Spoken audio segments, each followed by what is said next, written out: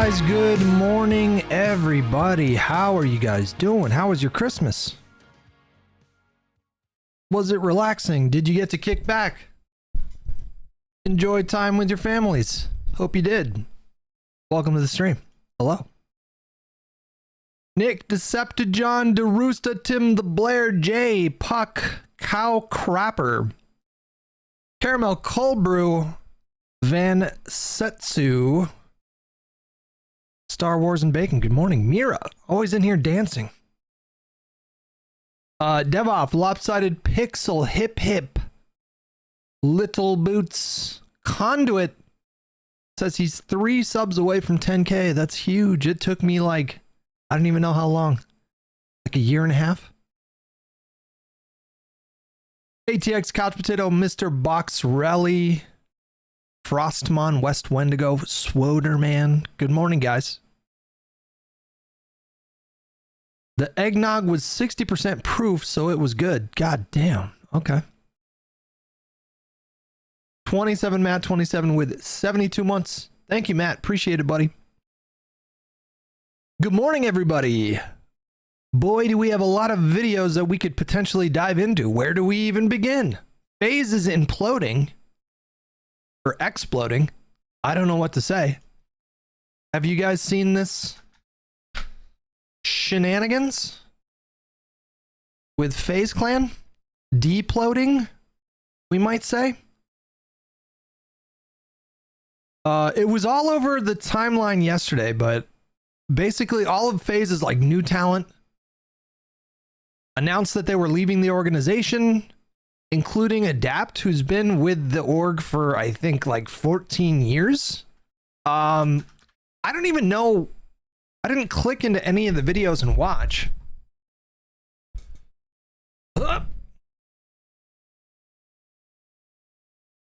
So I don't even know what the explanation was for why it was happening. And then Aiden Ross bought FaZe or something. I really don't know what's happening.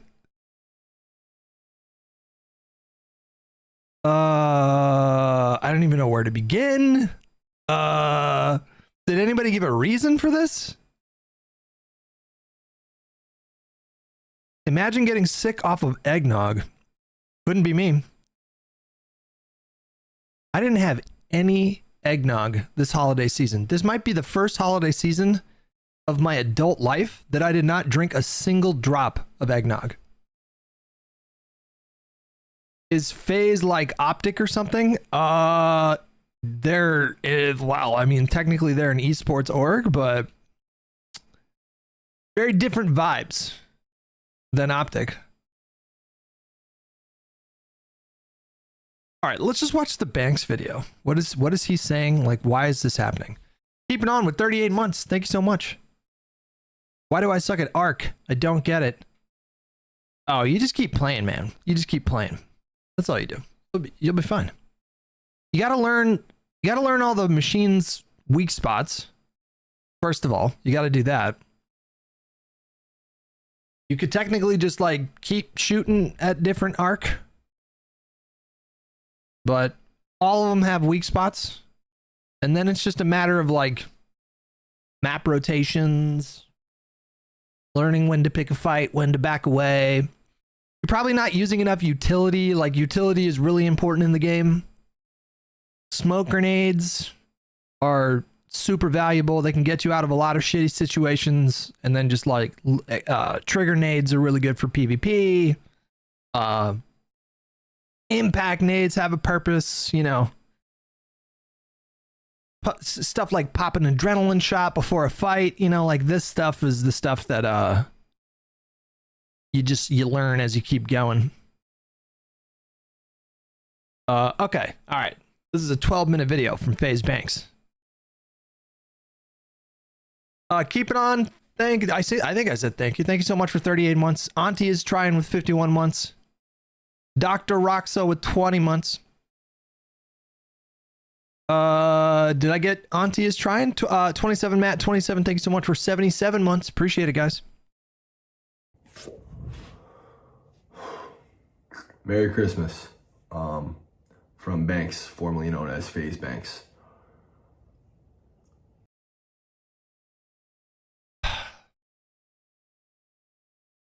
Okay. It's just gonna be one of those videos, I guess. What a fucking terrible day. What a terrible year. I left FaZe 5 months ago.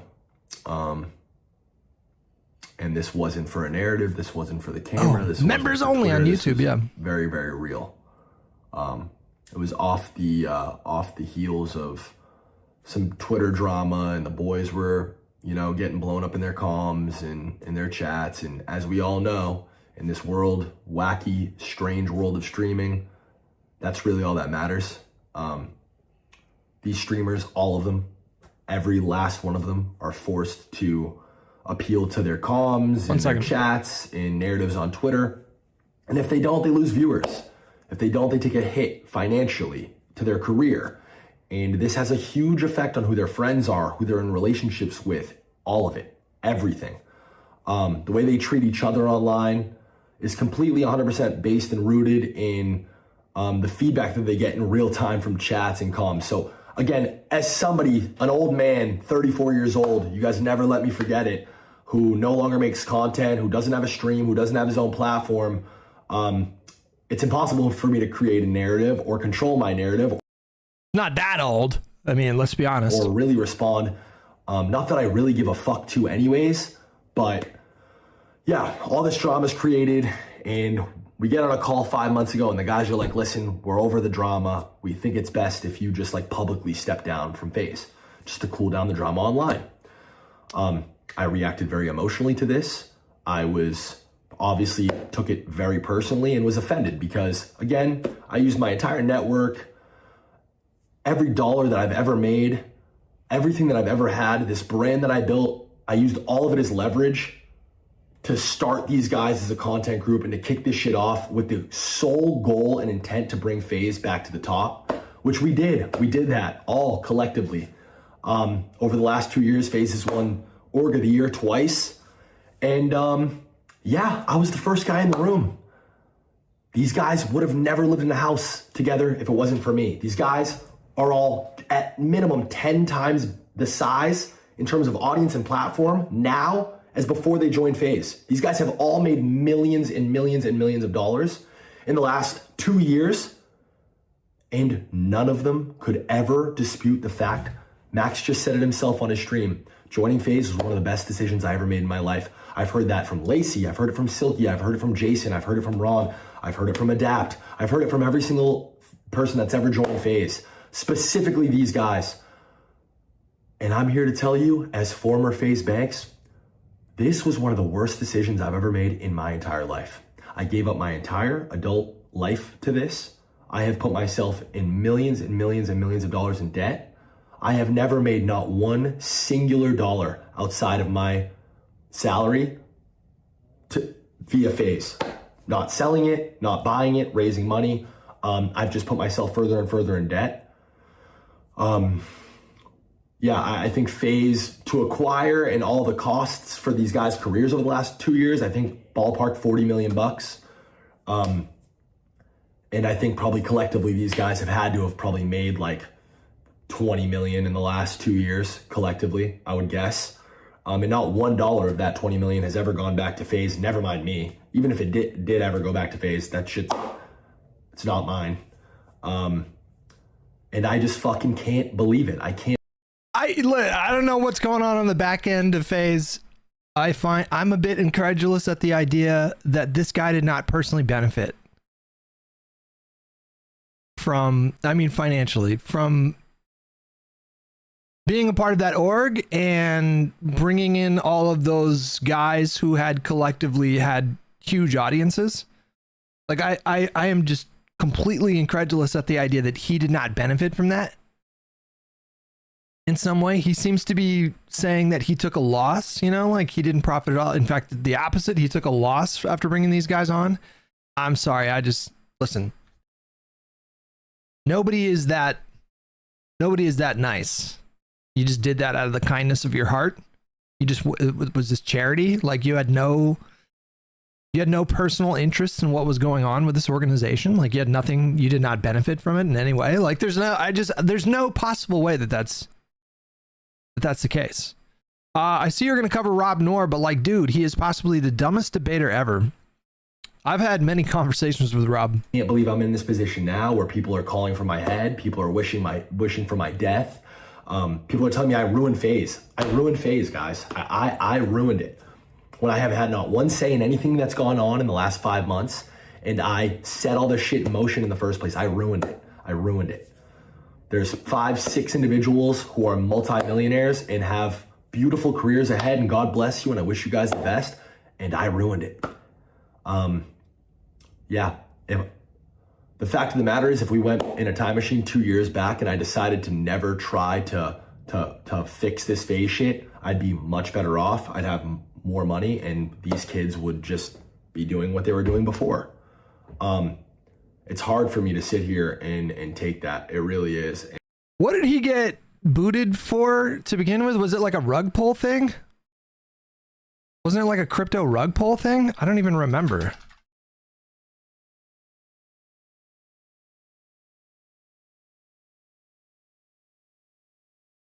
September 17th, Banks releases a statement explaining why he stepped down from FaZe.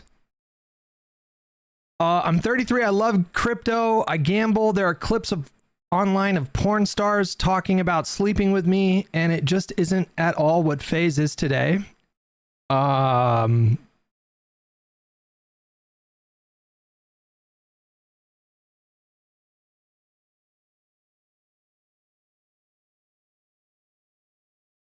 just don't remember. Like, what was it? A rug pull thing? Was it a crypto thing? It was a crypto thing, right?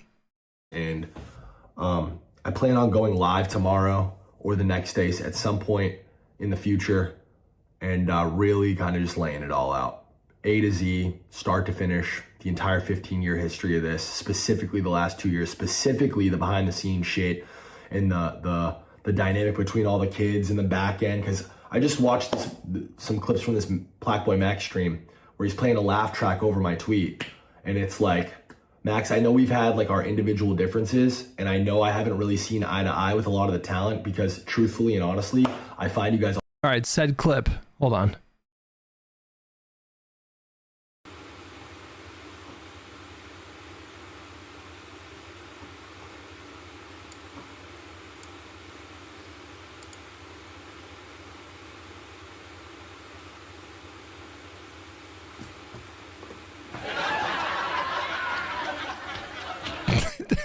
Yeah, I don't know. There's something about that clip. It's also silly. Tim, thank you so much for $10. Go see Marty Supreme. It's movie of the year. It's on my list. I'll probably wait until it comes out on digital. Y'all remember when Lacey got kicked from FaZe?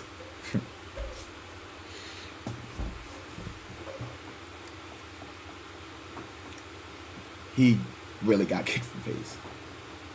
He got kicked from FaZe because, according to the assistants and the staff and the cameramen, they said that he had missed a video shoot or something. And we were missing video shoots. I mean, that's not good. Probably shouldn't be doing that if you're part of an org, right? And so he actually got kicked from FaZe.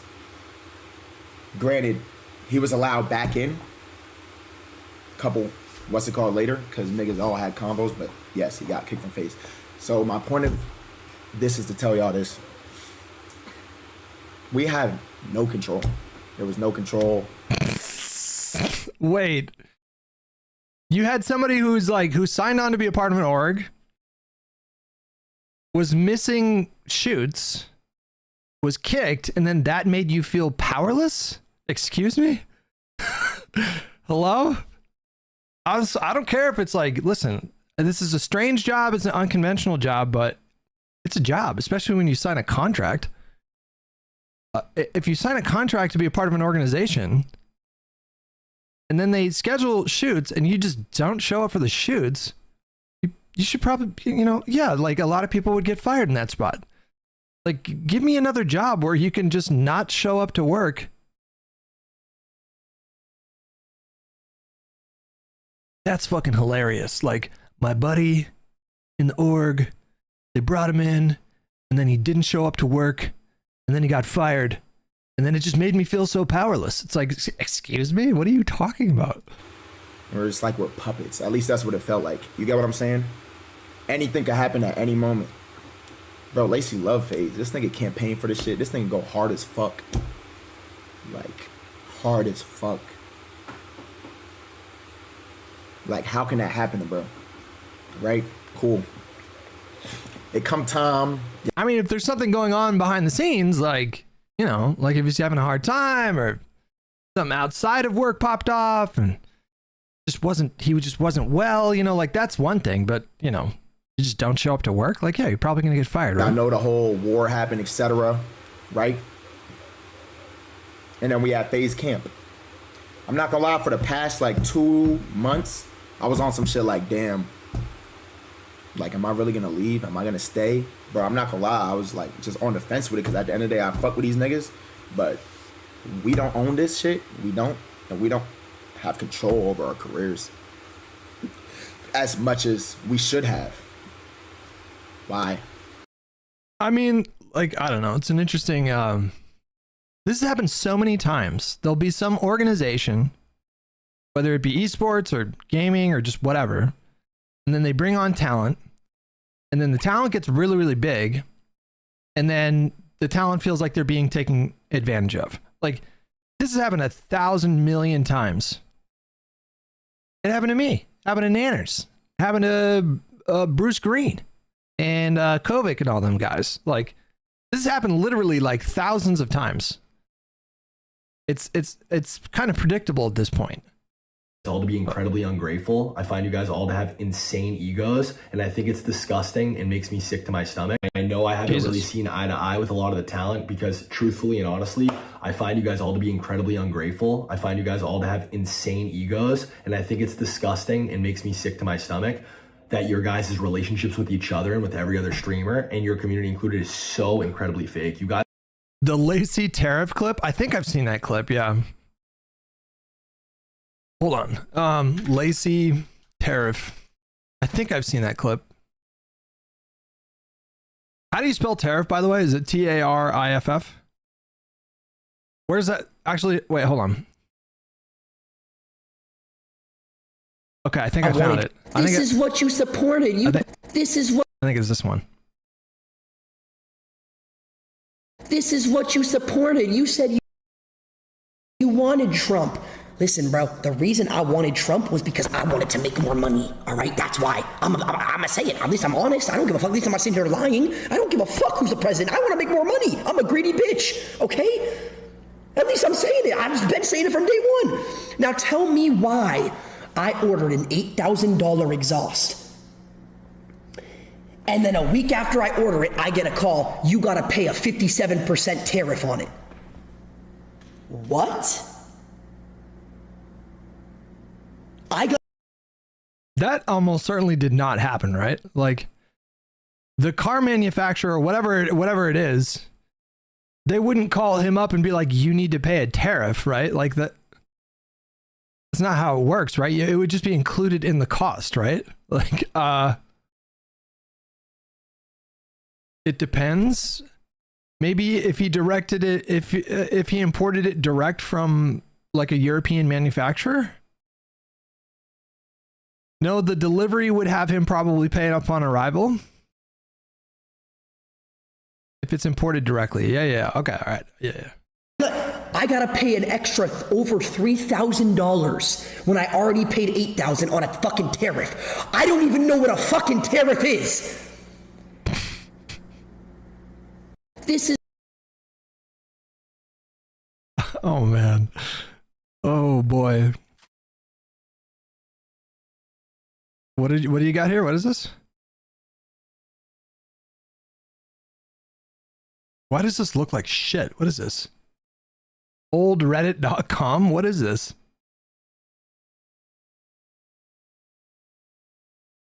Why does this look like ass, bro? What is this? Here. That Amazon is going to put a number next to the price of a product on their website to designate how much the tariff is of whatever you're buying on their website. At Montana Knife Company, we're going to do the same thing. We're going to put a number next to the price as well. And that number is going to look a lot like the shape of this goose egg. Well, it's a chicken egg because I didn't have a goose. But anyway, this is the shape of the number that's going to be on our website next to our knives of how much tariff affects the prices of our knives. Because we've been preaching this all along. We're American made, buy American. You don't have to worry about this shit. Also, that is actually chicken shit on this egg because we also raise our own chickens. But anyway, I digress. Buy American, make American made, and you don't have to worry about this shit. Except for the chicken shit. All right, for those of you that say buy American made equipment, the tariffs won't affect you. This is American made heat treating furnaces. July 17th, 2024, base price $519. July 23rd, 2025, base price $612. The thermocouple interface upgrade, $14,900, $16,700. The loader, $10,200. The loader, $11,400. Two 1,000 gallon tanks, gas backup reservoirs, $39,400, $44,300. Spare parts kit, same stuff, $18,100. I remember this clip. This is an old clip. $20,400. So this is my point, and this is what I'm getting at. We're trying to build American manufacturing. This is American-made equipment, 100% made in America. This stuff has an effect. Again, I'm questioning why is the cost of equipment to manufacture in America going up that drastically in 1 year? Because the materials that these companies are using to build the components that you need for your manufacturing were probably built elsewhere in a different country. I'm not hating on the Trump administration. Again, I'm trying to point out. I would assume that's what this is all about, right? Or do tariffs just drive pressure on upwards pressure on prices, even if they're domestically produced? That their policies need some adjustments. We should be focusing on finished goods coming in from overseas. We shouldn't be making the cost to buy equipment made in America for American manufacturers go up by this amount of money. $100,000 on the base price in 1 year. The MAGA theory of the case this whole time has been that Americans would be happy to pay extra for the cost of goods and services if those goods are produced in the United States. That's what MAGA's whole thing was, like in 2024. To a lesser extent, I guess, like they've been saying that for a number of years now. It's been this like heavy emphasis on protectionist trade policy, with the theory being Americans will happily pay more in costs if it's American made. And that we just know 1,000% now that's not fucking true. Americans do like lower prices. And whether or not they would admit it, they would prefer that we offshore some of this manufacturing to other countries so that we can pay less when we go to the store. That's, I mean, we've known that for fucking years. It's, probably self-evidently true, but yeah. Anyways. You guys are the best actors on planet Earth, and you've made a complete career out of all of it. Max, these are your boys, but these are the same guys that said they fucking hated your guts after you left. And ooh, he said they talk shit behind your back. Ooh, it's getting mean girls, guys. You're the program and you have an ego the size, you think you're Travis Scott and this and that. And also, like, Max, multiple conversations about how Ron's content's cringe and you guys. He really said they're talking shit about you behind your back. Just so you know. Those friends of yours, yeah, they talk shit about you. Dude, what are we doing here? He's 34 years old. Didn't fuck with the dad. None of you guys fucked with Lacey or Jason in the beginning. You guys didn't want these guys to live anywhere near you. You barely wanted to share a brand with them. I have never understood, if I can just be perfectly honest, I've never understood the appeal of FaZe Clan. I don't get it. Who is the target audience? I don't understand. Like, what is... We know, Hutch, you've said this 50 times. Have I said this before? Have I said this before? I just don't understand because, like, Optic, I'm a little biased, but Optic, I get that. That's a brand to me when I think about Optic. Like, when I think about Optic, what do you, or like, when you guys think about Optic, what do you think? Like, when I think about Optic, I think gaming and like genuine friendship. Heavy emphasis on gaming. And when I watch their content, I feel like I'm watching like actual friends hang out.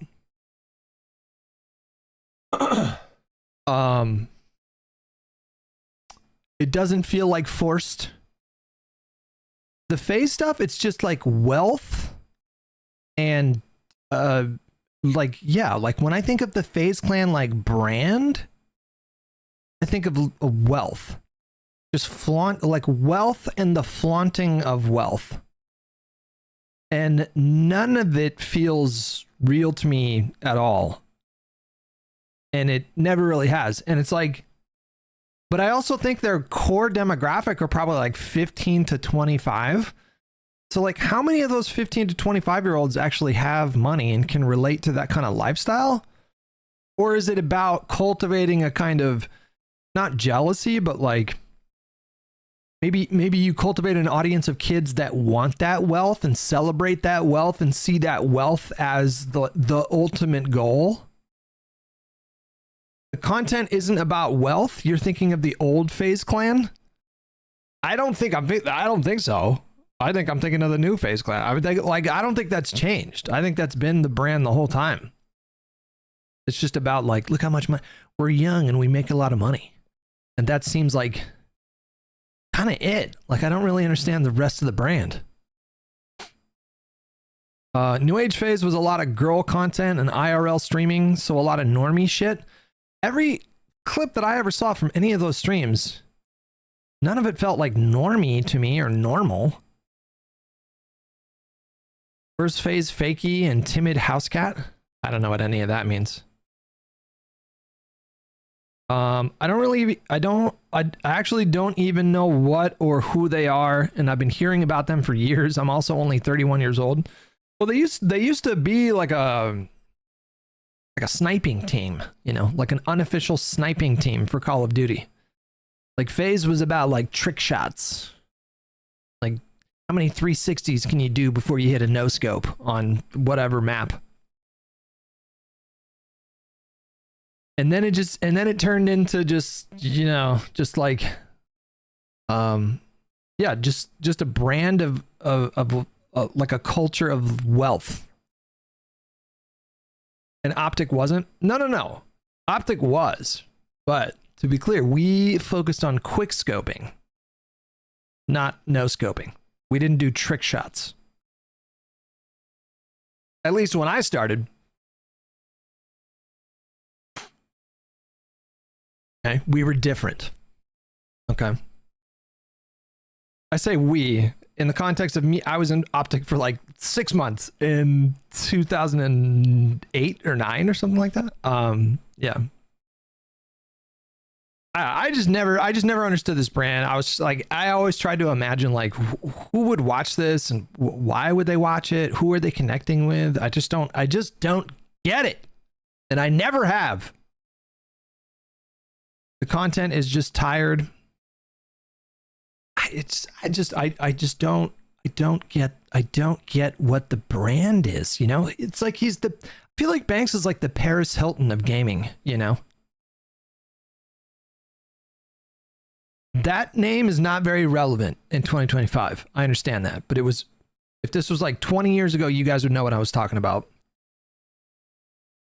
Because the commentary back then was like, why is Paris Hilton a thing? Like, what is this? Why does she have a reality show? What is this about? Why is she famous? Why are we paying attention to this person? And it's the same vibes with Banks. I got a story about this person. I don't know if I ever told you guys this story. It's not much of a story, but I'll tell you a story, okay? It's 2014 or 2015, and it's E3, which was still a thing at that point.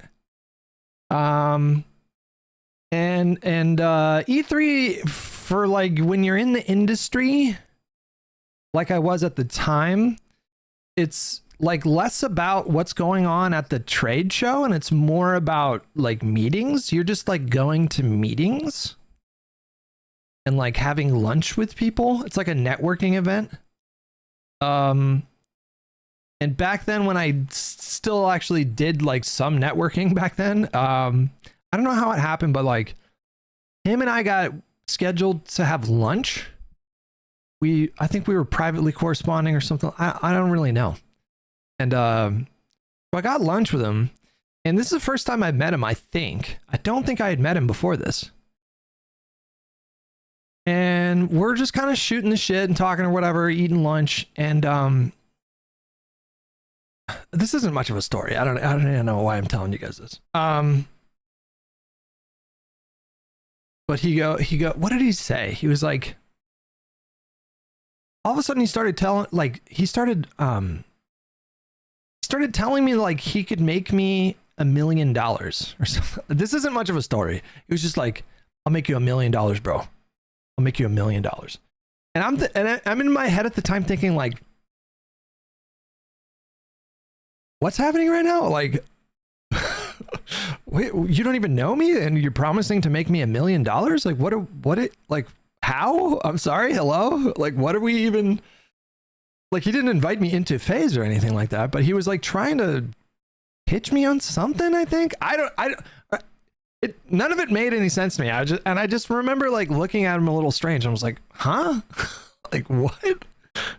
That seems like a big thing to throw at me the first time you and I meet. That kind of hustle culture has always been a thing. Yeah, that was my kind of sense of it. I just felt like he was on autopilot. Just kind of doing what he normally does. But in the context of me, it just felt absurd. I'm like, how do I fit in with whatever brand you have? Like, and I don't remember what I even said in response. So I was just like, I think I just looked confused. I was like, how is this going to work? What do you mean? What do you mean? Wait, what? Hello? Why would you get lunch with a guy who looks like this? I mean, I think it looks fine to me. I don't think he had these neck tattoos at the time. And then I saw him again. Like, then I saw him at EDC. Like 3 days later, when I was just out of my fucking mind on illicit drugs in a video game. And I think those are the only 2 times I met him. But yeah, anyways. But FaZe was going to fund a Miami house for you, Rage, Silky, and Kason, so fuck it. We'll take what we can get. And then it all worked, and we forced this relationship. You are so ignorant about Paris. She is now worth as much as her grandfather, who owned the Hilton Hotel brand, $300 million from her own businesses, and she advocates child protection laws. Whoa, hang on. I know nothing of Paris Hilton's current business endeavors or what kind of person she is. I'm sure she's a lovely person. Do you guys remember? You guys might be too young. She just, one day, nobody knew who Paris Hilton was. And then the next day, everybody knew who she was. And the commentary back then was like, why is this person deserving of celebrity? Like, that was the commentary about her. So if she's an upstanding person these days, great. I don't know anything about that. Tim the Blair, think I already got you. Trader with the tier 1 membership. Thank you so much, buddy. And I was called a fucking retard then, and I was told then I was ruining FaZe, and now 2 years later, it wound up being the best thing that ever happened. So you understand why I'm sitting here and I'm frustrated. I would hope anyone watching could sit here and understand why I would be frustrated while a fucking entire hate mob is coming after me on fucking Christmas, my first Christmas without my mom, when all I've ever fucking wanted to do is help FaZe be successful. That's all I've ever wanted to do. That's the only intent. I mean, there's a video of him. Somebody help me find the video. There's a video of him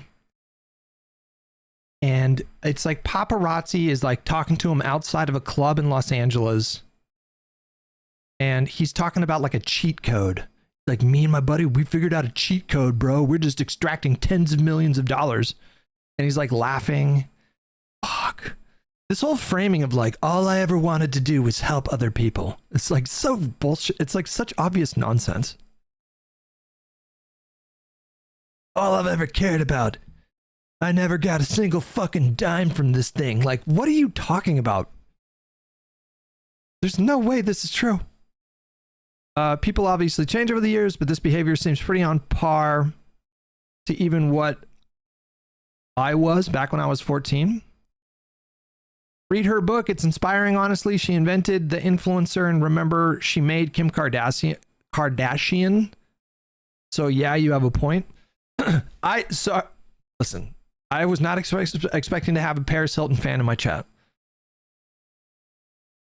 But I just want to be clear. I'm talking about like 2005 Paris Hilton. Hutch at EDC is hilarious to me. I have some funny EDC stories. There's some funny EDC stories. It's just like another kind of a fucking experience. It's just like you're on a different planet. Not even...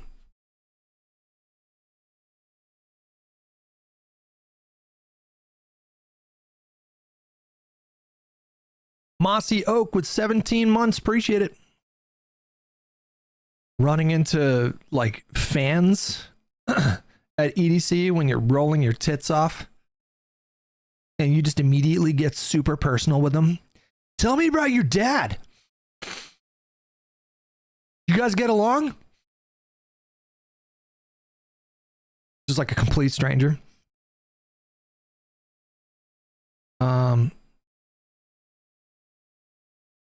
I'm with you. It was like one day she had 3 TV shows and a barnyard special. Yeah. Tell the story of you looping, saying goodbye to your friends. I don't remember that story. What story was this? Looping, saying goodbye to your friends? That sounds like a funny premise. Like, I don't remember. I literally don't remember. Did I tell a story of like, I was saying goodbye to like 15 friends and I just kept looping and saying goodbye to the same people? Is that what I'm getting from that? You were rolling your tits off at EDC and you kept saying goodbye to everyone over and over. Oh man. That sounds so plausible. I really don't remember that. I have no memory of what you're talking about. I remember one time I was having a lot of trouble with a backpack. I could not like get the backpack strap over my shoulder. And I was just sitting there like having a conversation with someone like, did you guys just get in? And it's just like a backpack, you know, it's just like, it's nothing fancy. It's like backpack tech hasn't really evolved in several decades. The basic premise remains the same. You just put the strap over the shoulder and boom, you're strapped in. And I just couldn't, like I knew what I wanted my hands to and arms to do in that moment, but my brain could not communicate what needed to happen. And so I'm just sitting there like, who are you here with? Oh, what hotel are you at? And I'm just sitting there for like 10 minutes trying to figure out this fucking backpack. Just out of my mind. Whew. I gotta tell you guys, I do not miss that. I do not miss that at all. Bring on the sober life. Where's the money? I'm this fucking guy who's trying to take everything from everybody. Where is it? Then why the fuck am I millions of dollars in debt? What I want to enhance this and like clean it up with AI. I'm so curious what's on this whiteboard. What's going on back here? What are you working on? A unifying theory? What is this? Some kind of plans? Some kind of a scheme? Like, what is this? Where is it? It's in Blackboy Max's bank account. It's in fucking Silky's bank account. It's in Jason, Ronaldo, Lacey's bank account. I wish this never happened. I wish that I never did any of this. And they'll all still tell you this was the best decision they ever made in their life. I'm emotional and I'm passionate. I'm never going to apologize for that. Anything that I do, anything that I speak on, anything that I work on, any talent that I fuck with, anything that I touch, I will always be 100% 2 feet in. That's just who I am.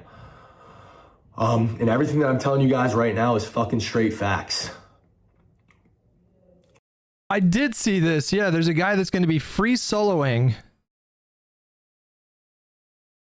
a 1,700-foot tower live on Netflix. I can't watch that. There's no way I'll watch that. I will fucking just, there's no way I would ever watch that live. Watching Free Solo, watching that movie was one of the most anxiety-provoking experiences of my life. That was a hard movie to watch. I was physically uncomfortable. But somebody free soloing a 1,700-foot skyscraper live? No, I'm not gonna. There's no way I'm gonna watch that. It's dead wrong, bro. This is unfair. It's unfair to drag me like this. It's unfair to pin me as some fucking horrible guy. Again, the fact of the matter is, every single one of these guys has a bigger platform and an audience because they joined FaZe and met me, and has millions and millions of extra dollars because they met me. Whereas I, on the other hand, have lost years of my life to this shit and am significantly worse off financially. Significantly. This has destroyed me. My whole life has been completely destroyed in the last 4 or 5 months, but nobody gives a fuck because I don't have a Twitch chat. And I refuse to be one of the people to just do what you guys are telling me to do. I don't know, guys, this streaming shit is so fucking fried. It really is. The narratives, the clips, the fucking, the appeal to comms and chat and like the willingness to just fucking. Mossy Oak with 17 months. Thank you so much. It's the feigned altruism that gets under my skin. It just drives me insane. It's so fake. This whole just like, you weren't motivated out of self-interest? You weren't motivated by a desire to make a shitload of money off of all this? Like, oh, you just did it out of the kindness of your heart? Who buys this? Who buys into this? It's so ridiculous. You know, it's funny. Everybody looks at these streamers as guys and people who have these massive audience and have influence over millions of people and can impose their opinions and their will on millions of people, but it's not true. It's the exact opposite. The traditional influencer is dead. These kids are the most heavily influenced people on the planet. They are puppets attached to millions of strings. And if their comms and their fucking chats say that the sky is red and they disagree and they say, no, chat, I think it's blue. Once that fucking viewer number starts to fall off, once they start to see L's in their chat, once they start to see hate threads in their fucking comms, they switch up real quick and it doesn't matter. It doesn't matter about objective truth. It's the sky is red. I've been trying to talk to these guys for 4 or 5 months and they don't give a fuck. All they care about is their stream, which is completely fine. I don't need them to give a fuck. I don't need anybody to pretend to care. I'm done pretending to care. But if I had 100,000 viewers, if my name was Kai Cenat, they'd fucking be on my dick. They'd be welcoming me with open arms. I would have had a big fucking red comfy chair. And you didn't clout shark? Like, why did you invite all these people into your org? Did you do it because you liked their personalities? Did you do it because you liked them personally, or did you do it because you were trying to get some of that clout, like bring some of that clout into FaZe? Director, thank you so much for the tier 1 membership. Thank you for all the brilliant content this year. Oh, brilliant. My goodness. Thank you so much, man. Appreciate it. Here at the Streamer Awards to fucking, hey, come fuck with us, bro. Let's do a stream tomorrow. Like, that's just what it is. And you guys know that's what it is. And anybody arguing against that is just fucking completely lost. These relationships are fucking fraudulent. It's fucking fried, bro. It's fucking fried. And I'm happier than ever to be going my separate way, and I'm glad. SSBM Jelly, thank you so much for the primer. That what happened 5 months ago. I'm happy to be off of it. There is no future for me in FaZe. There is none. That was my last try. That was it. There's nothing, I have nothing left to give this. I gave it my entire adult life and I tried my hardest. And for anybody who's a fan of me and anybody who's a fan of FaZe, I am sorry. I've absolutely failed you. And the one thing I'm perfectly okay with taking accountability for is I cared too much. He's going to do it, isn't he? He's going to do the thing. He's going to do the trope. It's because I gave too much of a shit. I cared too much. Is being the root cause of all of this. Because at the end of the day, I am. Okay, never mind. I thought he would do the thing. This is, in a fucking twisted way, all my fault. Because at the end of the day, I put these guys in a room. I guess you could say it was just a phase. Nice. That's good. At the end of the day, I went and raised money. I convinced, these business people that this vision and these guys were a good bet to take. I thought in good faith that, if we gave people careers, if we fucking gave everybody the best resources and this shit worked, then everything else would figure itself out. And I'm so fucking naive and retarded to have not made sure everything was fucking better articulated and solidified and just like people were on the same page. I don't know, man. I failed miserably. It's not the first L that I'm taking in my life. It's not the first time I've failed. But yeah, I wish that in a weird... Hassan's haters. Wait. Where'd you guys get that copy pasta? Is that one old? Hassan's haters are truly the most desperate, and 99% of the comments actually or always prove how little they actually know, watch his streams, or how... Wait, hold on. Yeah, this is from like a week ago. You guys saved the copy pastas? Do you have like a Word file or something? Way, I do wish that I fucking was closer to the fold the last 4 or 5 months. I don't think that this all would have happened this way. I don't know, man. I don't know. I really don't know what to do. I don't know what else to say.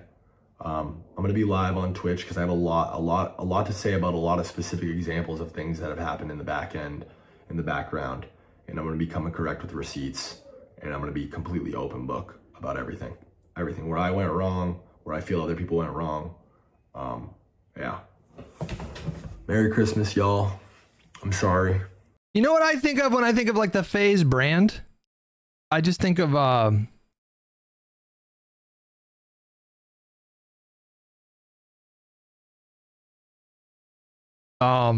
chaos. It's just like chaos. It's just fucking chaos. It's like, it feels like this stuff happens in FaZe like every like 2 years. Every 2 years there's this like big blow up thing, and then a long Banks video, and then like, promises that he's gonna like bring receipts. Like I feel like we're on a loop with FaZe, and this is just the fucking 10th or 15th time this has happened. You think they do it on purpose? I mean, I don't think all this is fake. Like, I think this is real. Like, I do. Some of the stuff that they, like, well, most of the stuff that they do feels just very manufactured and fake, but this seems to be real. This is it. This is the end. Peace. Just come on, man. He's just.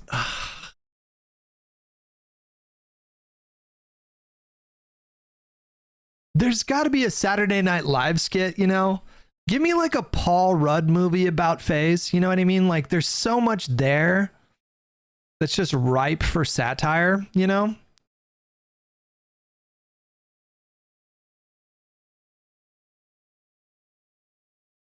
There's got to be like a Netflix series, or like it doesn't need to be you don't need like a $50 million budget, like there's material here that could just be fucking gold for satire. I guess not Paul Rudd. He's getting up there. I mean, like maybe like Paul Rudd produced or something like that. I don't even know.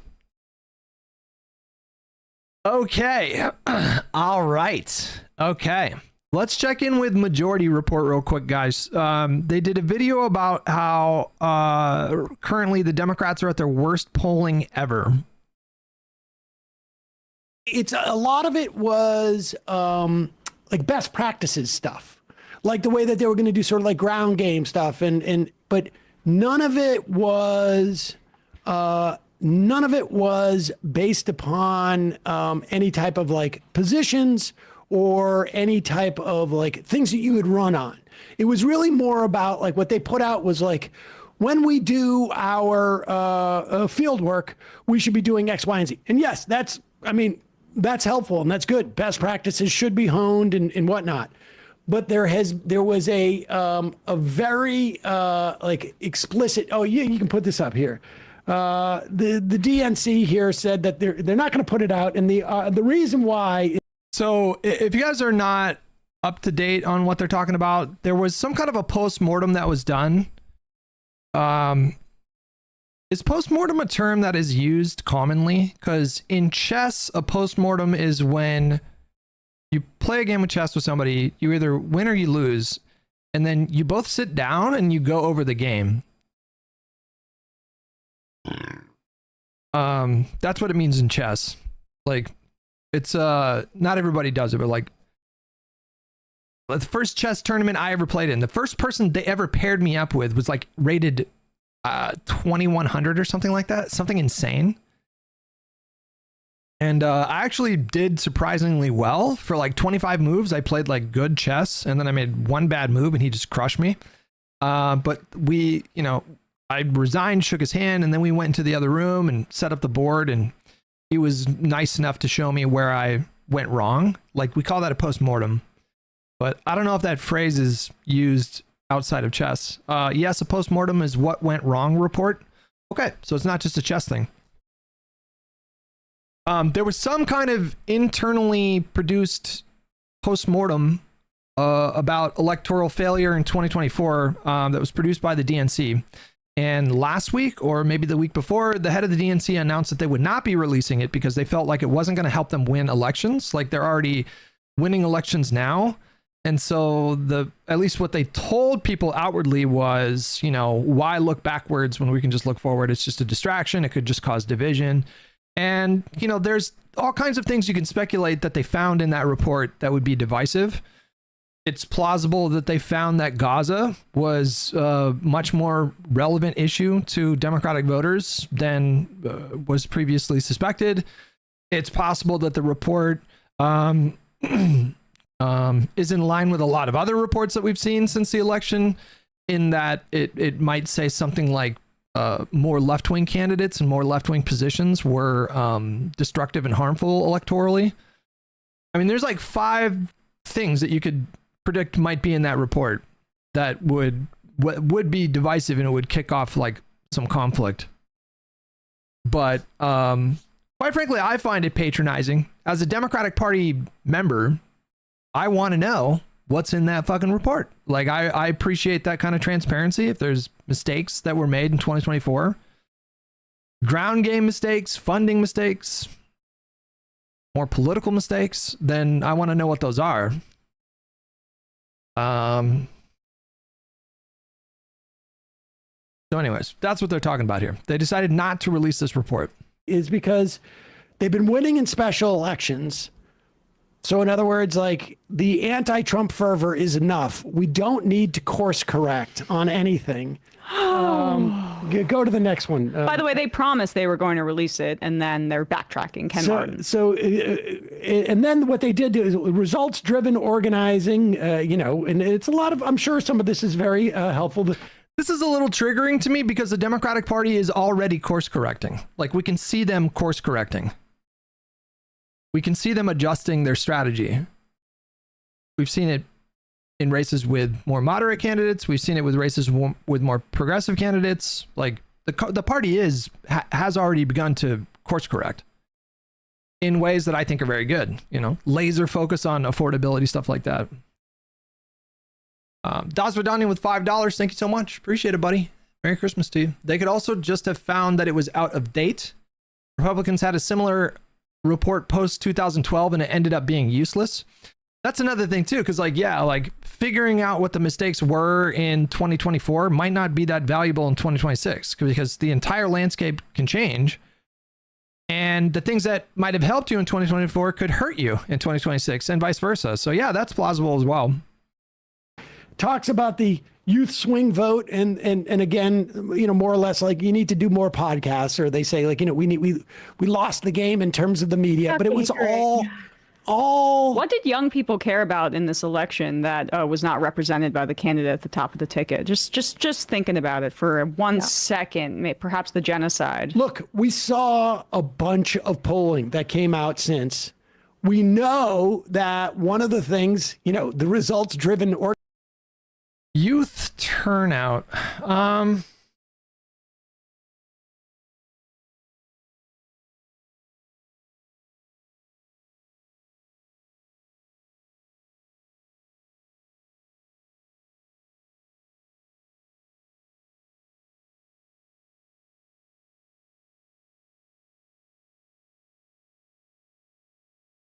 I guess when she said that, my head immediately went to, well, young people just like, they'll find any reason to not vote.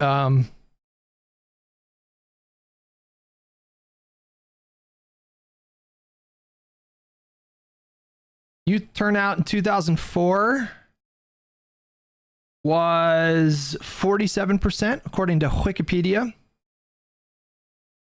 2008, it was near or above 50%, so just a little bit more in 2008. Now that's kind of hard to wrap my head around.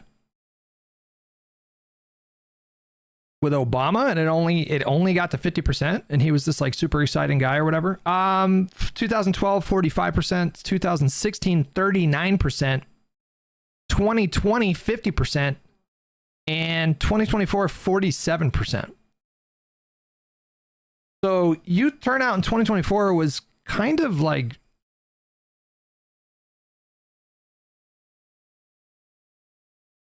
I mean, a little bit higher than baseline. I don't know. Anyways, organizing. One of the things that the Harris campaign did is when they sent out their field people, and this is amazing to me too, because this was the problem with the Clinton campaign. The Clinton campaign, in lieu of having volunteers to go out and canvass, you know, prior to the get out the vote, they did modeling from like, it was like Eric Schmidt and this and that. And so they had no sense. If I was a politician trying to run a national race,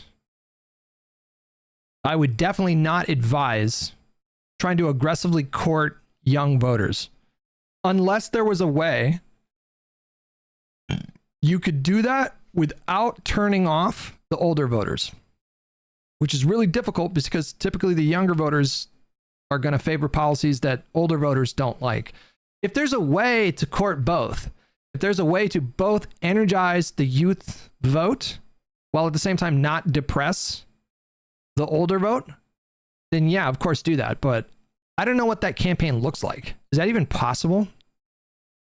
Is it even theoretically possible to run a campaign that would energize youth turnout but not turn off older voters? I don't even know. I can't even think. It's just, that is very difficult to imagine. Did I just burp again? Did I just do it again? Did I just burp into the mic? It's that there's a problem with the models because they didn't have people out there. And, you know, we heard a lot of stories on the get out the vote in the week or two before. 25% of the doors we're knocking on are going to vote for Trump. And that's a problem with your get out the vote. You don't want to be doing your you know, the people you're running against, their job. Well, Harris field people kept getting back, we got a problem with Gaza. And to the point where at one point they said, okay, we don't want that feedback anymore. So they told canvassers, like, we don't report that to us anymore. We don't even want that data. We don't even want to know about it. We don't even want to know about it because they were so determined not to move from it. Yeah. And Who knows if that was in the audit? We will never know. We may. Hopefully, a good Samaritan leaks what happened in the autopsy. Honestly, I mean, to the press. Seems so ridiculous to me. When I read that yesterday, I'm going, okay, so there's a big story now that you're refusing to release it. So it looks, again, this is like the Trump thing, right? It looks like you're trying to hide something. Yeah. What could you possibly be hiding that we are unaware of? That the last year we have spent going over and over this stuff. People have been talking about it. It's been out there. There's been polling. There's been discussions. We know, but the report would have said. That's the first I'm hearing of this. The claim that Kamala Harris's campaign told canvassers they didn't want to hear anything about Gaza. I have not seen any reporting on that. When did that story come out? Yeah, that's what I'm saying, Dazbadanya. You typed that at the same time that I was saying it. What is that based on? What reporting is that based on? I just tried to do a little bit of a Google search, but I have no idea what. I don't even know what to search for here. All it would have said was that it was codifying what we already know as a problem, and that the party is aware of it, and that the party understands that they needed to do something about it. That's all it would have done. And instead, it's going to be this big thing. I don't understand. The logic because they need plausible deniability. They need to be able to allow whomever it is, the abundance people or the people who are using anti-Semitism as a way of shutting down anti-Israel perspective, whatever it is, they need the plausible. What does ChatGPT say? I don't know. Let's find out. Deniability. If they have the data themselves, it moves from like sort of an objective conversation or a subjective conversation into an objective one. And Axios had an article today, and it's in the second line that several Democrats they basically say to Axios that burying the report unfairly helps former Vice President Harris if she runs again, and shields top party consultants by hiding potentially damaging information about their efforts. This is a group of people, institutionalists, circling the wagons, closing the castle gates, and there are reports from a progressive outlet claiming the Kamala Harris's campaign internally instructed canvassers not to record or report voter feedback about Gaza in the final weeks of the 2024 general election, but this claim has not been independently verified by major mainstream news outlets. According to an article in The Nation, a Harris campaign staffer said that a senior official instructed voter engagement organizers in October 2024 to stop recording voter feedback about Gaza and the campaign's internal systems. The claim suggests the campaign was effectively told not to collect or log data on how voters felt about the conflict in Gaza. That's a little thin. I'm not saying it's not true. That's a little thin. The Nation, I could click on the article and see if there's other sources, but I don't think so. I think it's just one campaign staffer said that a senior official instructed them not to log this data. That's a little thin. I would feel better about that if there were more sources than just one person. We're going to finish this video in just a second. I'm going to go to the bathroom real quick, guys. Give me just a minute. I'm going to play the conversation I had. I'm going to play the conversation I had with Pisco whilst I'm away. Give me just a couple minutes. Could have been. It regardless of the significance of the risk. Any of them, right? Like it could have been any of them. So people calling Charlie Kirk a fascist and saying that don't stop. I don't care. Because you know, Charlie Kirk. No, that's why you hate the comparison. No, I don't. No, Charlie Kirk was a national figure who had Way more. But like, if you're gonna ask me in a broad Ethan sense, Klein is not like, a national figure. Like, what is the distinction like here? Charlie Kirk? What are we talking about here? No, of Are we course really not. making a distinction on that girl? Like, okay, like Ethan. Yeah, of I don't course even know we if that's are. true. I mean, maybe in our bubble, but I don't know that Ethan Klein is less or more popular than Charlie Kirk or more well known. They're comparable, aren't they? Like, let me just ask you, like, okay, so you have family, I assume. So like, let's say a bunch of like a deranged MAGA person who followed you. There was a bunch of smaller creators, you know, or bigger creators, right? Like, and they all started like memeing about how, you know, one of your family members was like abusing their kids, and then CPS showed up at the house, right? Like, and are you telling me you wouldn't be like almost equally pissed at like everybody who was possibly indirectly responsible for that? Yeah, I mean, I think that I would be pissed at people who are making light of it. People make it, if I had evidence that they were encouraging it, if I felt that they were like spreading lies that someone could take that way. That's a different. You keep trying to find different ways to ask the same question, which is, could there be independent obligations? Okay, I'm trying to explain. Like, you're finding different ways to ask it, but fundamentally, you haven't crossed the divide, which is the mere increase of a risk in violation of some ethical obligation to, you know, moderate or to be wise with your words or not say stupid shit that someone could take a certain way. That does not translate to culpability for the malicious vindictive acts. And we cannot conflate those levels of responsibility or culpability. And what's being used to justify these lawsuits, again, putting aside the issue of whether his intent is to protect the React community, which is so bizarre and fucked up and not true.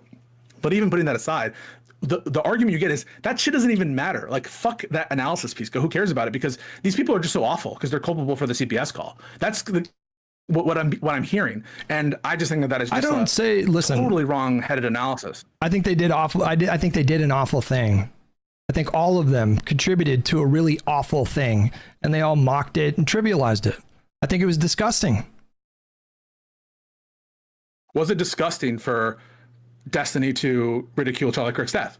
I think so. Yeah, I said so at the time. Yeah, okay. I said it was disgusting. And I had DGG in my audience that were pushing back. I said, I don't think this is funny. I don't think this is a funny moment right now. I think he's. What is he culpable for, if anything? I think he's culpable for, in that moment, for contributing to a culture of political violence through his rhetoric. Isn't that the Republican argument? No, the Republican argument would be like Destiny himself is like directly responsible because of this, that, or the other thing. But we're getting into more abstract kind of ideas, right? Then that's the scope of my claim with respect to Denims. It's, you can't conflate the moral ethical obligation with respect to the substantive act. I didn't though, but I still think what they did was disgusting. I think it was disgusting. I think it was so dehumanizing. I think it was antisocial, and I think all of those creators abused the influence that they had. They're all like drunk with power on their own, in their own like way. Okay, and given that the fact that they joked about, let's say assume that Casey Tron joked about the CPS call. All right, I'm going to assume that for the purposes of the next stage of what we're talking about, that she joked about the CPS call. Therefore, it's justified to, supposing this is the motivation, to sue her on that basis alone. I think it's justified to want to impose consequences, and the debate would be about like, is this an appropriate consequence? And I've already told you I'm somewhat agnostic on that. Like, I'm somewhat turn Tangia on, bald. Jesus. Sparkles with the tier 1 membership. Thank you so much. Welcome. I love you. You're the best. The Democrats' leadership are all old people who still answer cold calls and open the door to strangers. Huh. Okay. Basically fortifying and staying inside and trying to maintain their own power. This is not about the health of the party. This is not about changing course even. And maybe behind the scenes they'll say like, okay, we don't want to acknowledge this publicly, but we will change course. And I have a theory about that. But this is mostly about the people within the institution trying to maintain their own power. And it's literally leading us to fascism. It's a major problem. And one other point too. Well, I don't know how to square that with just like the level of like right now the Democrat. Jesus. saying like the Democratic Party is literally leading us to fascism right now, but the Democratic Party is absolutely fucking murdering Republicans. Absolutely fucking murdering Republicans right now. Figuratively, not literally. Is like when this hurts their case on democracy when they show such little transparency, whether it's even the shutting out of the idea of someone primarying Biden and just saying like we are maintaining this like current power structure and we're going to charge ahead regardless of outside input and not. Okay. When, if ever, has the DNC ever amplified or legitimized or encouraged a primary for an incumbent president? Has that ever happened?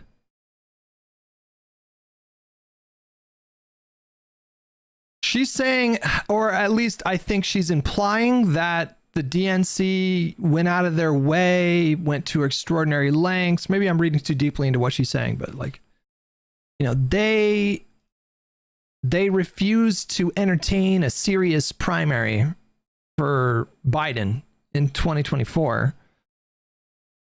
Number one, we had a primary. They held debates, right? Didn't they have debates? Am I making that up? Was there a debate?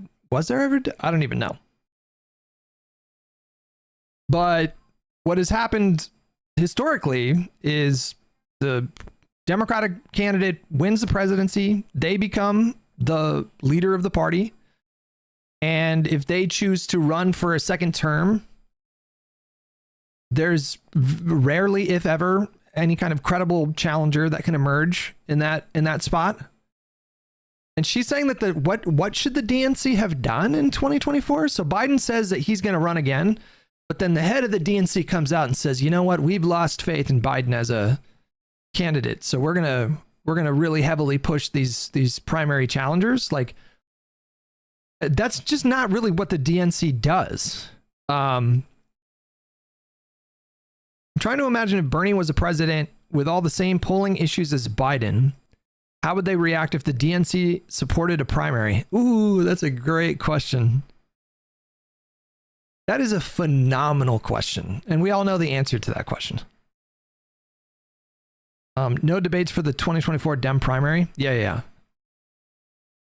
Having us jump between that Peace Go convo and the majority report is cruel and unusual punishment. Not having the respect for Democratic voters for them to be able to look at this kind of thing, like it makes it seem, and it seems clear to me, that these are people prioritizing their own internal power within the party over actual democracy. And you perform democracy not just on election day. You do it by showing responsiveness to your own voters, including on the issue of the genocide, but including on people wanting. I mean, our own voters favored Biden in those primary results, but what was like his average margin of victory? I don't know. He was overwhelmingly, primary voters chose him to be the nominee once again in 2024. Desperate changes in leadership and transparency on what the hell happened. That's just a way to regain trust that you've lost. Yeah, absolutely. I couldn't agree with you more. And I think that I actually think it's not going to work. I don't think, I mean, if you look at things like the No Kings protests, you look at the voters in all these off-year elections, they're not buying it. And they're not following the Democratic line, whatever it is, because I don't even know what it is. They're not? Wait, what? What do you mean?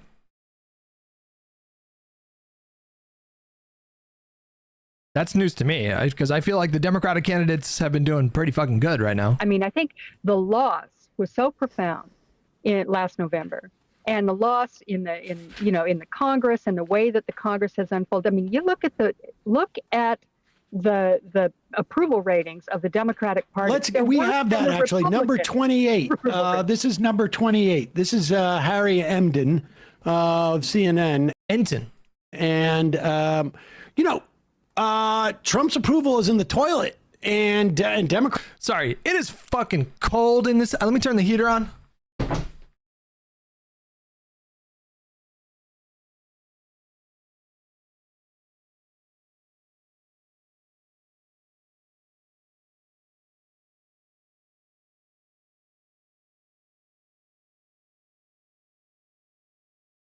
It's like 71 degrees in this house, but it feels like it's 35 degrees. Merry Christmas, you filthy animal. Fucking freezing in here. Democrats have racked up big wins in these special elections, but it is, and it may be sustainable in November, let's hope, but it is not sustainable when you've got numbers like this. Right now. Yeah, I mean, Democrats in the minds of the American public are lower than the Dead Sea. What are we talking about here? Well, let's take a look. The net approval rating for Democrats in Congress, you said it, Kate Baldwin, the lowest ever. Look at this. Overall, they are 55 points underwater. Their approval rating is south of 20%. It's even worse when you look at independents. Look at this. That's my party. Negative 61 points. That means that their approval rating is 61 points lower than their disapproval rating. Quinnipiac. I just saw a post saying the only option we have is a general strike. I think I'm done with Reddit. Okay, there's really no other options besides that. Has been polling this question for the better part of the 21st century. They have never found Democrats, at least. Was this from before the 2025 elections? Because Sam said something that made it seem so. No, this was posted 3 days ago. Those in Congress in worse shape than they are right now. That's independents and overall, but what about Democrats on Democrats? Yeah, what about Democrats on Democrats? So part of the reason overall is so low is independents are driving it low, but that's not the only reason it's so low. What about Democrats on Democrats? Democrats net approval rating of congressional Democrats. I want you to keep in mind, they had never rated Democrats negatively. Was this during the shutdown? I'm guessing this was during the shutdown. When did the shutdown end? It was right before Thanksgiving, right? So yeah, this was during the shutdown. Democratic voter base want like fighters. Let me just lay out the dynamic for you again. I've pointed this out before. I'll do it again, but we have a Democratic Party voter base now that are more affluent and educated. They skew more educated and higher income levels. And this voter base has been clamoring for the Democrats to just fight. Like whatever that means, they just want fight. They just want to see a fight. And a lot of these people who would not have been affected by snap cuts wanted the Democrats to keep the shutdown going. They were volunteering other people for a hunger strike, is what happened. And then the government got funded, reopened, and then the internal polling went back down. It's also, I think, important to point out that every single political party, after they lose power, their approval ratings go way down. In 2012, for example, following that election, by the time we got to 2014, internally, Republican Party voters were less satisfied. They rated the Republican Party lower at that time in 2014 than Democratic Party voters do with the Democratic Party now. Let me say that again. After 2012, that loss, by the time we got to 2014, Republican Party voters, or the Republican Party rather, had a lower approval rating internally with their own voters than Democrats do with their voters now. And 2 years after that, they went on to win a trifecta. It is worth mentioning and paying attention to the fact that for the Democratic Party numbers right now, they are, I think, the lowest they've ever been. So that's it's like a sharper curve downwards after losing, but all this to say, a party, when they lose power, the way that the Democrats did in 2024, every single time that happens, their numbers just go way, way down. And typically people don't like that party anymore until they start winning elections again. And then people like winners. If there's one thing we know about voters, they like winners. When a party has a winning election, their numbers go up. When a party has a losing election, their numbers go down. It's just like a law of science. I would have responded sooner, but I was salting because it's currently 14 degrees outside in the Northeast. So quit in your, wait, what? No, it's 71 degrees in my house, but it feels like it's like 50. I think it's a little bit more than not liking losers. Well, of course, to be clear, I'm not saying that there's no problems. Democrats are fine. They should just ignore the numbers. I just did it again. I'm sorry I burped. I'm sorry I burped into the fucking microphone. The civil one, the reason the poll are so low is because there's no cheerleaders for the Dems. As much as the Republicans hate on Dems, they repeat and promote Trump's talking points and accomplishments nonstop. Here's what I think. I think the Democrats are going to have a good night in November. They're going to take back the House. And when they do, their numbers are going to go up. I told you that their numbers were going to go up after their winning night last month. And they did. Shit. What is this? A Quinnipiac poll?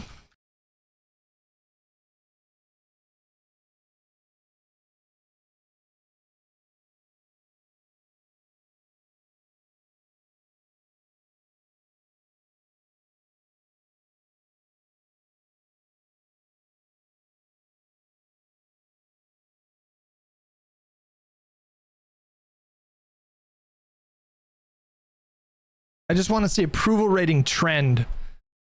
Maybe that new 538. What is it called again? 50+1? Presidential approval, generic ballot, featured polls. No. All polls and averages. I'm looking for Democratic Party approval ratings and how the numbers have changed over the last few months.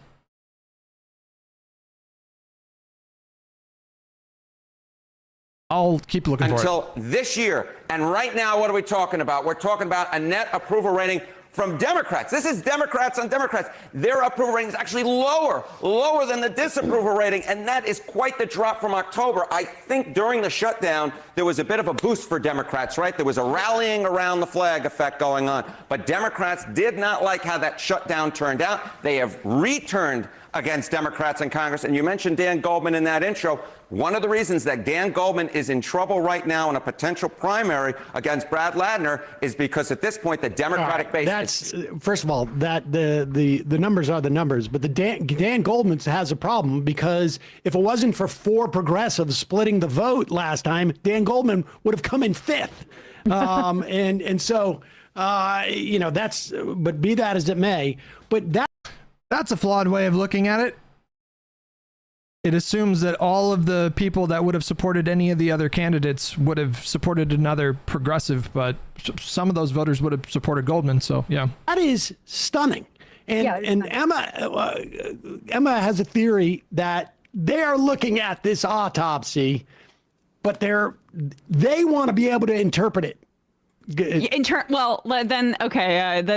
a good way to maybe just show this quick clip. This is my theory. We texted this last night in our little group of this answer from Hakeem Jeffries. This is really quick here. He was on Macro Dosing, the Barstool podcast, interestingly. But this is how they do outreach to the youths. And this answer from him is pretty good on the substance. But it's interesting that he's making this case now, and my theory is that this coincides with what the DNC found internally. I was wondering, what is your view on the Trump brinkmanship towards Venezuela? Yeah, well, I'm not supportive of it at all. I think that this effort potentially to try to trigger regime change is very dangerous. We've seen this happen in other parts of the world, particularly in Iraq. It never works out. And the last thing that we need is another failed war. As a matter of fact, President Trump promised as candidate Trump, no more foreign wars. And he's doing the exact opposite by potentially triggering one as it relates to Venezuela. I don't support the Maduro regime, but there are bad actors all across the world. And we've got a lot of problems here in this country that we need to resolve. I haven't the first fucking clue what the issue is with this clip. What are they saying is bad about this clip? In order to make sure that people have the ability to provide for themselves and their families. Far too many people, like literally middle-class people, are struggling to live paycheck to paycheck, cannot thrive, and can barely survive. Let's work on that problem. Sounds like What's the issue?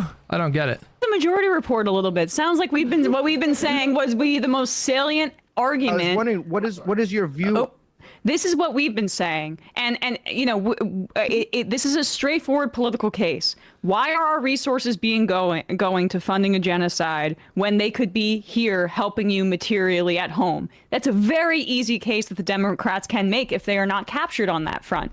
And the fact that he's making this point now, when we just had Chuck Schumer, we play the clip. It drives me it drives me up the wall, because she's not the only one in like the progressive camp that are kind of claiming credit for giving Democrats the idea of running on the economy. But this is pretty absurd. Like, basically every election is about the economy. Almost every election focuses on the economy in one way or another. What the recent autopsies suggest is that there should be more of a laser focus, but I mean, Kamala Harris ran on affordability. You know, they just didn't really like her policy prescription. But Kamala Harris, like the policy that I think polled the highest that she proposed was like the anti-price gouging. Like, Kamala proposed like an anti-price gouging measure. I think that one polled the highest, but you know, like the grants for first-time home buyers, tax credits for small business entrepreneurs, and like the anti-price gouging thing. Like, these were the things that they focused on.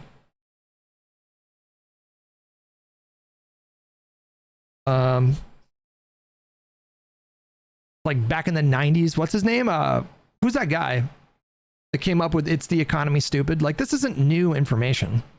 Clip of him last week where he refused to answer Jake Tapper's question. Do we have that one? No, I don't think we have that one. Oh. I'll just explain it briefly. He refused to. Should have listened to us this whole time. Should have listened to us. We were telling you to run on the economy. It's like, I feel like there's a bit of historical revisionism going on, because I feel like I remember them wanting to focus on Gaza above the economy. Am I making that up? Am I making that up?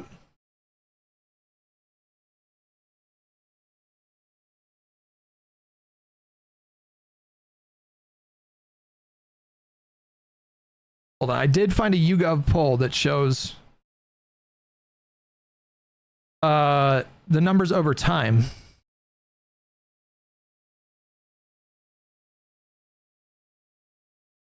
I feel like they were laser focused on Gaza and not the economy.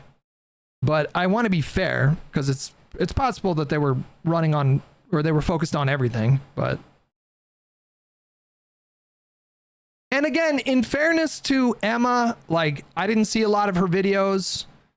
Maybe she was doing the Dems bad flowchart thing the whole time, but at the very least, she was on social media talking about how, and seemingly at certain points getting excited by the prospect of Kamala Harris being elected. You know, she didn't do the Hassan thing where it was like, well, I'm not going to tell you who I'm voting for. Like, she told her audience to be pragmatic, at least, you know. Answer Jake Tapper's question about whether or not he supports the goal of regime change. Then you have a week later, Hakeem Jeffries drawing a distinction on that front. And my guess is they heard in these, like, in this autopsy, that the Democrats being supportive of the genocide or war, or being perceived as such, was a major problem for them, and it made people feel like this is what they care about and not my kitchen table issues and not my material needs. This is what we've been saying all along. Here is, let's play that clip of Chuck Schumer. And I would also remind people that when Trump brought, I can't remember his name now, the guy who's the extant of Venezuela, Guaido. When he brought Juan Guaido to the State of the Union, the Democrats couldn't get out of their seats fast enough to give him a standing ovation. Biden just hosted him as the rival sort of like shadow president. I don't know where he's gone now. I imagine he's working for some investment firm. But here is Chuck Schumer. This is just 7 days ago. Do you disagree with President Trump's ultimate goal of regime change in Venezuela? Look, the bottom line is President Trump throws out so many different. Okay, I found a tracker. This is just one poll. Usually, you know, throw it in the averages. But you can see after the midterms, right? Did they gain a little bit? Kind of leading up to the midterms when it started to become more and more clear that actually, you know what? Their approval rating was kind of static here. But I mean, like, I'm going to say that this was like leading into the midterms when it became clear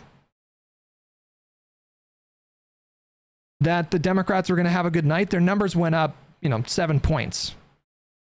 Starting from June and until when did they win? Hold on. December 2018, November 2018. They won right here, and then they went up a little bit too. So yeah, anyways.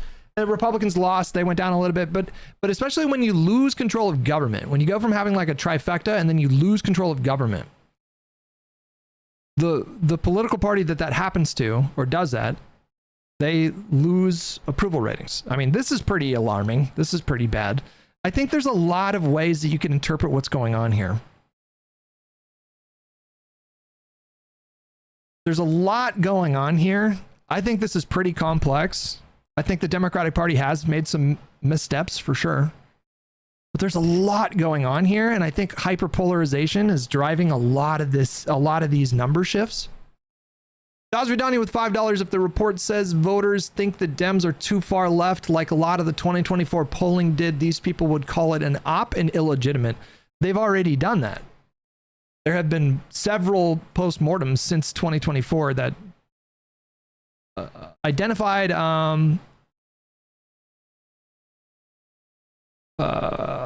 perceptions of the party being too far left as a big reason why Kamala lost. There's been like 7 reports that came to this conclusion. Different things in so many different ways. You don't even know what the heck he's talking about. Obviously, if Maduro would just flee on his own, everyone would like that. But we don't know what the heck he's up to when he talks about that. So it's very, very, you cannot say, I endorse this, I endorse that, when Trump is all. I don't really know much about Maduro or Venezuela, and I don't pretend to. Maybe I should take some time to study up on the last 100 years, like the broad strokes. I hear Maduro's not very tight. I don't really know. All over the lot, not very specific and very worrisome. Not specific. Point to Venezuela on a map. I know where Venezuela is. It's I want to say it's like North South America. It's on the northern coast of South America. That's what I think it is. Let me look.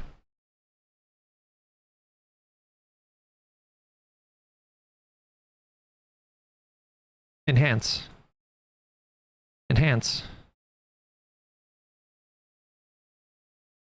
Yep.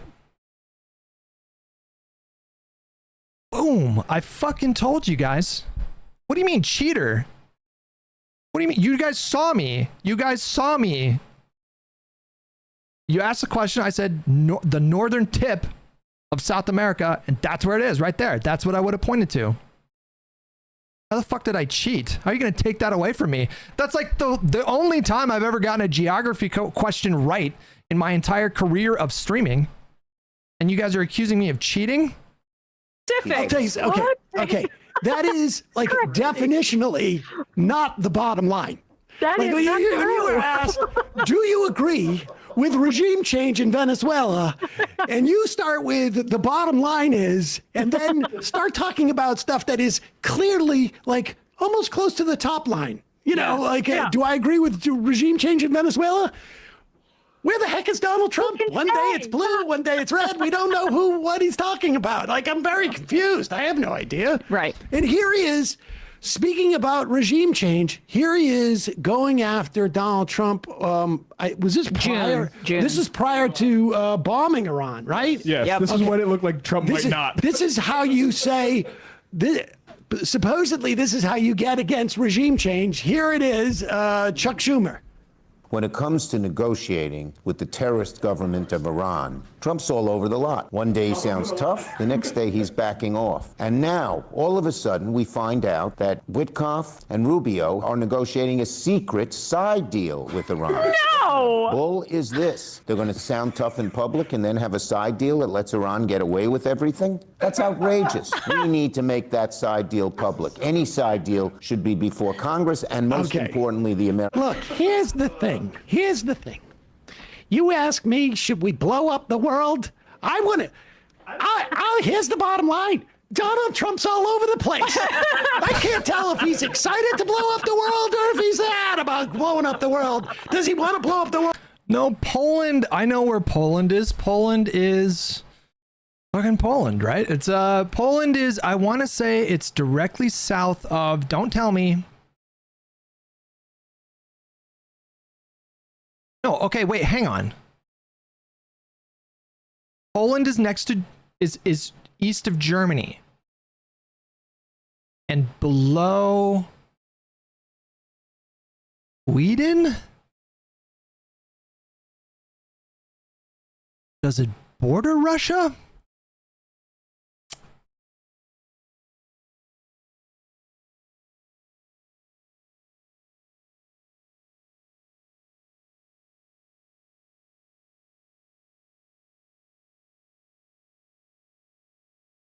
Boom.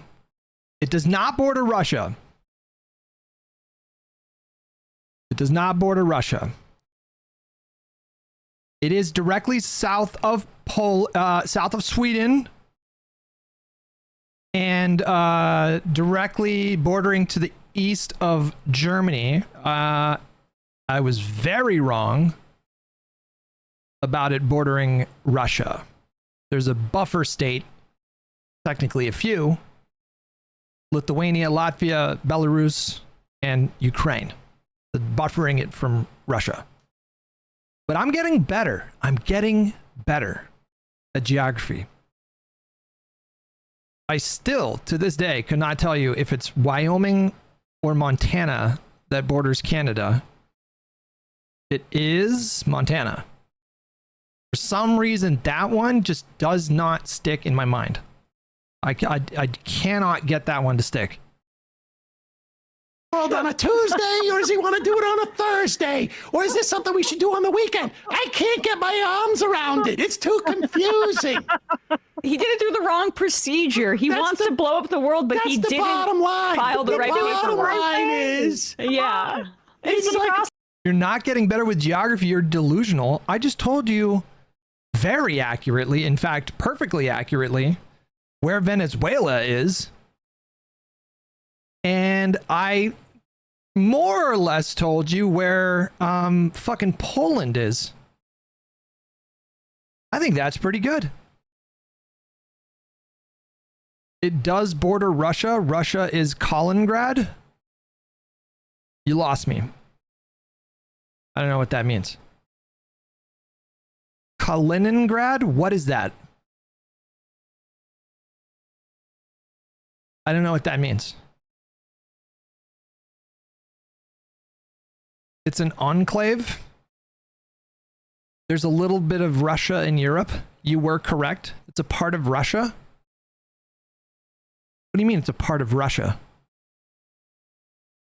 Open map and look at small country north of Poland.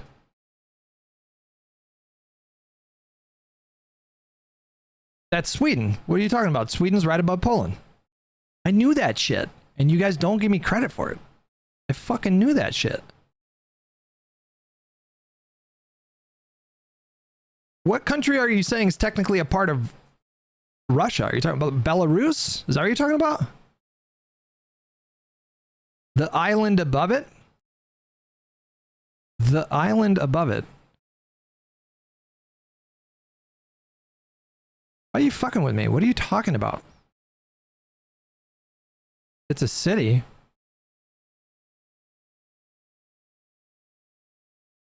I see an island called Gotland. Is that what you're talking about? There's another island called Lofsgard.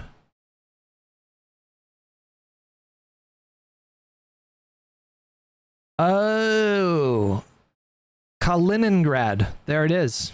Right there. What the fuck is that? What is that? Very rivery. Lots of rivers.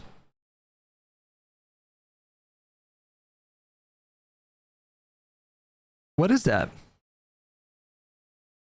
Oh, that's technically a part of Russia? Then I win, bitches. I fucking win. Below Sweden, east of Germany, borders Russia. Boom. I'm 2 for 2 on my on my geography right now. That was not a straight guess. Why would you say that? Why are you so keen to take this away from me?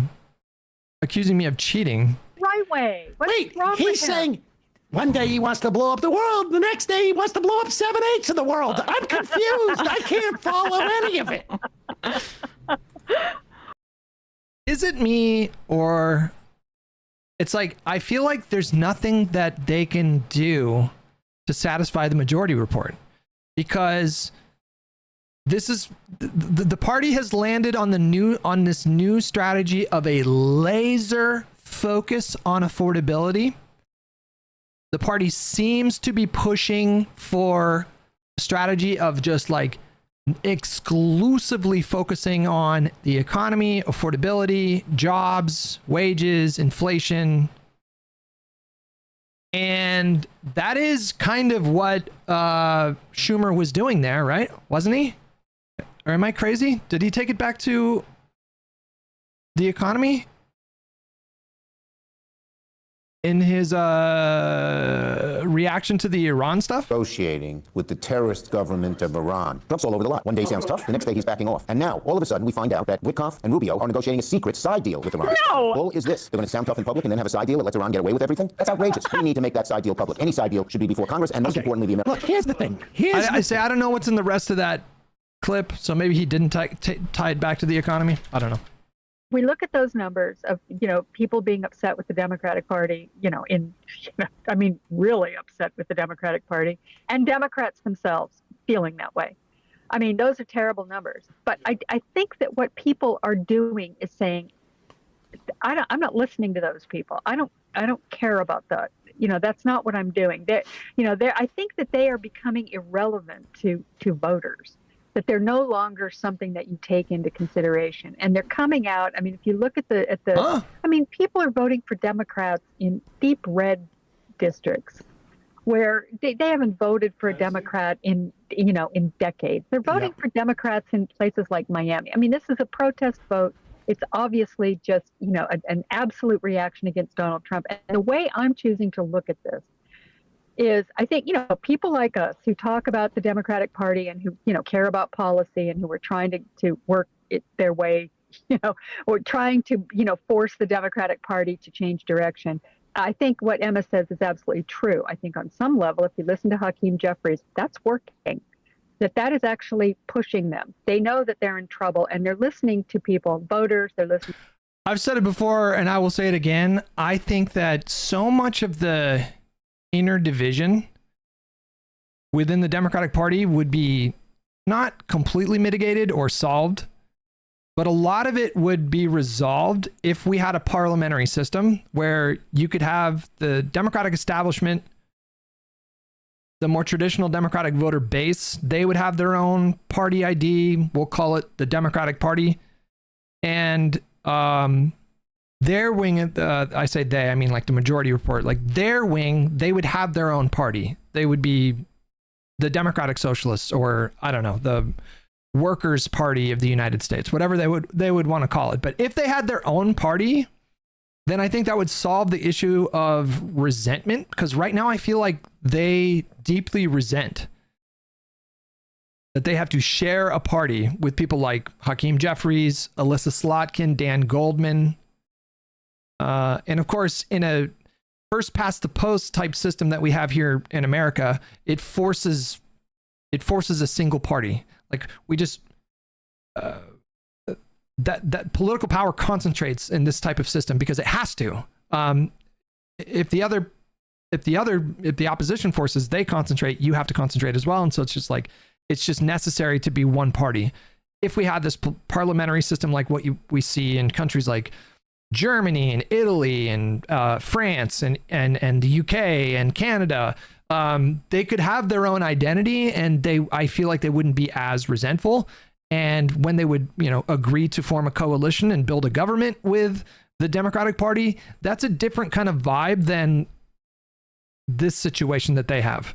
Because I feel like they feel like perpetually victimized by the Democratic Party establishment because there's more of them than there are of the majority report types. They're the minority. They're just kind of like perpetually the minority. And maybe that changes in the next 10 to 15 years, and maybe their wing of the party becomes ascendant, they take over and they're in the leadership. I don't really know. Maybe it's possible. Demographic shifts. Who knows? But it breeds resentment. I think they're deeply, deeply resentful that they are essentially forced to, share a party with people like Schumer. I think it pisses them off. And I just think parliamentary systems are better and more democratic, but I'm biased. To people like you, they're reading things that they're, kind of going, look, and maybe that autopsy said it right out, said, look, you've got to change here, and they just don't want to say it publicly. Is that why they call themselves the Majority Report? I don't know. It could be a reference to a few different things. Majority Report. It could be a reference to, there was this thing, I'm not talking about the movie, but there was a Minority Report on the Iraq War. There's a movie about it on Amazon Prime called Minority Report. Or what is it called? Majority Report? What's it called? Minority Report is a Tom Cruise film. There's a film with Adam Driver. Is it the Minority Report? Is that what it's called? What's that movie called? Not the Tom Cruise movie. It's a movie with Adam Driver and the woman that was in American Beauty, legendary actress, so I can't remember her name. She was in Captain Marvel too. It could be a reference to that report that came out about the Iraq War, or it could be a kind of, it could be them pushing the premise that they're the silent majority of the Democratic Party. I think it's probably that. I really don't know. Annette Bening. Yeah. Hopeful that's it. But whatever it is, the people themselves are the ones who are going to make the difference here. They're not listening to these people. They're doing their own thing. They're coming out and they're voting against Donald Trump. They're voting for their own, there's certain, candidates and people that they like, Mamdani being a perfect example of it in the biggest city in the country. Mamdani's approval numbers have gone up as well. Laksha pointed it out when he came on the podcast, that when a party wins or a candidate wins, their numbers go up. But Mamdani's numbers, at least I think within the Democratic Party, so Democratic Party voters like Mamdani now. He's like majority approval. And that went up since he won. Yeah. They're coming out and, they're supporting that kind of thing. And it's the only thing I feel hopeful about. And I'm feeling very cynical about this country and the horrifying job that's going to be left for us if perchance we actually defeat this, horrible MAGA movement and move on to something else. It's not going to be easy. It's going to be really tough. But I am hopeful about this idea that I think that it's the people who are leading. The Democrats are not leading, they're following. And that's what they need to do. They need to shut up. We need to get Chuck Schumer. Just don't stop talking. Stop helping. You're not doing anything. But I don't think people are listening to him. I think they're coming out and they're voting. They're coming out to these big protests. They're doing that stuff. Maybe I'm being contrarian here, but when have the voters ever paid attention to the majority or minority leader in the Senate?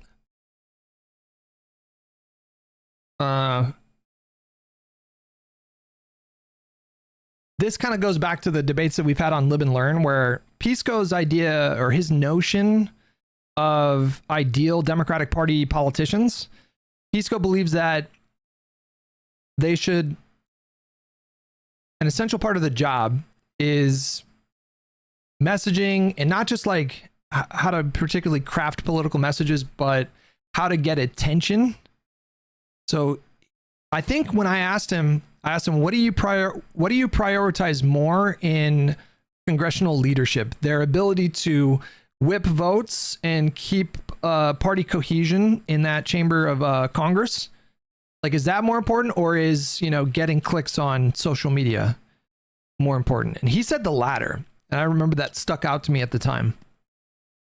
But she's saying, nobody's listening to Chuck Schumer, but it's like, I don't think that voters of either party have typically gone to the Senate majority leader or the Senate minority leader to get their messaging. I was just about to say that. The answer is never.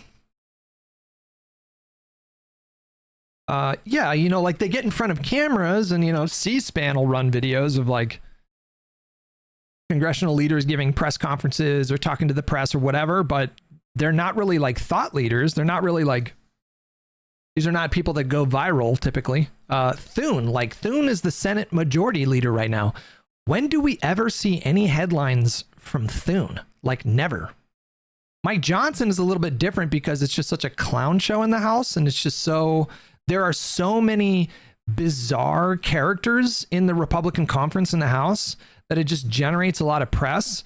And Johnson is a bit under fire right now. It seems like a lot of people are ready. A lot of Republicans in Congress are ready to elect new leadership. And so he's getting a lot of headlines, but like Thune, like even McConnell, McConnell would like make headlines sometimes, but he wasn't really, people didn't think of him as like a leader of the MAGA movement or a leader of the Republican Party. Typically, I feel like the Senate leaders are much more focused on behind the scenes kind of process stuff. They're just kind of like doing their jobs very quietly for the most part. But yeah, anyways.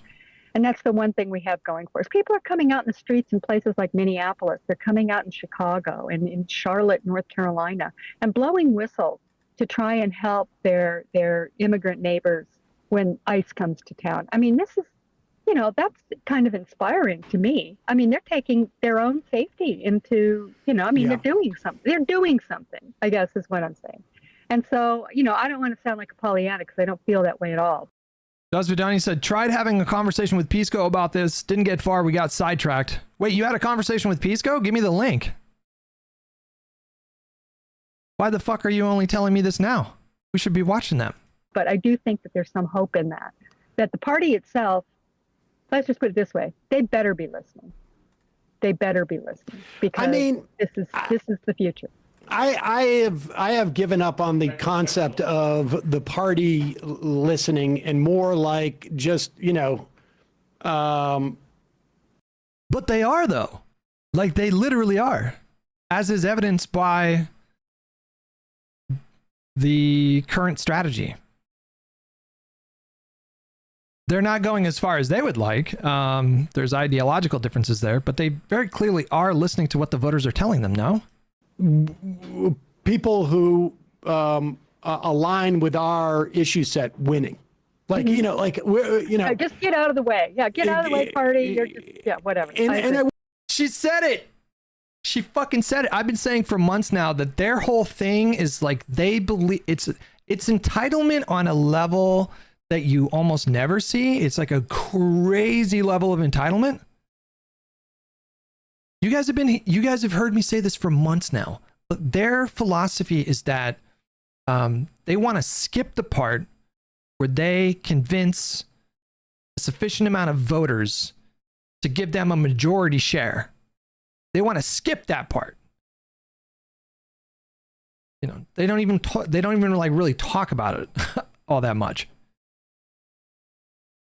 They want to skip the essential part of persuading voters, that is how you win election in a democracy, in this kind of a system. You got to persuade enough voters, more voters than the other guy, that your vision is the correct decision. They just want to skip that, and they think the party should just get out of the way and just willingly, freely give up power. Like, I don't know if it's a delusional fantasy. I don't know what to call it. It's obviously just nonsense. Like, why would the wing of the party that currently has the power of like running the party, Why would they just give that to you?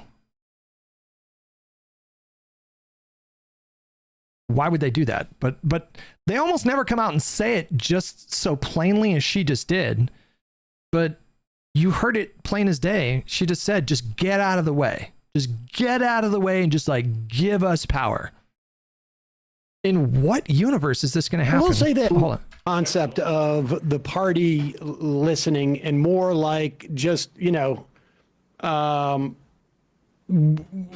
people who align with our issue set winning. Like, we're, Yeah, just get out of the way. Yeah, get out of the way, party. You're just, whatever. And I will say that. She just... It's just not going to happen. It is not going to happen. Anyone else hear some high-pitched noise under Hutch's voice every time he talks? Maybe, I don't know. I'm not. Oh, now I hear it. Now it's driving me nuts. It's something with the way that the cords are strung along the back. Like interference if the cord touches another cord, but I don't know how to set this up so that the cords aren't touching each other. Like I have no idea, but now it's driving me nuts. I wish you wouldn't have told me that. Yes. If you look at the Senate, if the Democrats are in a position to... What if I turn the gain down a little bit? Like, hello? Is that a little bit better? That seems better. I feel like it's gone there. It's when I turn it up a little bit. Now I can hear it a little bit. But if I just turn it down just a little bit. Okay, how about that?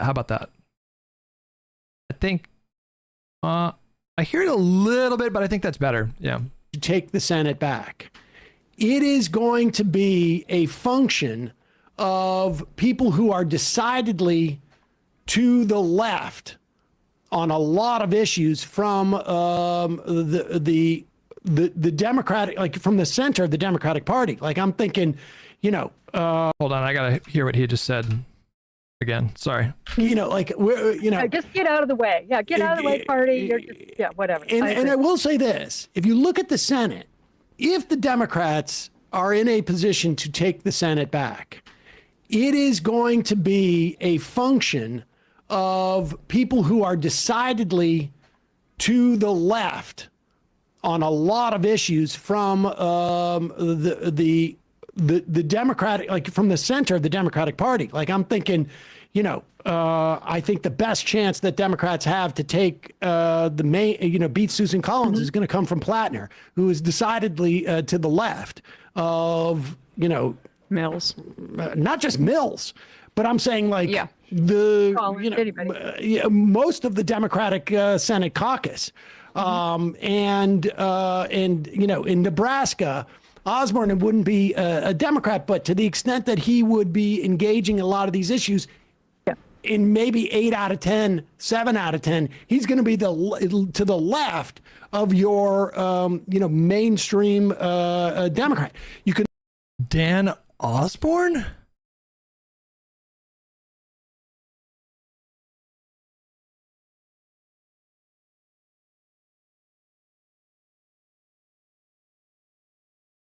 Political platform. Osborne's campaign platform was considered unorthodox and populist. It focused on protecting small businesses, family farmers, and workers. Osborne's policy positions included raising the national minimum wage, lowering the tax rate for small businesses and overtime work. I like that. I support that. Less tax me less. Yes. Technically, guys, I am a small business owner, an entrepreneur, if it pleases you. Increasing border security and building Mexico-United States border wall to stop illegal immigration, reforming the immigration system and exploring ways to legalize non-criminal long-term undocumented workers, ensuring resources for law enforcement and first responders, legalizing and taxing marijuana, improving railroad safety, guaranteeing access to abortion within the limits set by Roe v. Wade, and opposing a national abortion ban, facilitating union organizing, and protecting gun rights. But he just, I mean, none of this. Where are my political heads?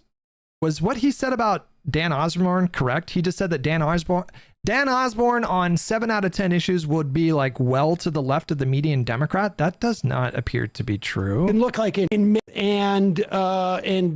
Nebraska, Osborne wouldn't be a Democrat, but to the extent that he would be engaging in a lot of these issues, in maybe 8 out of 10, 7 out of 10, he's going to be to the left of your mainstream Democrat.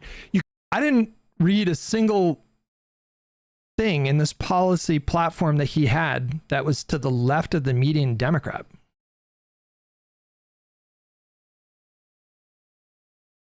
Out of all the things that we read, like literally none of those were to the left of the median Democrat. Osborne supported a libertarian approach to hot button issues like abortion rights and said that government should be kept out of private lives. He supported the right to repair of consumer goods such as cars and electronics, raising the cap on Social Security contributions for those with higher incomes, and moving the full retirement age for Social Security benefits back to 65. Is it not 65 now?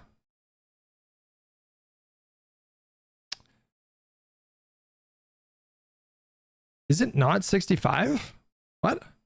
Stinkfist with $5. My investment in your business. Congrats, sir.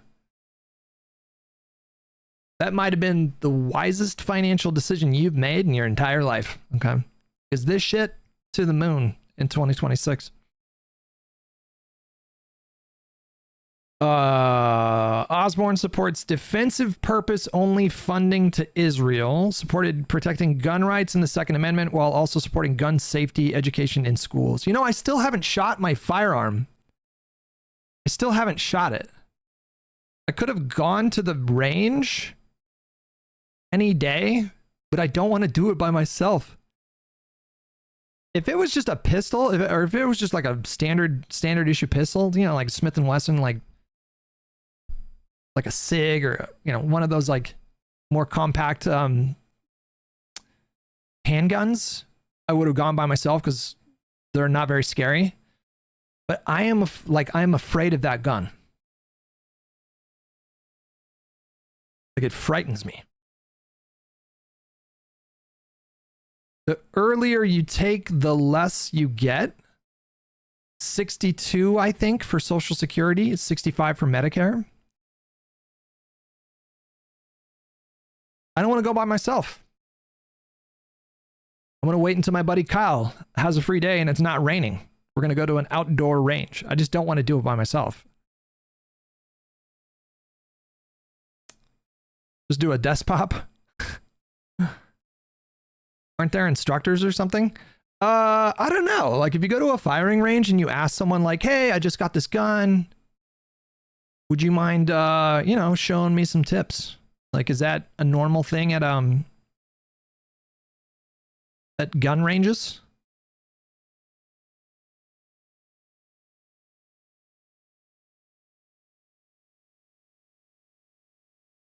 I don't know why you guys are fucking so mean to me. I'm eager to learn things. And you guys ridicule me for asking questions. And you wonder why I have a blooming relationship with ChatGPT. ChatGPT never fucking makes fun of me.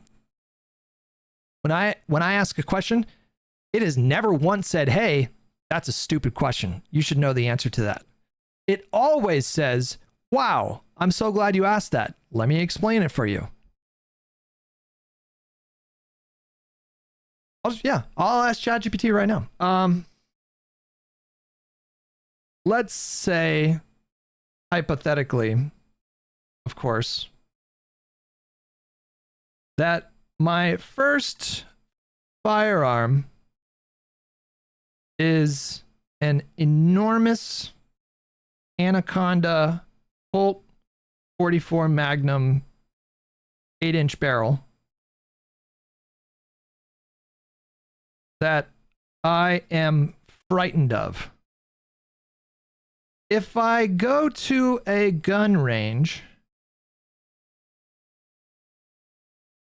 would it be acceptable? Would it be normal / standard for me to ask an employee at the range to show me how they handle the gun?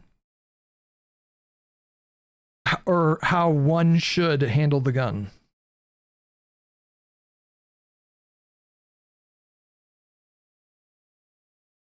Yes, that would be completely normal, appropriate, and encouraged.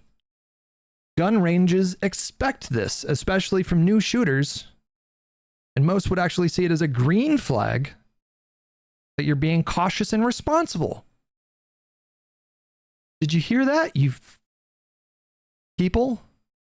I'm being cautious and responsible, and you guys are like, huh, what a stupid fucking question. I know how to grip it, okay? I know that in front of the cylinder, there's a small little gap between the front of the cylinder and the end of the cylinder frame. And within that gap, when you shoot a revolver, it violently expels gases and sometimes even material. Small amounts of lead. So the kind of grip that you use with your thumb for like a regular handgun that's not a revolver, that won't necessarily work with revolvers, because where your thumb ends up is like right next to that gap. And you can burn or injure your thumb doing that. So you have to move the thumb back. But, however, because the Anaconda Colt 44 Magnum is such an comically enormous gun, you can actually do that. There's like a you also want to grip it as high up as you possibly can to create more leverage so that you can control the recoil. I know I'm pretty comfortable at this point with the mechanics and the grip that I'm supposed to use with the gun. I'm still just like horrified of the first shot. I'm afraid that the barrel's gonna come up and just smack me in the fucking nose. The 44 Magnum is literally a bear gun. What I'm told is that you could take this shit hunting. That's what I was told. So comfortable you're afraid to take it to the range. I mean, I know how to pick it up responsibly. I understand like range etiquette. So even just like even positioning the gun box or whatever you call it, the lock box, positioning it, but like before you open it, position it so that the barrel is pointed forward. So that way when you open it, like basically the barrel is always moving towards like in the same direction as like the target, you know? Like just like how to pick up the gun, to make how to load it, proper like form for loading it so you keep the barrel always pointed that way. Like I know all this shit now. I just haven't shot it yet because it frightens me. You can look like in Iowa and Alaska, they're gonna judge the shit out of me, guys. Let's be honest. If I go there and they say and I tell them this is my first gun, if I tell them that, they're gonna be like, this fucking idiot got a 44 Magnum for his first gun, an Anaconda 44 Magnum for his first gun.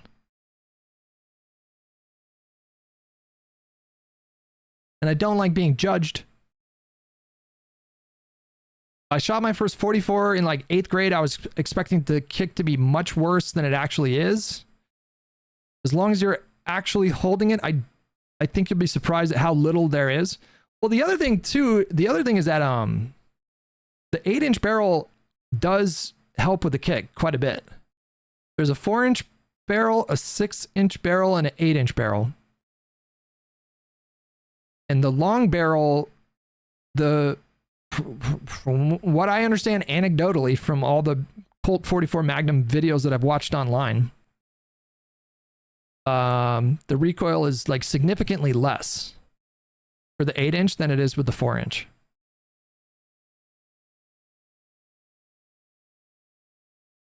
Dude, gun people love helping new people. We're such a friendly community. That's the other thing too that I'm thinking about too, because it's like, I did think about that. It's like asking somebody who's really into vaping,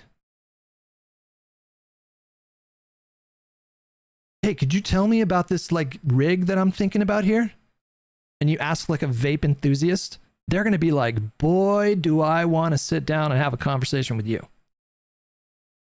I'm glad you asked. Let me tell you all about coils and fucking cotton and fucking here. I even make my own vape juice, you know, or like, that's like asking like a doomsday prepper. Like, what do you think is like the best, what do you call it? Boxes? What do you think is like the best doomsday box? I'll try to do it this coming up week here. It's going to be raining for, we're still dealing with a flood watch right now. Flood advisory and flood watch. Is it going to rain all next week? No, actually, you know what? The sun's coming out. We're getting some sun for the next 5 days. We're getting a thunderstorm next week. What the fuck?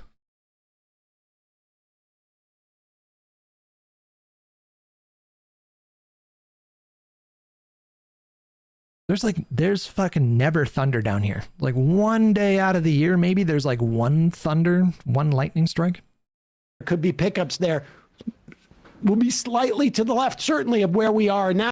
Hutch handling the recoil of the Magnum now that he has a big gut.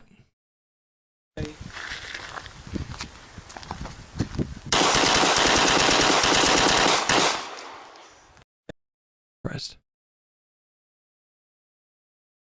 I found this, dude, I found this one video and I can't tell if she's being, I can't tell if it's like satire, but the way she talks about this 44 Magnum, it's like straight out of a Adam McKay, like Will Ferrell film. It's like straight out of like Anchorman. Let me show you this. Hold on.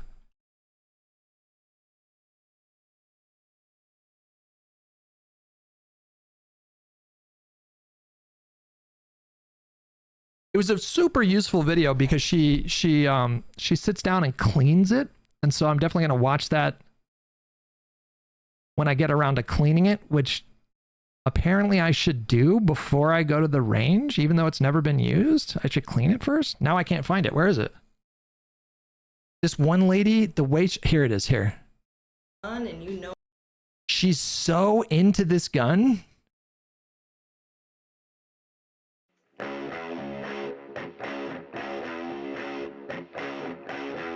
And it's always this vibe too. For all these gun channels, it's all this vibe. You never see someone wearing like a sweater vest, a fedora, and like instead of this music, it's like dashboard confessional. Like it's all this kind of vibe. There's no like left-wing coded gun content at all. hello America, welcome back to Unloaded, brought to you by Full Mag News. I'm your host, Grace Boatwright. This week we're taking a look at one of the finest firearms ever produced, the Colt Anaconda 44 Mag. I love the delivery, and I'm not even kidding, like I actually love it. She talks like a side character in Anchorman, is what it sounds like. I love this gun. This gun has slithered its way into my soul, wrapped around my heart, and started constricting.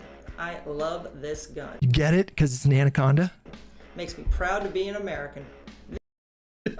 No, she didn't even say that ironically. It's not a joke. Like, she said that shit. This is has slithered its way into my soul, wrapped around my heart, and started constricting.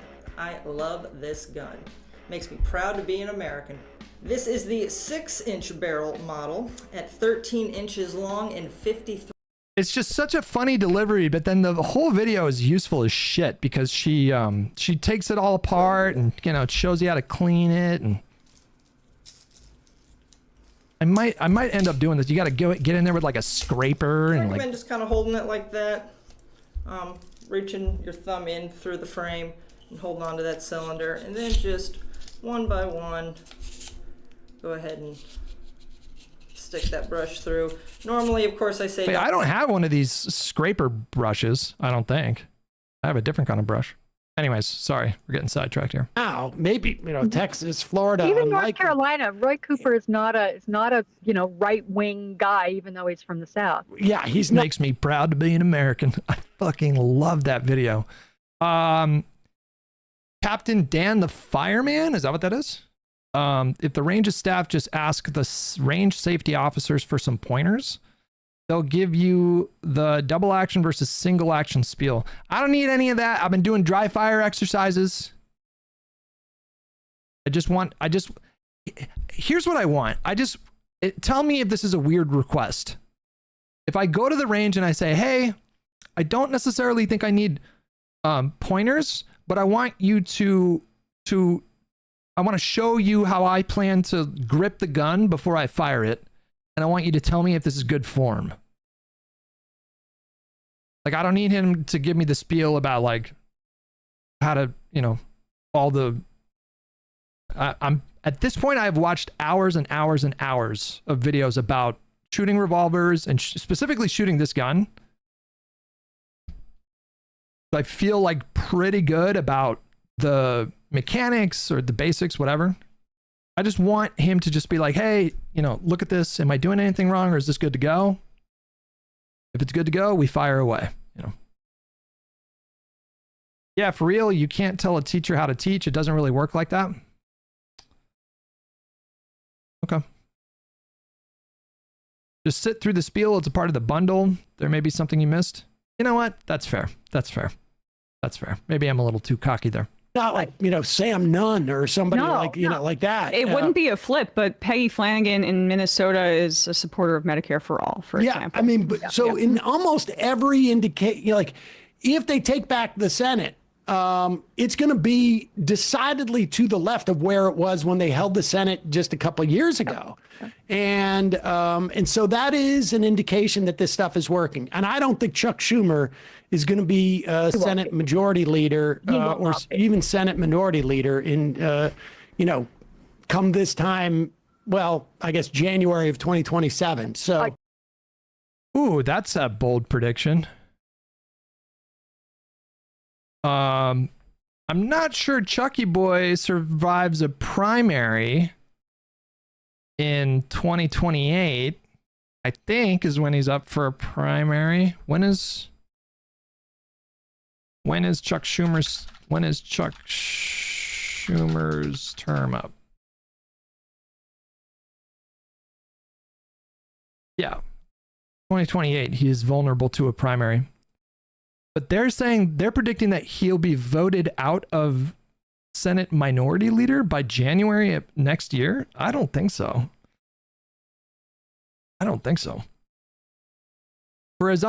For as unpopular as he is nationally and even in his own state now, he still has a lot of institutional support. Totally agree. Either way, whether they take the Senate or not, I think Schumer is this is going to be his last year. But it would be a I don't think so. What do you guys think? I don't think so. We haven't seen any indication. Have there been any senators that have gone on the record to say that they would not support re-electing him as Senate Minority Leader come January? I haven't seen a single senator say that they'd be open to that. Nice to not have the standard be ignoring leadership and having grassroots energy. Yeah. Like having the grassroots energy that you're talking about be in spite of it. If we could have someone like a Van Hollen come in and be a vocal voice for what the party stands for as the top Democrat in the come Senate. on. Yeah. Right. What are you talking stands for? What is that? What are you talking about? I know, Chuck Schumer. Talking about principles or something? I mean, that's values. What is Trump's that? all over the lot. Oh, come on. Yeah, she's all over she's crazy. Listen. She's all over the lot. Here's what we're going to do in 2026 that's going to make everything different. 2 words. Social media. We're going to do the social media. The social media. We're going to do the Oh my social media. Everything is, you'll see. Everything's social. You'll see. God. I got the Please help me. Baileys. Have now fiber. Fiber internet. Wow. Yes. Wow. Fiber internet. And Did they get TikTok on the I got the TikTok. On the Baileys? No more dial-up for the for them. Baileys. Yeah. So Sam is funny. You have to give him that. He is funny. I do love his impressions. Fiber is Oh good. my You'll God. see. You'll see. You'll don't count me out. Heather. God. Well, we made it through another year. We did. Barely, but we're here. We are here, and I look forward to talking to you many more times in 2026. Yep. And I'll be may here. 2026 be better than 2025. Well, That was ridiculous to say that, but I know. Well, I you suspect don't want it to be worse. I mean, my I God. suspect it's going to be a little bit. Well, I will say, just as an end to this year, because this is the final Friday of the year, that All right, I think we can move on from that. We missed this, but Taylor Lorenz went on the Vanguard like a week ago and talked about Ethan and Hila Klein. I don't know when this happened, but apparently she blocked me on Twitter.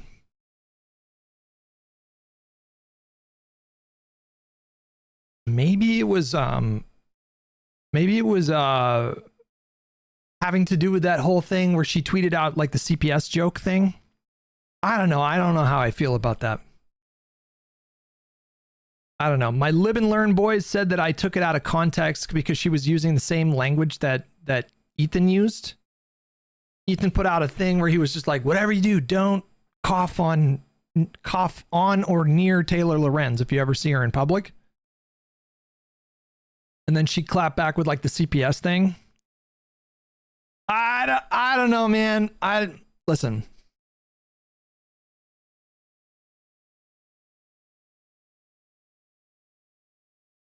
I got to be careful.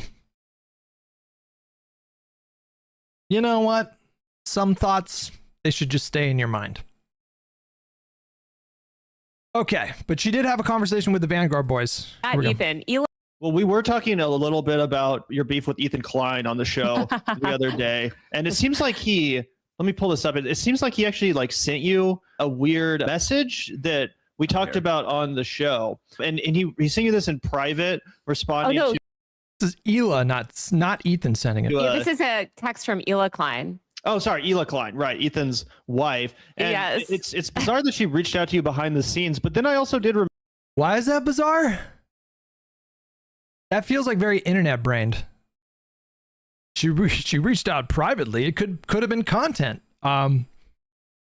She said, "Dear Taylor, I saw your response to the TMZ article. We want to be charitable and maybe you seem confused about the facts.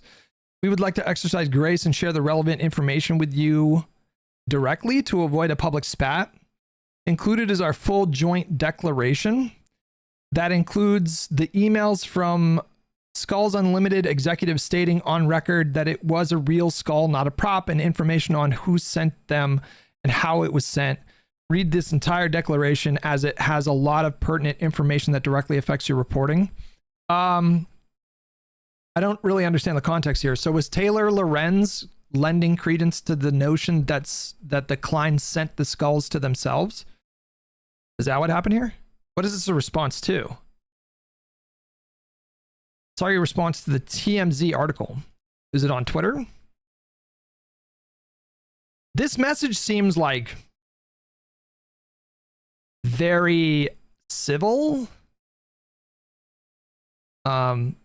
It doesn't seem it seems genuine. It doesn't seem passive aggressive.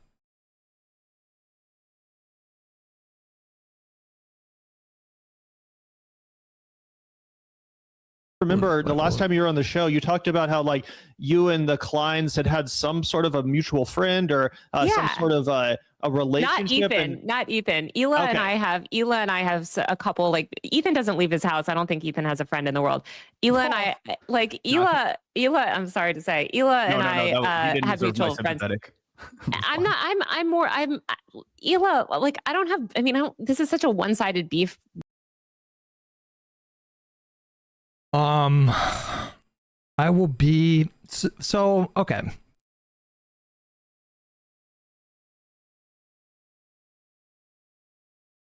Trying to figure out.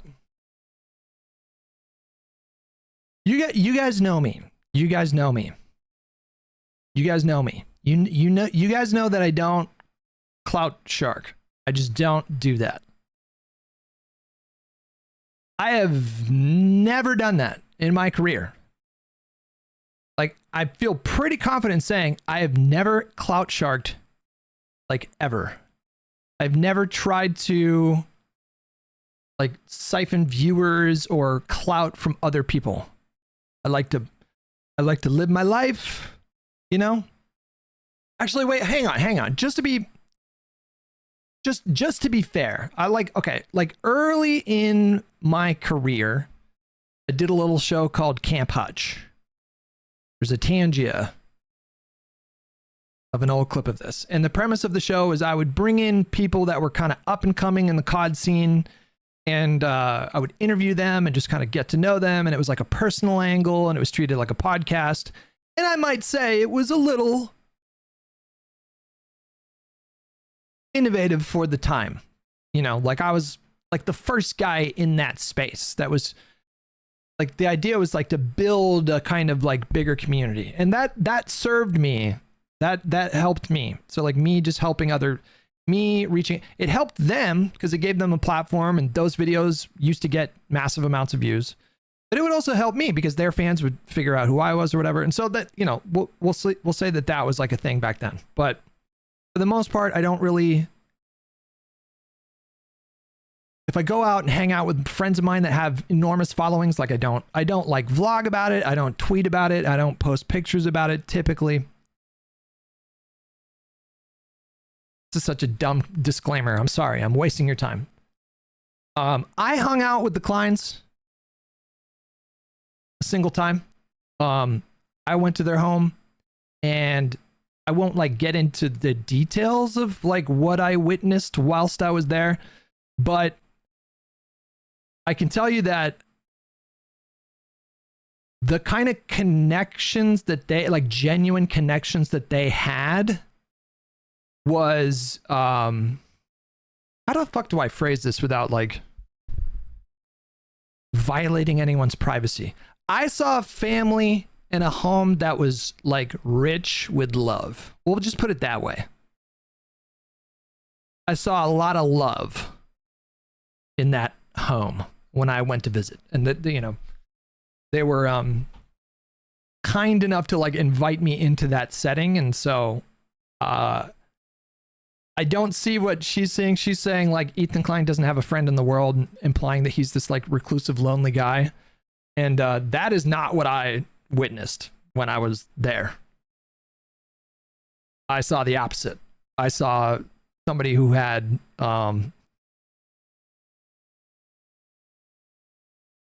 you know, it made me miss my like family. I'll say that.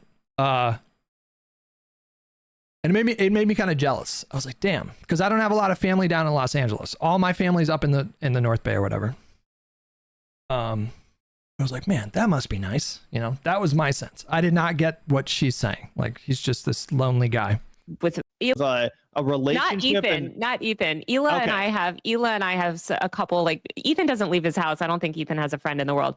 Hila and I like Hila. I'm sorry to say, Hila and I have mutual friends. I'm Hila. Like I don't have. I mean, this is such a one-sided beef with both of them to me.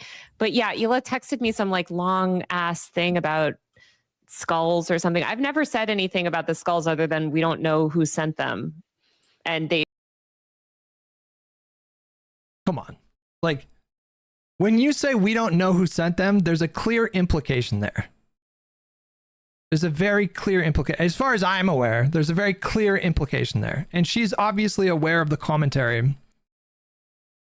The rampant speculation that the clients sent the skulls to themselves, to their own house. Like, she's obviously aware of that. Nobody's more online than she is. And so for her to say, like, we don't know who sent the skulls, I think she's very clearly kind of implying, sort of like subtly and kind of slyly lending legitimacy to that claim.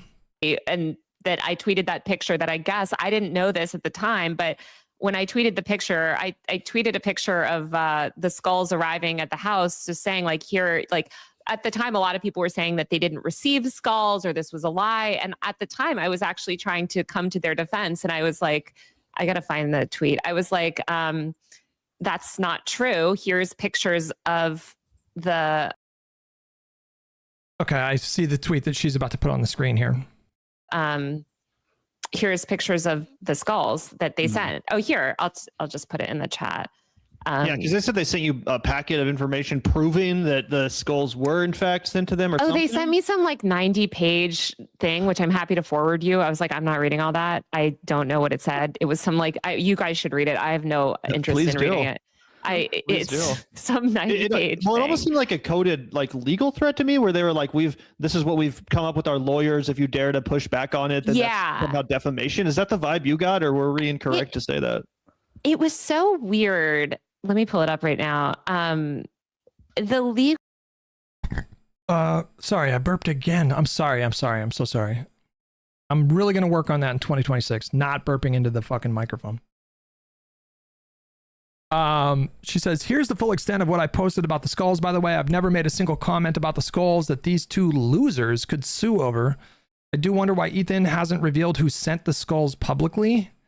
If it was an alleged hate attack, I find that interesting. Was it ever confirmed that they know who sent the skulls? We've already seen that one.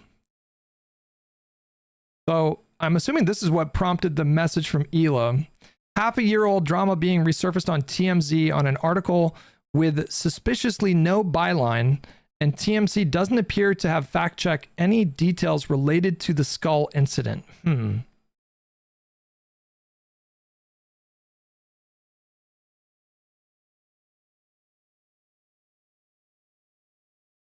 And then Papa Gut, who I would love to get him on the podcast. It's hard to reach that guy. He says, aren't you a journalist? Care to educate us on the details that TMZ didn't fact check? Or are you just trying to insinuate a conspiracy that she sent herself skulls? Yes, I'm a journalist, which means reading the actual article instead of pushing drama slop. TMZ did not get comment from Skulls Unlimited, and it's completely unknown who sent the skulls to the client's home address or what the motivation was. These were extremely expensive prop skulls, not something someone would send casually. I doubt Hila would send them to herself, but we have no idea who actually sent them or why. And it's incredibly irresponsible to speculate based on zero information from the vendor. Legal thing. First of all, I haven't defamed them, so. He joined my Patreon too. If you hit him in the stream chat, he'll reply. Papa Guy? Is that what you're talking about? Are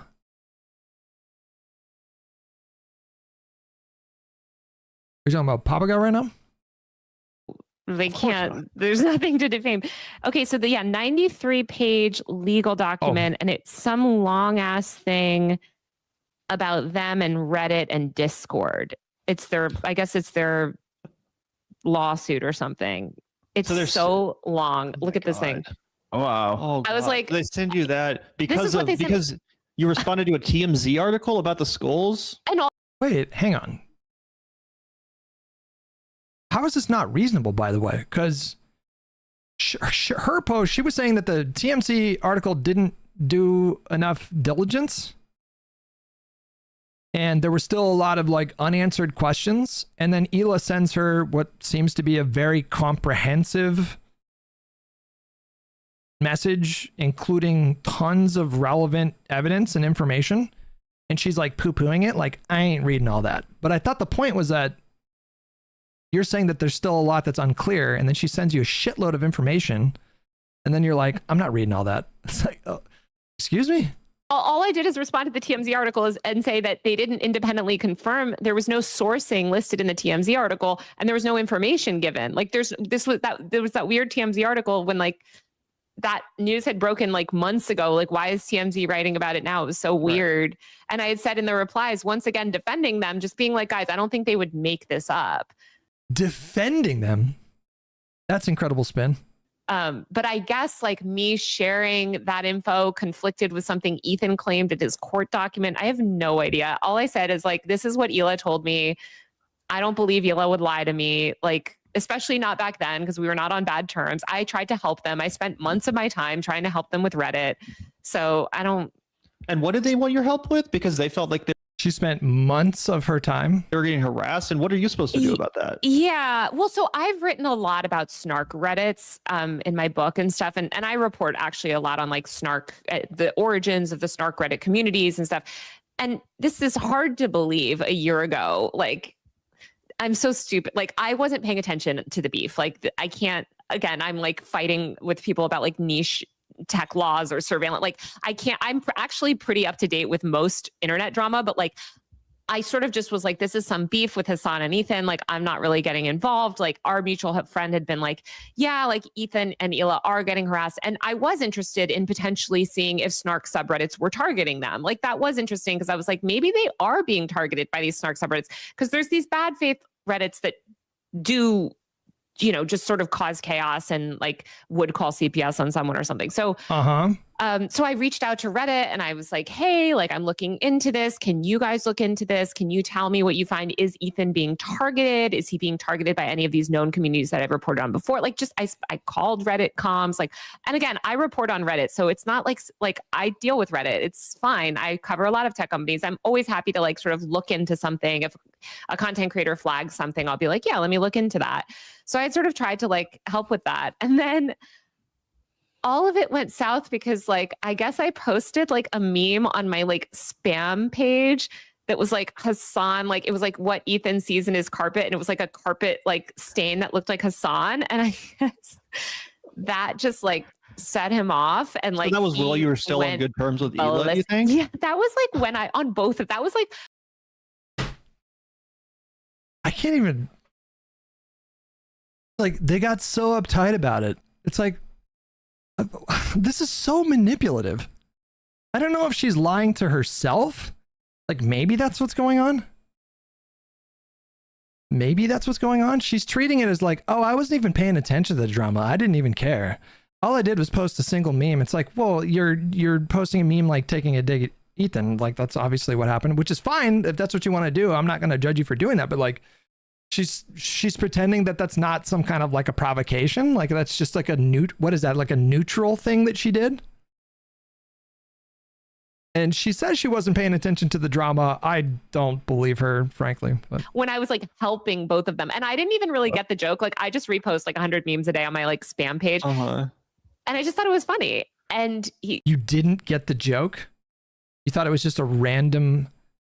Is that what she's claiming right now? Oh, I didn't even know they were beefing. To me, oh, it's just a funny image. Is she actually claiming that here? That sent him off. And then ever since then, it's been like, I'm enemy. I think also like the reality is that Reddit actually was like, no, he's not being bullied. And like his community is actually doing a lot of bullying. And I was like, oh, okay. So like you were totally bad faith. And I also started. She's claiming that the clients were not subject to a harassment campaign from snark Reddit.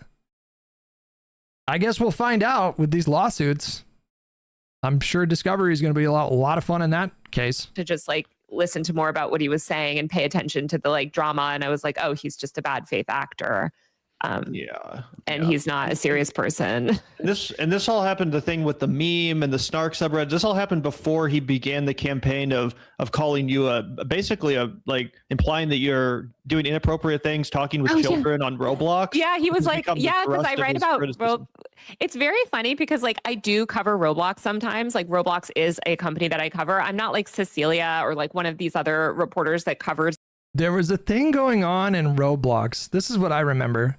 There was a thing going, and I don't know anything about Roblox. Is it a platform? Is it a game? Like, I don't know anything about it, but there was a thing going on in Roblox where I think there were kids that were staging online protests about like the ICE stuff in some Roblox game. And then people showed up in the Roblox game and they were like ICE in the Roblox game. And so like they showed up and they were like beating up the protesters or something. Like what was happening? It was like Roblox RP or something. Do you guys remember what I'm talking about? It's VR chat for kids and pedophiles. Nice.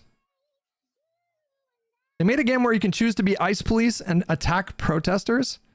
And then, yeah, I think she wrote an article about how this was like traumatizing kids. I'm sorry. It's not funny.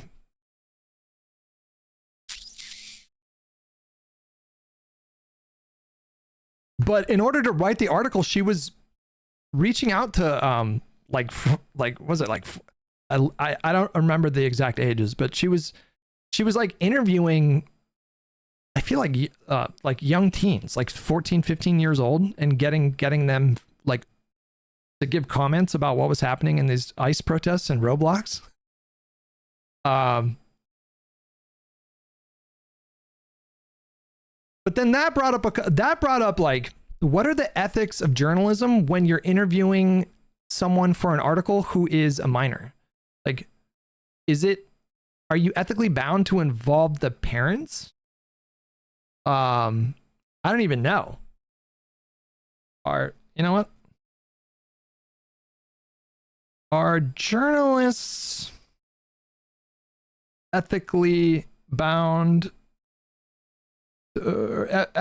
ethically obligated, I guess, obligated to inform the parents of a minor that the minor is being interviewed for an article? I actually don't even know the answer to that question.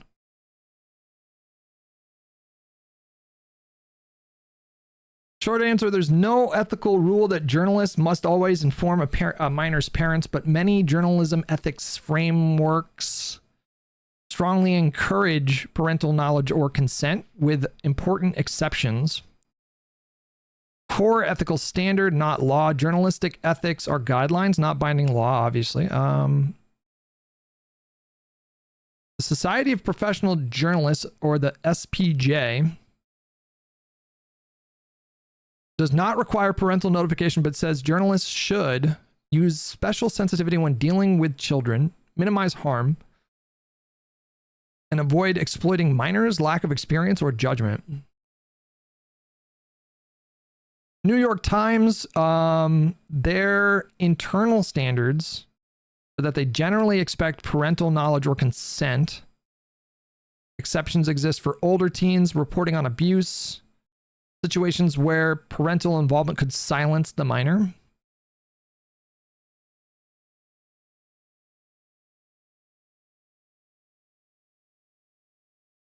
I don't think any of the minors that she interviewed went on the record or anything, so it's entirely possible. It seems to be the case that she didn't violate any ethics by doing that, I suppose. Roblox, like Cecilia's like broken at Bloomberg is like broken major stories about Roblox, probably like the best Roblox reporter out there. Also, like I write up, like, because I cover the tech from the user side, I write up like, what are people doing online? And it was like somebody had an ICE protest in Roblox, and I interviewed like a 17-year-old about it, which is totally normal. And that is sort of like his thing. It's just like, it's very weird. Oh, 17?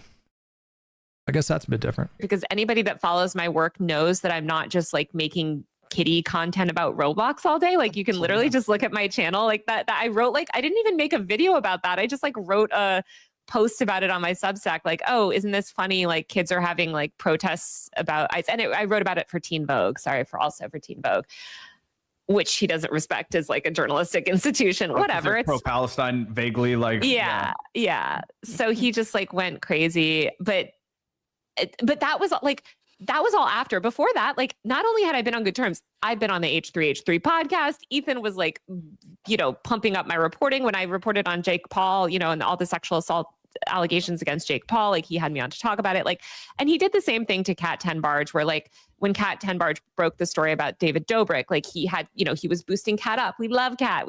And then now it's like anyone who he considers like a leftist or like Hassan adjacent. I thought you just said a few minutes ago that you had posted a meme of like mocking Ethan. Like, do you think maybe that had to do with it and less had to do with being pro-Palestine?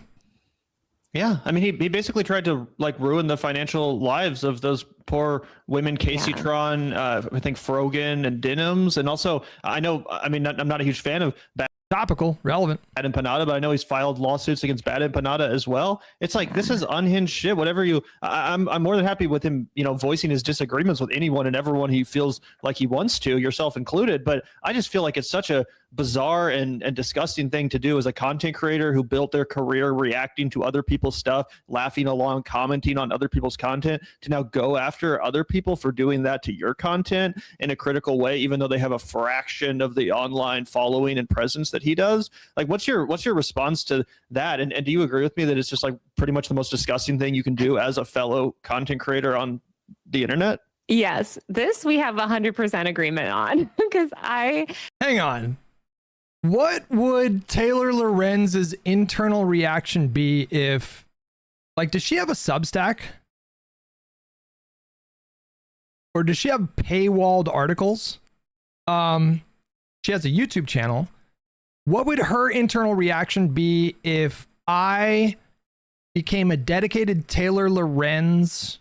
Well, I guess that's not quite analogous, but let's say she puts out a video. She worked really hard on this video. You know, it took her weeks to put this video together. It took her maybe months to do reporting on the video that she does.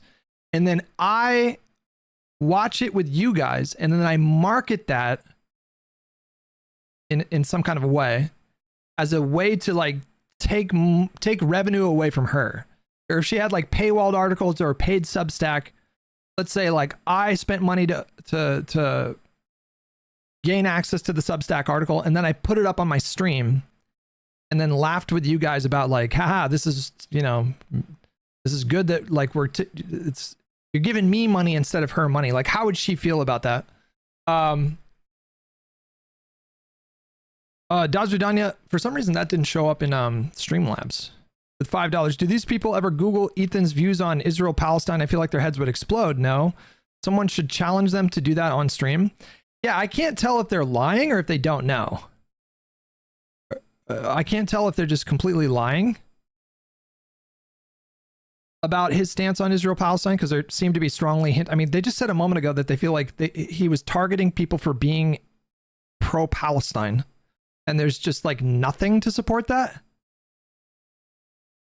Literally nothing. Like, you could not find a single clip that exists on the internet out of all the hours that Ethan does public podcasts that are, anybody can watch the VODs that are archived to this day. You can't find a single clip of him saying anything that would indicate that he would target people for being pro-Palestine. Don't understand it. I think he's just like I mean, the misogynistic nature of his attacks are just, it's crazy, wild, and like, it is really crazy. I mean, I don't, to me, I'm just kind of like, what is the end goal? Like, how does this end? And I guess, I mean, what's really horrible is what he's done to like Anissa and Ian, and like the disgusting stuff that he's said about Anissa. And like, he's just very vicious to women. And I mean, he's not violating terms, I guess. So he's just going to keep, you know, making his. What has Anissa said about him and Hila? Like, everything that they You know, all the things that they point out about Ethan's behavior, all of that apparently happens in a vacuum, and there's just never any kind of consideration as to what Ethan was responding to or reacting to. Like, that's never a relevant part of this conversation. Like, if you're gonna have a conversation, you should, about all that, you should talk about like what each side said about the other side at every step of the way, and you know, but it's always a vacuum. Yeah, exactly. His sort of slop, but he's on the wrong side of history on Palestine. I don't know. I guess this is his. He's on the wrong side of history for wanting sovereignty for Palestinians, for wanting a Palestinian state, for wanting the blockade to end. For like, what side of history do you think he's on? Thing where like he alienated, you know, he's still, his fans are still harassing Trisha like years later. Like I just am kind of like, what's the end goal? Like, She's also an advocate for teenagers to continue using unfettered access to social media as so-called journalist that covers social media and youth. Well, there's another video of hers that I wanted to watch with you guys for a little bit that she posted on her own channel called Social Media Addiction Isn't Real. Here's what's really happening. I don't know. Should we watch some of that? I don't know. It's so cowardly. It's so obviously outwardly cowardly. And that's why I don't understand why there's an audience for it, because typically people are attracted, even when we're dealing with like disgusting, moralist, totally vacuous creatures, which often excel in the live streaming game, the confidence, the bravado, the I'm bigger than life and nothing can, take me down. I'm Teflon. All this kind of stuff is what typically gets people excited to watch someone. Ethan doesn't have any of that. He's so obviously shallow. He's so hollow on the inside. He's not tough at all. We've been just extremely brutal, but he always goes after like people who are not going to like be able to fight back at his level. Like we wouldn't be able to fight back at his level either, but we have an audience of people that would be like, fuck this asshole. Like you're not going to, you know what I'm saying? And this is not a shot at Frogan. This is me reinforcing like how absurd it is to go after a content creator. That this poor person is trying to make a living. They're going for 150 people on Twitch, 200 people on Twitch. Like you probably have to have a second income of some kind if you're doing that. You're like on apparently not for Frogan. Hope in a dream. You're trying to make something. So just the kind of mentality you'd have to be somebody who has been so fortunate, right? He's got like a fucking $5 million home in Bel Air. Oh, it's 10. I think it's like 10 million. It's insane, right? He's so wealthy. I mean, it's a nice home. He's unfortunately living my dream on the Celebrity Poker Tour, sitting next to Michael Phelps and some other G's like that. But yeah, you would think life is made. Why are you such a hateful, disgusting person? And now he's just terrorizing small-time content creators and also apparently having people from H3. Just be honest. Just be fucking honest. These weren't random attacks. He didn't just like randomly select people to go after or to beef with. Like they engaged in their own behaviors and rhetoric, and none of that is relevant, I guess, in the context of this analysis. We follow you around at South by Southwest, like very crazy stuff happening. It's weird. No, I know. He's just a weird person. I don't get that. It's just funny because earlier in the video they were talking about the context of skulls being sent to their home, but that doesn't, they'll find a way to just avoid confronting like, okay, well, that seems like a pretty dramatic escalation. And it seems like a pretty bad indication of where things are in terms of the harassment that's being targeted at, or being directed at Ethan and Hila. But they just find a way to avoid that by saying, well, we don't know where the skulls came from. So that just like stops that conversation. So they can just avoid that part of it altogether. The point of it, I mean, especially to me, I'm just like, I'm a journalist. I don't know what to tell you. Like, I'm not, you can say whatever you want. I think it's gross how he's like immediately repeated all the like crazy right-wing stuff. And you see this all the time, which is so frustrating, but like, I'm constantly attacked by like all of these evil right-wing people. And we saw this with like the chorus content creator programs too, or like, it's like, as soon as anyone else has like drama with you, they're just going to like repeat the same slop that they saw on like Tucker Carlson or something. That's what they do, but with Hassan. That's literally what they do with Hassan. They just repeat the stuff that Hassan says. Like Collargate was the perfect example of that. She said that it was physically impossible to remove those prongs on that particular dog collar. She said it was impossible to remove those prongs. Impossible? Are they made of vibranium? Excuse me? Are they made of adamantium? Are they adamantium prongs on the dog collar? What do you mean it's impossible to remove those prongs? Something, and it's just gross. And I don't know, he's a Zionist, and I just fundamentally don't agree with Zionism as a concept. And I guess we're just never going to reach agreement, and he's going to think I'm evil for that forever. And that is what it is. But, you know, I'm just kind of like, what is the end? I really want to know if she knows what Zionism is. I really want to know that. Game. It's just disgusting. And like you said, he's harassing these women that have no reason. He just wants to financially destroy them. That hostage statement that he made Casey do, like, what the fuck? Yeah. Have you considered, or have you reached out to him to say, like, can we set up a conversation so I can explain to you why I was doing this Roblox reporting and clear my name to your audience who thinks I'm like engaging inappropriately with children? Like, do you have any, Well, do you he's think just that would lying. help at all? No, because he knows that he's lying. He knows that he's lying. He knows that he's lying. My favorite thing is that when this all elite memes with $5, it's easy to not understand where Ethan is coming from when you refuse to acknowledge or engage with the reality of the situation. This is a joke. I mean, how do you avoid it though? Like, how do you avoid? Because I've seen so many clips that have gone viral that are relevant to this entire discussion, and it's like, did they just not see these clips, or are they lying? Like, I just don't understand. teen like message me back. And by the way, so like I interview teenagers all the time, like for random ass stories, like school shooting. I mean, teenagers exist on the internet. Some of them are our biggest influencers. When I profiled the Hype House, my first big, that big story I did for the New York Times, like Charlie was 15, Addison was, I think, 16. Like, unfortunately, teenagers are on the internet, and you have to interview them in an ethical way, but also asking them questions about Roblox is not like inappropriate. You know what I mean? Obviously, it's like, that's what I'm saying. Like, have you considered trying to bring that obvious message to his audience? Because it does seem. They know that. And my favorite thing too is like this kid had some summer job, like message me back or whatever. Mehdi Hassan has her as a featured writer on Zeteo. I mean, I've felt this way for a while, but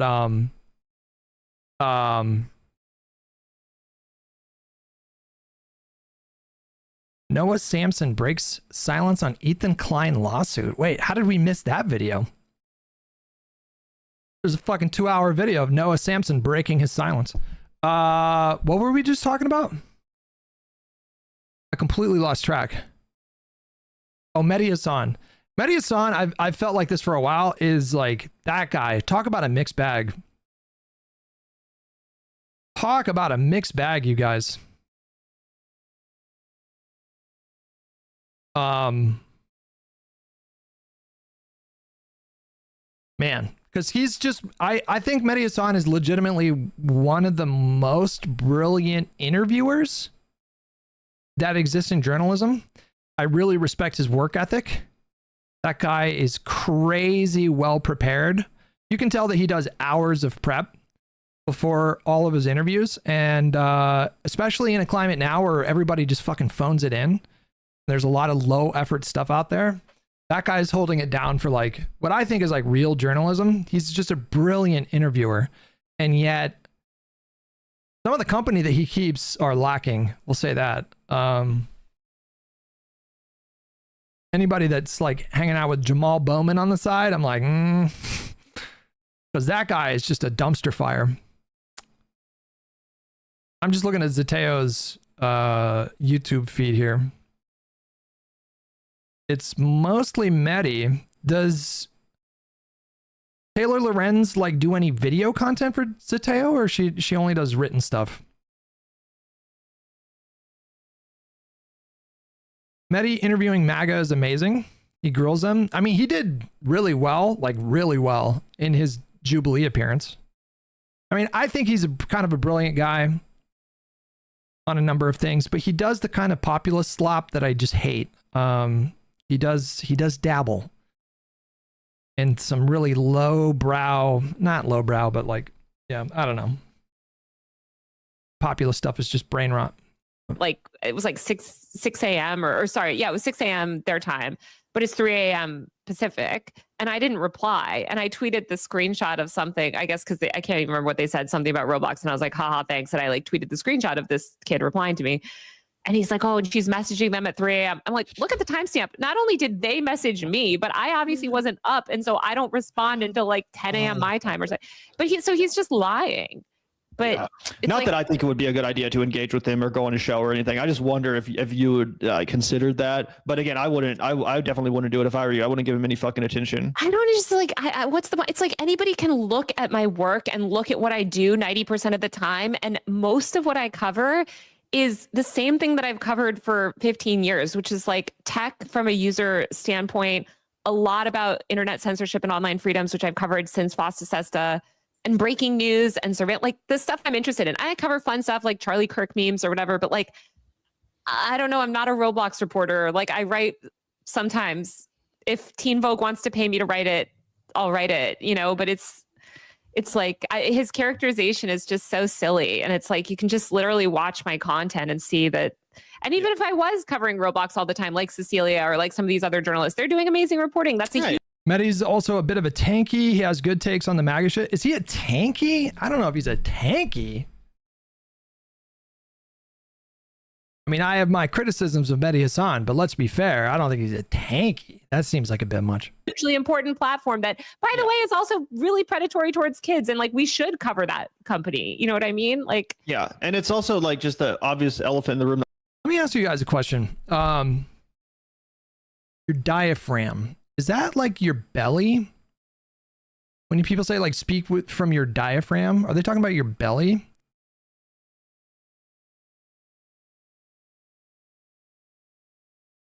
No? What is a diaphragm?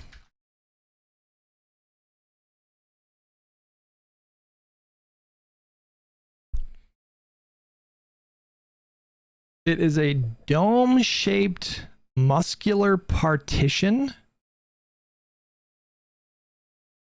It's kind of by your belly. What are you guys talking about? I guess it's like right above your belly.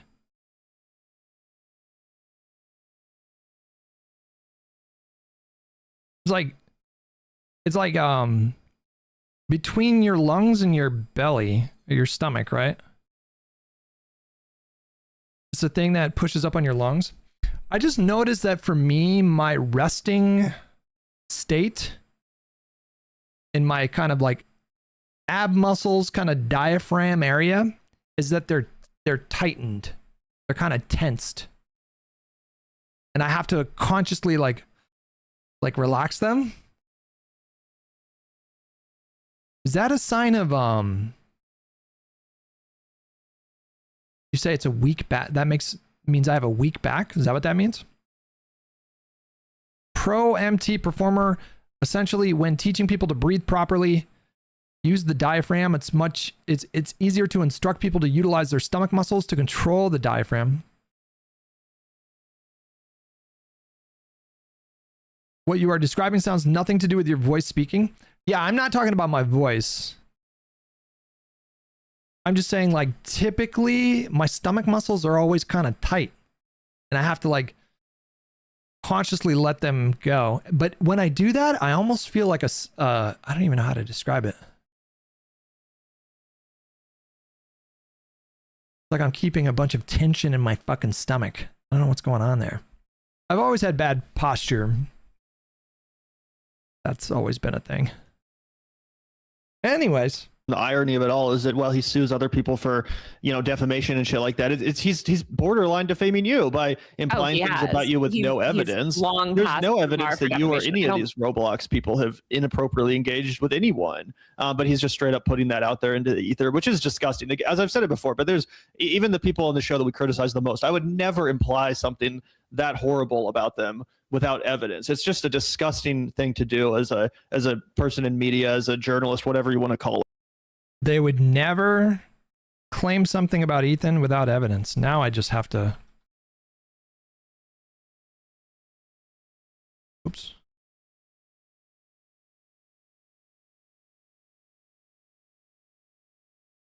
Feel like we need to fact check that.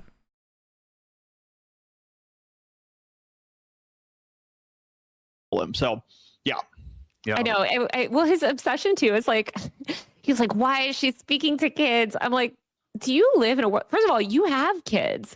Like like you live with kids. I've lived with kids. Like I had my nephews staying here. Like I'm, I even have a child living with me. That's how, like, I was at some 5-year-old's birthday party recently for my friend's kid. And I was just like, what world do these people live? Was it a 9/11 party? Can you imagine a 9/11 party for a 5-year-old? And like, and also his name was Pedo Troll. That's what gets me. I'm like, I've never done anything inappropriate. Like, again, because I report so frequently on young people, like I have actually great respect, and I like have taught workshops on like how to ethically report on young people, because a lot of times the media, tokenizes them or exploits them or in these media stories, especially around like school shootings and stuff.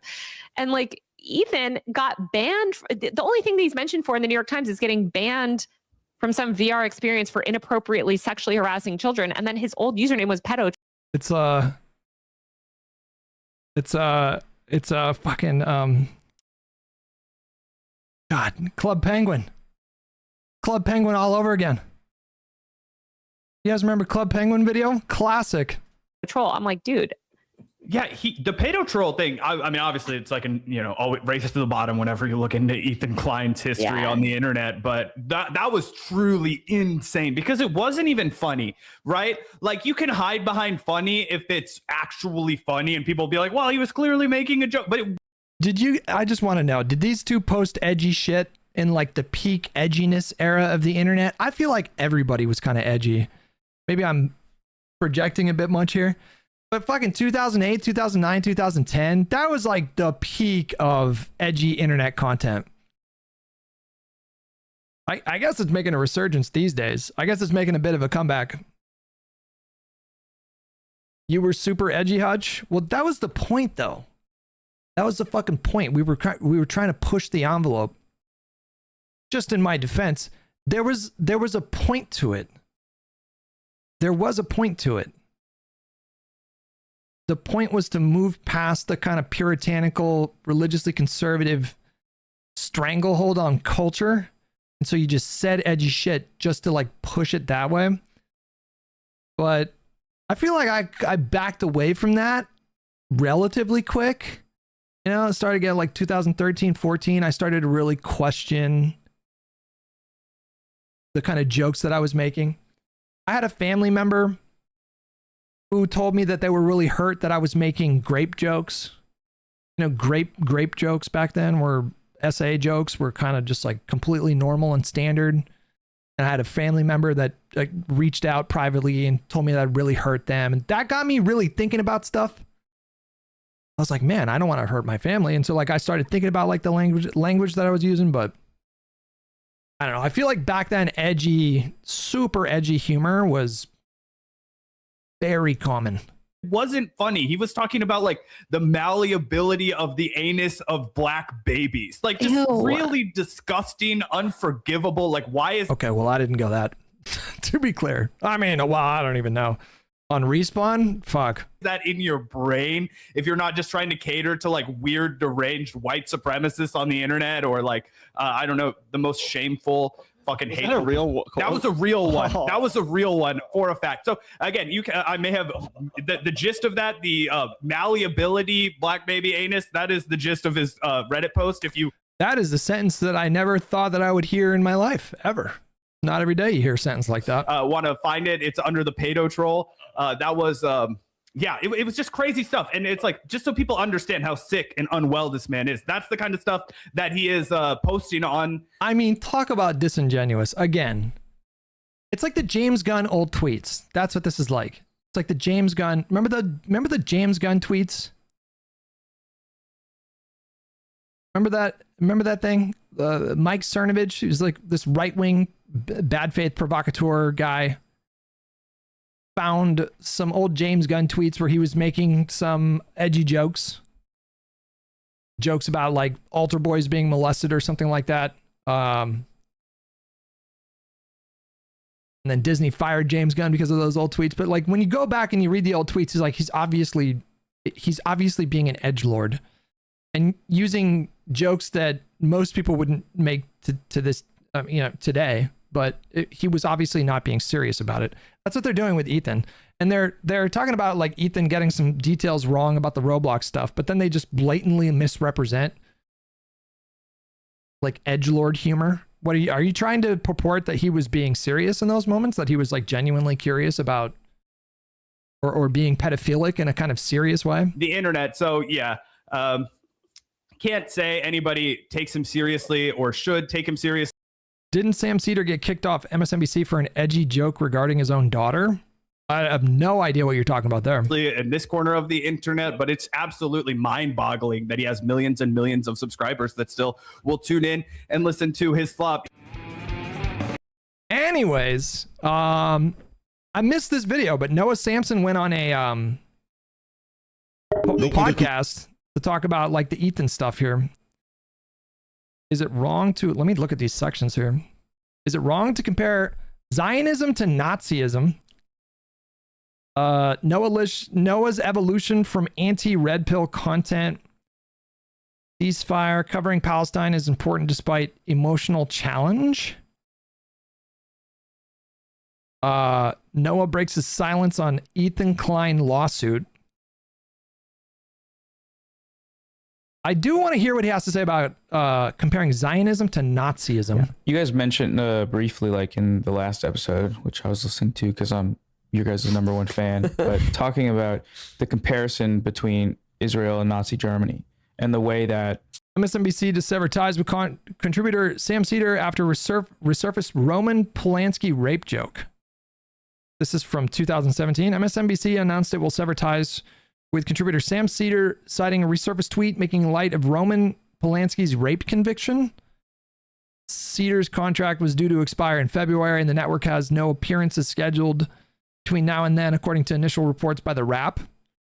In a since deleted tweet from 2009, Cedar wrote, "Don't care regarding Polanski, but I hope if my daughter is ever raped, it is by an older, truly talented man." Okay. Obviously joking. But that, I'm saying, listen, in 2009, this is my point. In 2009, people were just like pushing the envelope. They were doing, nothing was off limits. So I don't think we should judge 2009 tweets with a 2025 lens. That's a pretty crazy tweet. It's a pretty crazy tweet. But I'm not going to judge him for that. I'm not going to morally judge him for a tweet like that. some have, Ethan Klein, I mean, for example, made a story about how it's anti-Semitic to compare kids that were treating Bezalel Smotrich, like the leader of one of the leaders of the Nazi regime in Israel, as like Taylor Swift. Like they were super excited to see him, and then people were comparing them to the Hitler Youth, and it's been floated around, and it's a common defense of Israel that like you're uniquely targeting people's Jewishness by like trying to antagonize them secretly by calling them Nazis. When in reality, it's just the structure of racial supremacist genocide. That's exactly what they're doing. That's what the Nazis did. It's a perfectly... I mean, listen, however bad the violence and the death toll and the bombing and however bad all the material conditions are in Gaza, I think it is insane to imply or explicitly say that it was on the same level as Nazi Germany. I don't even understand why that would need to be explained. Kind of crazy to me that would need to be explained. The reason why the Holocaust sticks out in the historical record and why it's been such a heavy emphasis of historical learning and education is because it was so uniquely, I mean, like barbaric, murderous, evil. And the conversation doesn't need you. I feel like you're deliberately sidetracked. You're deliberately being provocative. And yes, I do think you're kind of, I don't know if it's like attacking Jewishness, but like you are kind of, like it's obviously very provocative to say that a Jewish country is like the same as Nazi Germany. And I think that's the point. The point is to be as provocative as possible, but you're really sidetracking the conversation. it's just it's a total distraction. Like you can do all of the advocacy you want to do regarding to the plight of Palestinians and calling attention to the ways that they're suffering, and you can do all that without sidetracking the conversation on this useless distraction. But it's, I don't understand why it needs to be explained that what the Nazis did is truly unique in the scope of human history, which is how what they did in such a short amount of time too. Apt comparison. And like, even I guess entertaining the idea that, you know, maybe it hurts their feelings, so we should use a different metaphor. First of all, the metaphor is the most apt for a Western audience, of course. I mean, because of a lot of reasons, in order to sustain Israel and to, you know, it's the most like widely written about and understood immediately. If you say Nazis, that's like one of the pure evils of like government, of war, of genocide, of anything. So it resonates. But in order to, if you're going to entertain the idea that it's hurting their feelings and that you shouldn't make that comparison, then you are basically saying historical oppression absolves them of the possibility of committing genocide. It absolves them of the, I don't think that's what that means, moral weight of participating in, you know, expansionism on ethnic grounds. And that's, I mean, I don't know, we have the phrase like Jewish supremacy written down here, and Jewish exceptionalism is also one that's been kind of spoken on. And I think it is kind of this situation where if you're going to allow it to, if you're exempt from being made to being compared with historical examples of oppression, then I mean, you're just your chat might have a collective IQ of the room temperature. Remy LeBou. What were you responding to? Who has room temperature? Let me investigate. You were responding to Raji. Nazis actually picked out specific people to kill. Jews, that's a difference. Israelis pick Palestinians. What's your point? Oh, there's a lot to unpack with that one. Nationalizing current and future examples of oppression. So, and you know, this only really applies to Jewish people, because the uncomfortable truth of the matter is the Holocaust also dramatically persecuted Romani people, Slavs, gay people, leftists. So if a Romani person went up to a Jewish person, why is he downplaying just how much of an heavy emphasis the Nazis placed on the on Jewish people? Like nobody's saying that they only killed Jewish people, but he seems to be pushing back against like, well, you know, they weren't the only people that were picked on. It's like, okay, well, there was a special emphasis placed on Jewish people, like obviously. Like, you know, like what are we? Yeah, leftists were persecuted just the same. It's like, well, you know. And I made this analogy last episode, but if a Romani person was, you know, on an anti-Semitic tirade saying a whole bunch of, you know, racist shit, had a Twitter page called Hitler, you know, 1488, whatever, you would have no problem saying, okay, this Romani person is a Nazi. You know, cognitive dissonance aside, this person is a Nazi.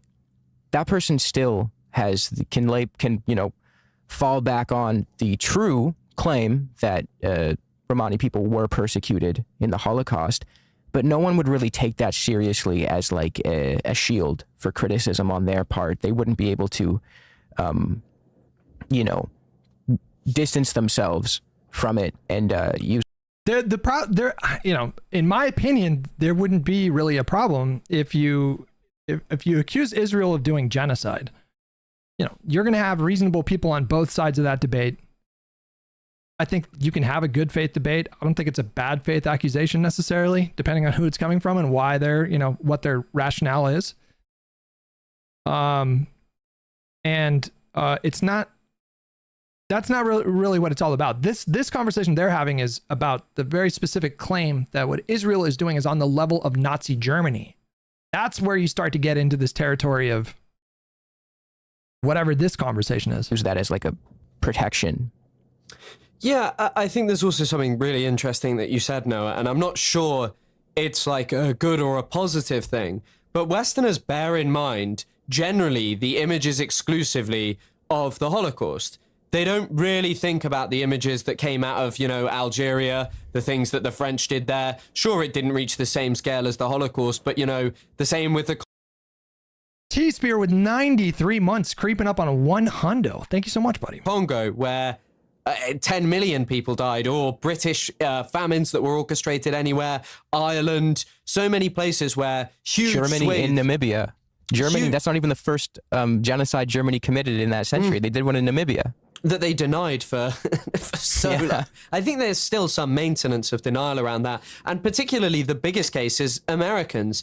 Many Americans sit there and say, don't make that comparison when, as I'm sure most, if not everyone who's watching this knows, there is a long-standing link between the Nazis and the Americans. Hitler spoke. Vishy with the gifted sub to Kevinator. Vishy, hey, cheers, buddy. Thank you so much. Hope you had a good holiday season. Hope you have a wonderful, happy new year. In the and when as I'm sure it seems like the purpose of this discussion is they seem to be trying to minimize the Holocaust, right? Isn't that the point of it?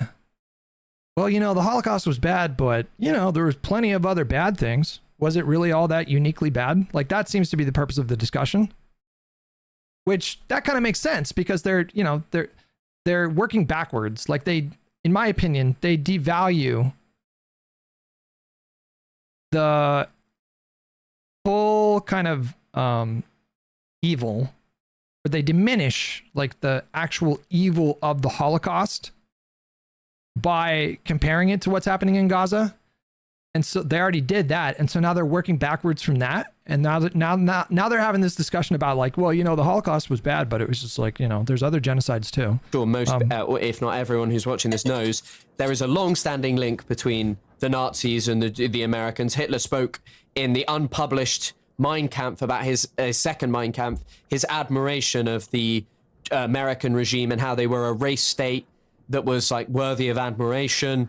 And I think in this, just briefly, if you saw the clip of Nick Fuentes on Piers Morgan making that comparison in reverse, America or like a theoretical white ethno state with Israel, and saying what Israel's doing in that regard is awesome. We want that. But he's also anti-Semitic, but he also hates Israel, them bombing children. So that's a little confusing, but at the same time, it's the same structure, right? Same logic. Tucker Carlson used to make that exact same comparison. Yeah, I mean, Nick Fuentes' views about Israel are, I don't really know what they are. And because he's more of like a classical anti-Semite, I think historically he just used to say, well, I know he said this, he said, I don't have a dog in that fight about Israel and Palestine on the Just Pearly Things podcast. A brilliant influencer of bygone times now, unfortunately. But on the podcast, you can check this. He 100% says, I don't have a dog in that fight. And largely his opinion has just changed because he's clearly seen the way the wind is going and gone like, yeah, I didn't like Jewish people anyway, so now there's a whole amount of people that I can... I mean, at least they're doing that, because I have seen some people... like, say what you will about Nick Fuentes, but he's got the right take on Israel. Kind of like poison the minds of and make them think that America is amazing and that Israel has ruined it.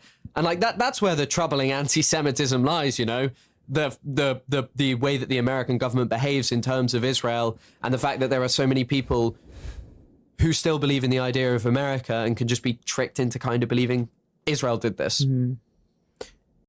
I don't even know what that means. There are so many people that are what now? What did he just say? Israel, and the fact that there are so many people who still believe in the idea of America and can just be tricked into kind of believing Israel did this.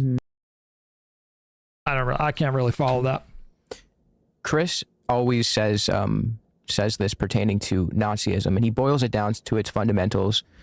And he says that at its core, it's a hyper racist identitarian movement that prioritizes like the perceived purity of the in-group and the perceived inferiority of the out-group. And if you just boil it down, strip it down to those fundamentals, it's not at all inappropriate to apply that same logic to another analogous ideology. And I think Zionism, like if there were to be another ideology that could perfectly map on to what I just described, it would be Zionism. And to gatekeep that comparison behind this, pearl clutching of oh, this is offensive, stifles the discourse. And it's a discourse that we should be having. If anyone in the audience hasn't read it, I would recommend. I think the difference here, well, a difference. There are obviously many differences between Israel and Nazi Germany.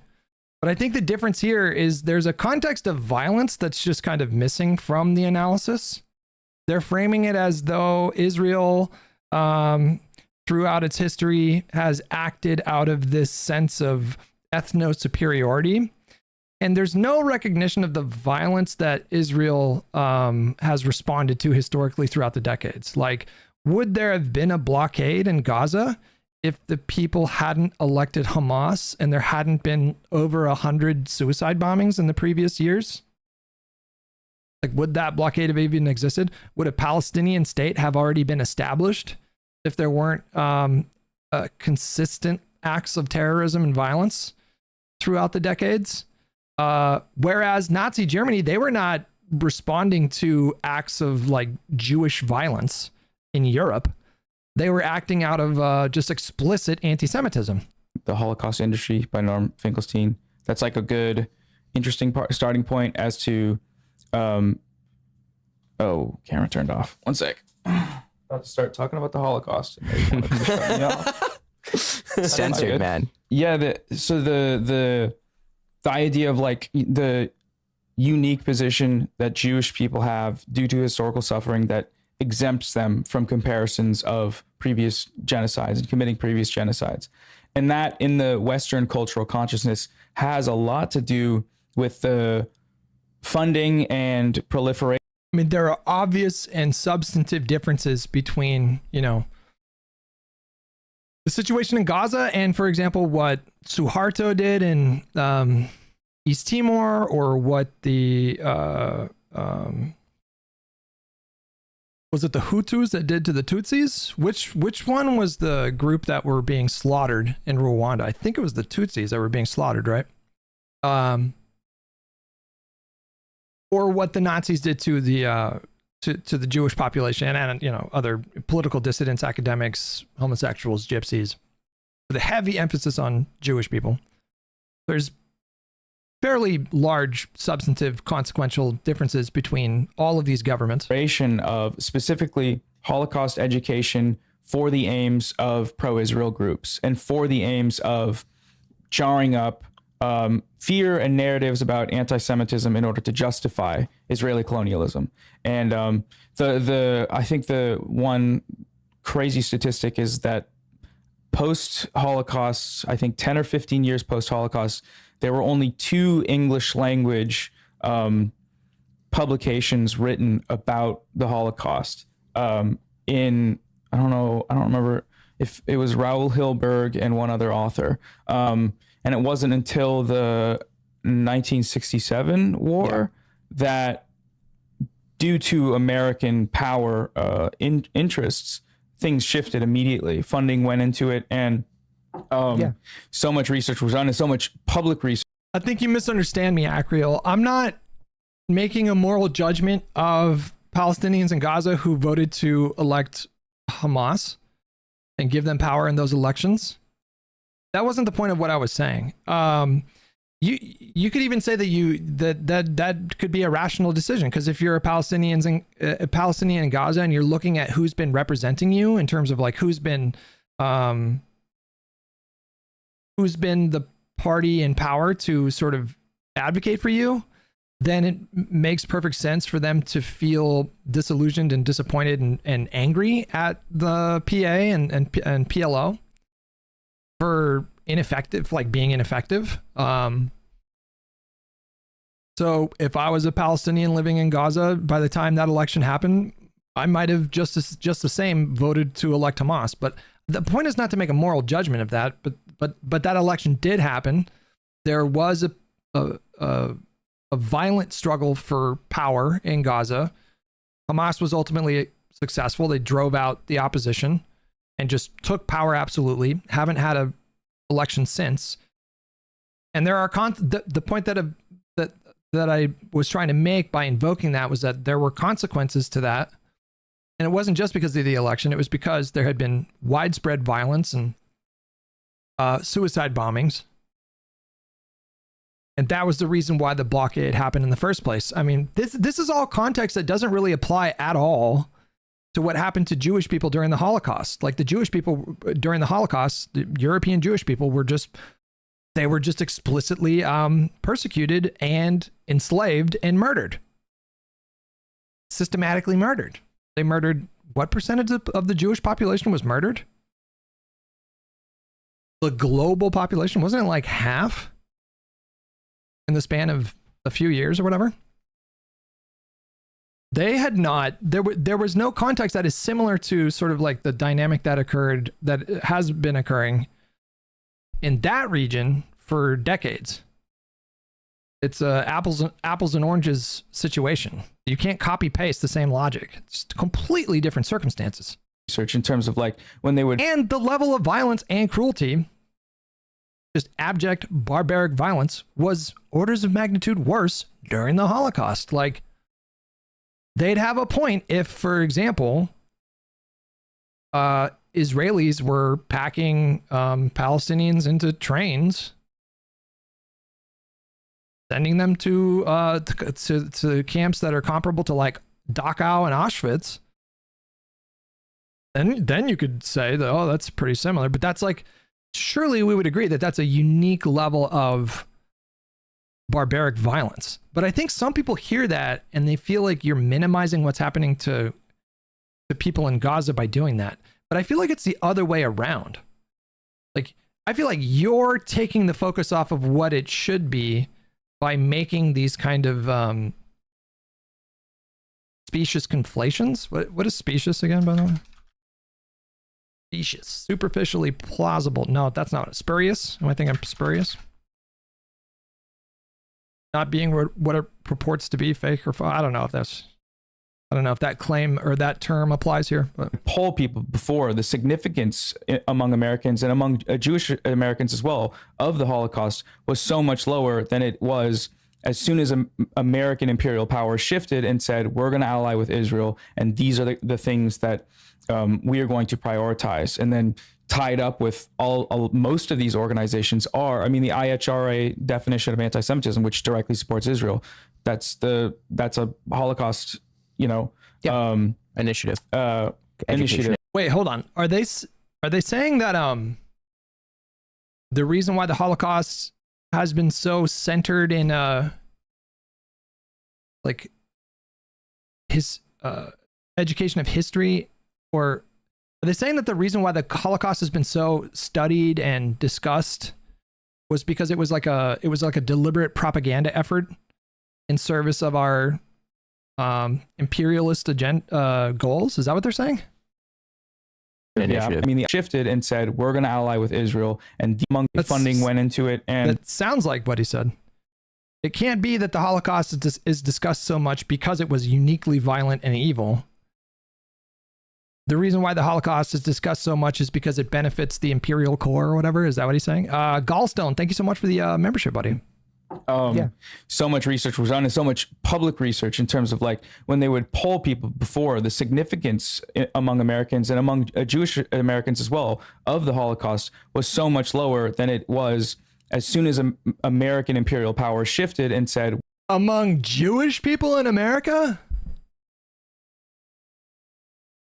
What claim did he just make? We're going to among Americans, and among funding went into it. And so much research was done and so much public research in terms of like when they would poll people before, the significance among Americans and among Jewish Americans as well of the Holocaust was so much lower than it was as soon as American imperial power shifted and said, I would love to see, I mean, maybe he's right. I don't know. Maybe he's right. That seems pretty hard to.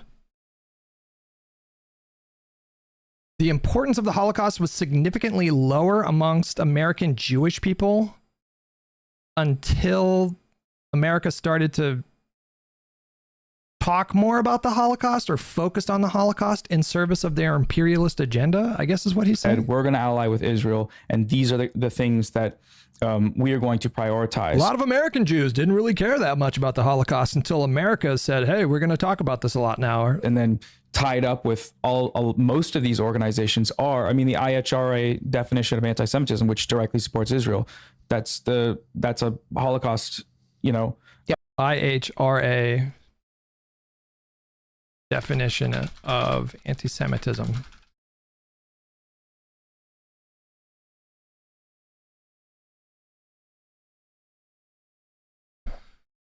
The IHRA, okay, what is anti-Semitism?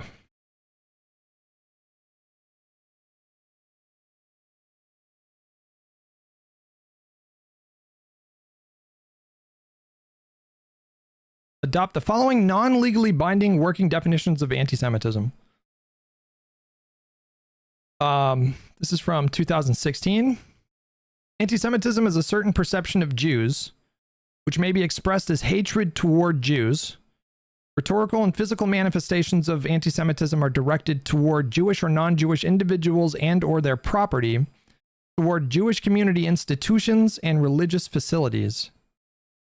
That seems like a very uncontroversial definition of anti-Semitism. Is that what he's talking about?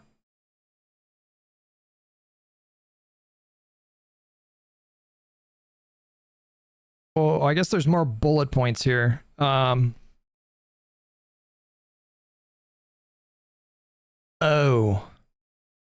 Okay. They go on to say manifestations might include the targeting of the state of Israel, conceived as a Jewish collectivity. However, criticism of Israel, similar to that leveled against any other country, cannot be regarded as anti-Semitic. That seems completely uncontroversial as well. It's certainly true that someone who is motivated by anti-Semitism might target the state of Israel rhetorically or otherwise. That doesn't seem controversial at all. That's just true, right? And then they go on to elaborate. I don't know if he's looking at something more recent. I don't know if they updated. These are the exact talking points of Martin Sellner, the Austrian who popularized the term remigration, that the elite are using memory of the Holocaust to break nationalist sentiment and force allegiance to Israel.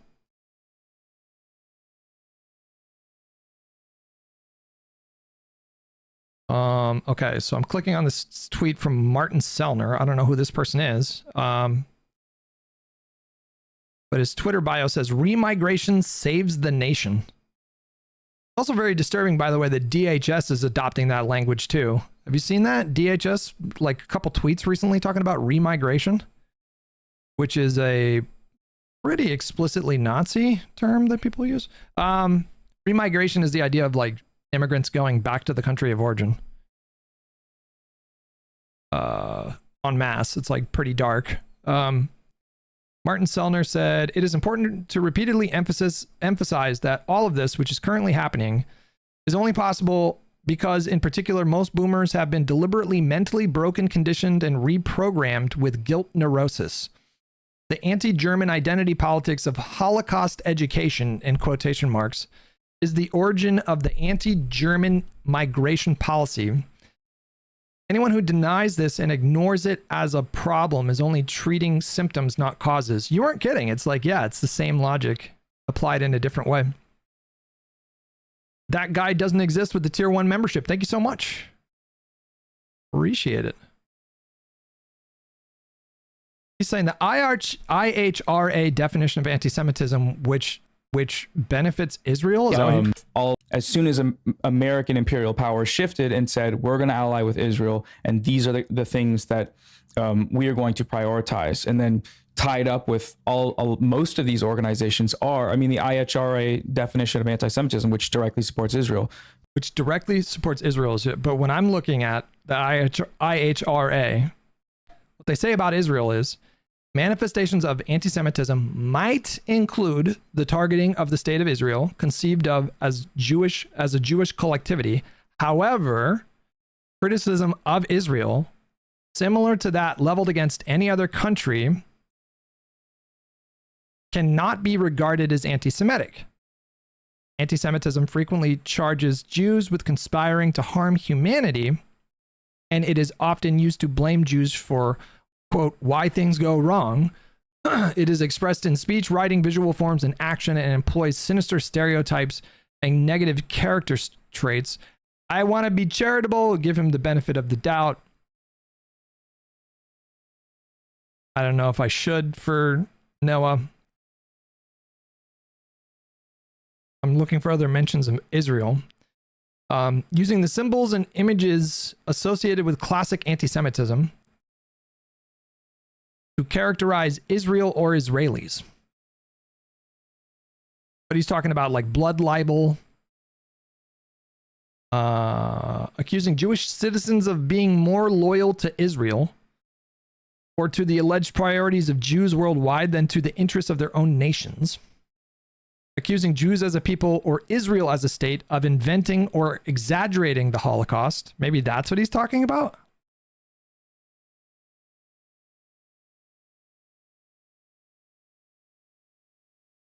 Holding Jews collectively responsible for the actions of the state of Israel. Drawing comparisons. Okay, maybe this is what he's talking about.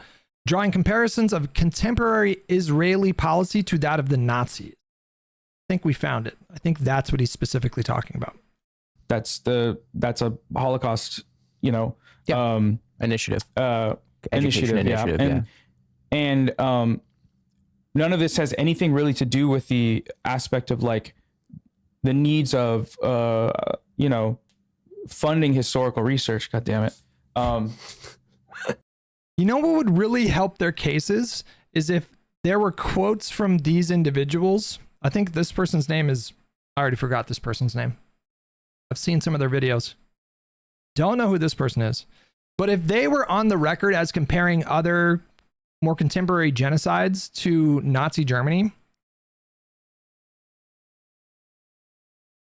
or are they almost or entirely exclusively focused on making the comparison of Israel to Nazi Germany? If there's other examples of them talking about other more modern genocides and then using the same language, doing direct comparisons to Nazi Germany, then I think that it would take a little bit of the little bit of like oomph out of that charge. But if they're going out of their way to only like focus on Israel as being like the only kind of modern comparison to Nazi Germany, then I think it does not help their case at all. Barry Weiss has purchased StreamYard. She's expanding. Yeah, no more StreamYard for Noah. No more anti-Zionist content. You're being censored. Barry Weiss is in my camera's battery, pulling wires. But yeah, no, that I'm happy you brought that book up because in it he points out that like the majority of Jewish people post-Holocaust did not have sympathies for Israel, America. Except as an occasional object of charity, Israel practically dropped from sight in American Jewish life soon after the founding of the state. In fact, Israel was not important to American Jews. In his 1957 survey, Nathan Glazer reported that Israel had remarkably slight effects on the inner life of American Jewry. Membership in the Zionist Organization of America dropped from hundreds of thousands in 1948 to tens of thousands in 1960. Well, hang on a second. There seems to be a pretty obvious reason for this, right? Can anybody guess what I'm about to say? What is the obvious reason why membership of the Zionist Organization of America would drop from hundreds of thousands to tens of thousands between 1948 and 1960s? What is the obvious reason?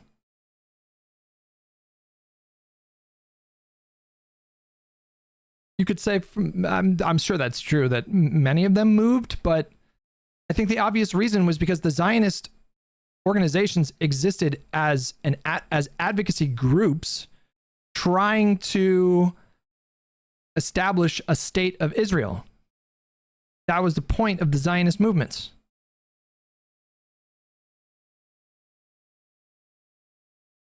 They were trying to find a way to have their own state, to get their own state. And then what happened in 1948?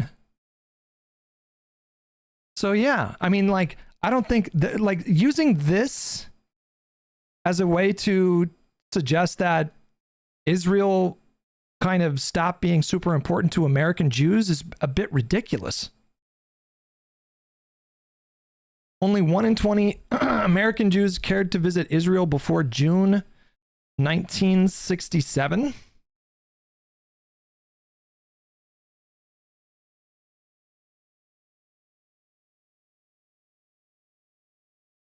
In his 1956 re-election, which occurred immediately after he forced Israel's humiliating withdrawal from the Sinai, the already considerable Jewish support for Eisenhower increased. In the early 1960s, Israel faced a drubbing for the Eichmann, blah, blah, blah, blah, blah. A drubbing for the Eichmann? Wait, what? Where, I want to know where this sentence is going.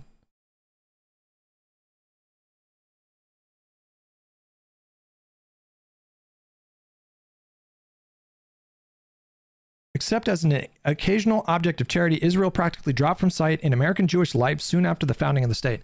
What percentage of American Jewish people immigrated to Israel?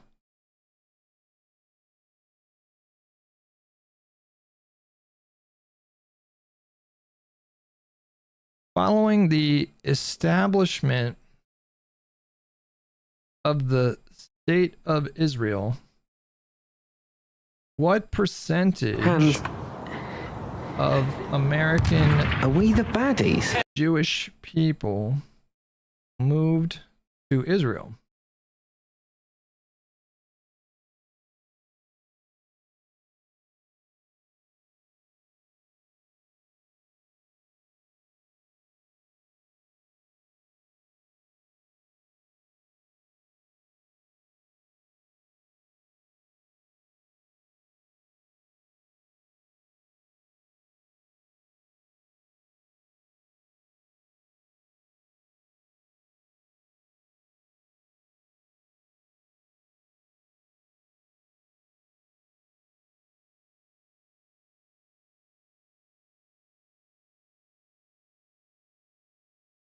Surprisingly, we actually don't have a lot of great numbers there.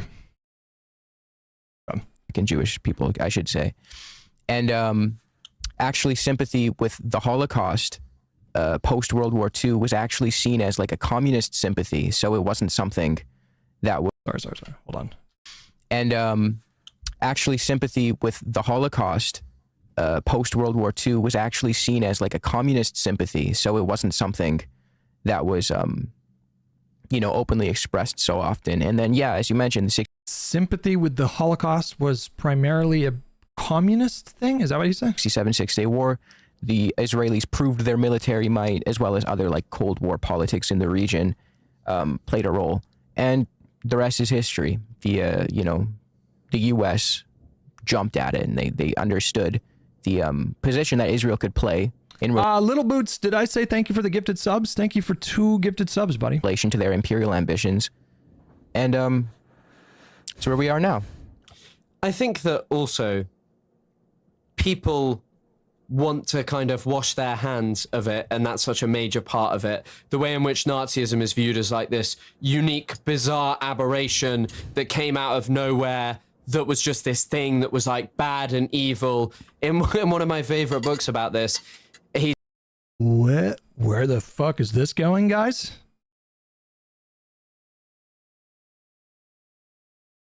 I think that also people want to kind of wash their hands of it, and that's such a major part of it. The way in which Nazism is viewed as like this unique, bizarre aberration that came out of nowhere, that was just this thing that was like bad and evil. In one of my favorite books about this, he talks about the Indiana Jones films, and there's 2 lines across, I think, the first and third one. And in the first one, he's like, snakes, I hate those guys. And in the last one, he goes, Nazis, I hate those guys. And in the film, they're basically, it might be actually the other way around, film-wise. But anyway, in the film, the Nazis are just like as evil as snakes. They're just like an evil bad guy for Indiana Jones to kind of conquer, and they're bad because they're evil because of their hubris, rather than Indiana Jones conquered Nazi Germany? I don't even... Their politics.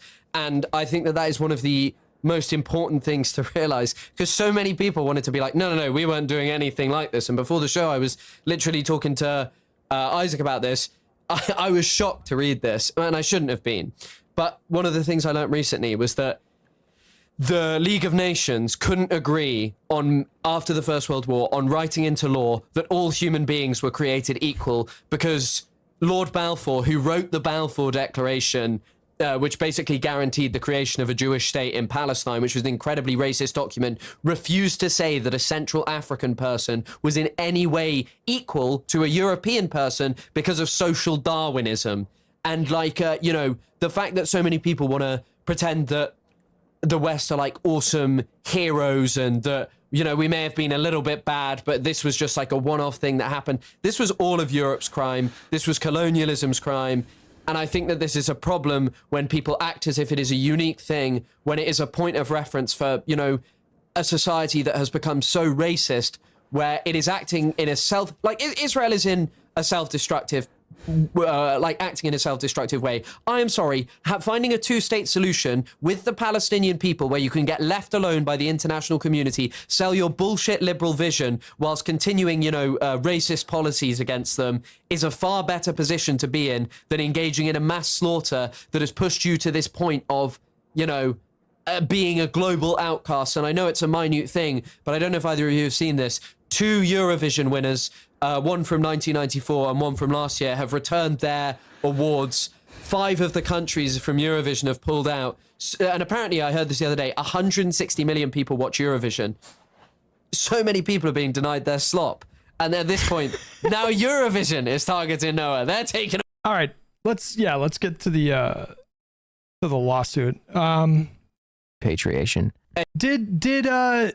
Did Ethan sue Noerr as well? I don't even remember. Did he bring litigation against Noerr? Are you happy to? Is that still ongoing? Did it have to do with the whole thing of, I think Noerr had put out a video like these genocide supporting content creators? Was my face on the thumbnail of that? No. Am I remembering that wrong?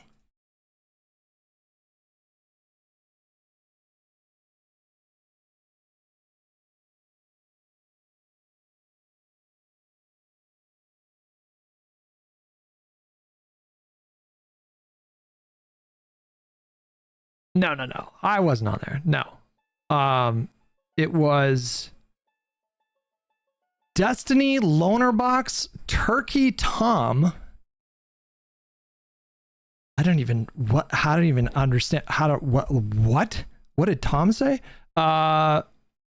Mudahar and Ethan were the people on that video thumbnail. To break your silence about the you acted confused, but he didn't say much wrong there about Israel and the situation. The whole premise I find to be, by identifying the uniquely evil nature of the Holocaust, you are not saying that Western forces have not committed atrocities, do not have racist leaders in their history, did not commit war crimes or act in a way that is imperialist. Like, you're by simply, I would argue, correctly acknowledging the uniquely fucking evil characteristics of the Holocaust. You're not like absolving all these Western countries of the bad parts of their history. But it is still pretty ludicrous in my mind to suggest, as he very clearly did, that the Holocaust was not, in fact, an aberration in history. That, you know, really what happened in the Holocaust is not so different from what you saw, you know, conducted by all these Western countries. Like, I don't agree. I think the characteristics of the Holocaust were pretty uniquely evil. Lonerbox was an unlockable character Noah included with the second thumbnail release. He added Lonerbox to that? The lawsuit situation, are you able to? Yeah, I mean, no, I'm not getting sued. I was never getting sued. I guess that's where like the confusion is, because was it a cease and desist letter? Now I'm confused because I thought he was getting sued. Because that, according to him, like you were about to fucking lose your house. You were back to the ropes. Yeah, I wasn't aware that people, because I thought I made it pretty clear in my video that he hadn't sued me, but I guess because he continues to tell, well, because he sued those other people are assuming he sued me. But no, he just spent like. So there's a video of his from 7 months ago, Ethan Klein lawsuit response. Noah, long time no see. Today I'm going to talk about being sued or being threatened with a lawsuit. At least I haven't actually been sued yet. Ethan Klein and Mutahar from Some Ordinary Gamers have said that they plan on suing me for defamation. They're doing this in response to a video I posted in March called the. I mean, he says it right there in the first like 5 seconds. Planning on suing, I guess. Like 3 or 4 months, kind of like harassing me and telling me he was going to take all my money and like make me, poor and make me on the street begging or whatever. And you could move in with me if that happens, by the way. Oh yeah, fuck yeah. Okay, I hope he sues me then. Fuck it. That'd be a party. That'd be so sick. Sorry to your girlfriend though. I'd be taking all her time. It's all good, man. It's all good. She could sleep on the couch. Yeah. Cool. I mean, I guess it's like, I kind of knew that you weren't getting sued, but it's obviously like, there was like, I can imagine, the Iranians have like. He dodged the paperwork. Ethan was trying to serve him, but he fled. Is that true? Like a clock that says, this is the amount of time until Israel is destroyed. In his house, he had like a 24-hour countdown. He was like, Noah Samson, retract your video. And it wasn't just like a little bit of like, oh, you're getting sued. I remember like a huge amount of podcast episodes, and also a fucking like Mutahar got involved as well. Some Ordinary Gamers. Yeah, I know multiple pretty big YouTubers that he reached out to that he said, I will pay your legal fees if you join in on this lawsuit. People that I talked about in my video. Really? The YouTubers who backed a genocide. So yeah, it was a coordinated effort. And I mean, he paid a lawyer to write a cease and desist to telling me to take down the video or they were going to sue. I'm not seeing anything about him like dodging the paperwork. I don't know where you guys got that. Or like, I mean, it was just a scare tactic. Yeah. At the time though, I'm completely unfamiliar with legal proceedings, defamation law and stuff like that. Yeah. So I hired a lawyer for sort of analysis on a lot of these things. I talked to a lot of lawyers, and it was kind of a stressful time for sure, because it's like I mean, if someone wants to legally harass you until you don't have enough money to pay lawyers and then you have to settle, they can do that. That's just how we saw him do it. The American, and yeah, I mean. What about with $2? Hutch, he has frosted tips. Mock him. I'm not gonna fucking listen. Am I really in a position to mock people for their hairstyles? That's like an amputee criticizing someone for having a bad tattoo, He is doing that right now. And that's another thing we can talk about is his. Maybe that's not the best. Just completely cowardly shift to be like. It made sense in my mind. Okay, I can't sue him because he's just expressing a political opinion, and I can't sue these other people because they're just watching my content, but they're women, I guess. Yeah. So I'm gonna sue all of them at once and then make a big fuss about it. And yeah, I mean, like really terrorize their lives, for lack of a better term, because of the financial. He has multiple businesses. They have their podcasts.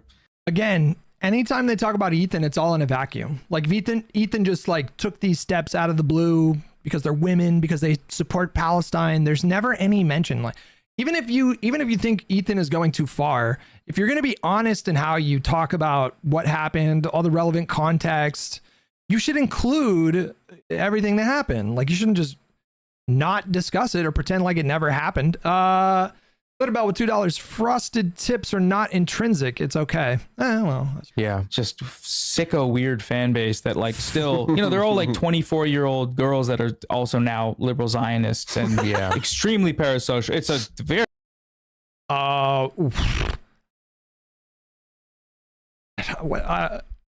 of H3's audience are 24-year-old liberal Zionist girls. What? I don't even understand where that's coming from.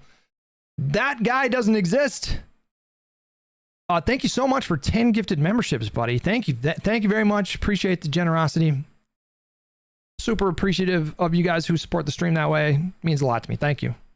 very demonic place to like exist. But at the same time, that financial consistency allows you to theoretically legally harass people. But he did just lose that, big defamation lawsuit against, what what's his name? Ryan Kavanaugh. He settled. He Ryan settled. Kavanaugh. Yeah, he settled. And he had to pay. I have an insider source that has informed me that he had to pay. I can't give you the figure, but an exorbitant. It's a lot. It's a lot. And so it's something that you could theoretically, tally onto the idea that he's trying to financially harass people and that it won't last as long. But in the case of my lawsuit, it was just a scare tactic. It was a political effort to delete criticism of Zionism. And that, he doesn't work for the Israeli government, but the Israeli government funds projects like that across the world in order to stifle criticism of Zionism. So it's the same fundamental structure, and he was participating in What the fuck?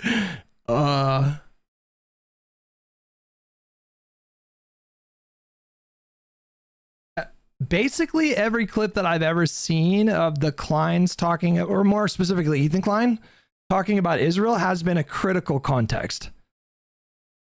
I'm going to say it's like 95 to 98% of the clips that I've seen where Ethan is talking about Israel, he's criticizing Israel. In his own, for free, I mean, he paid for it. Like, he wasn't even paid by the government to act like that.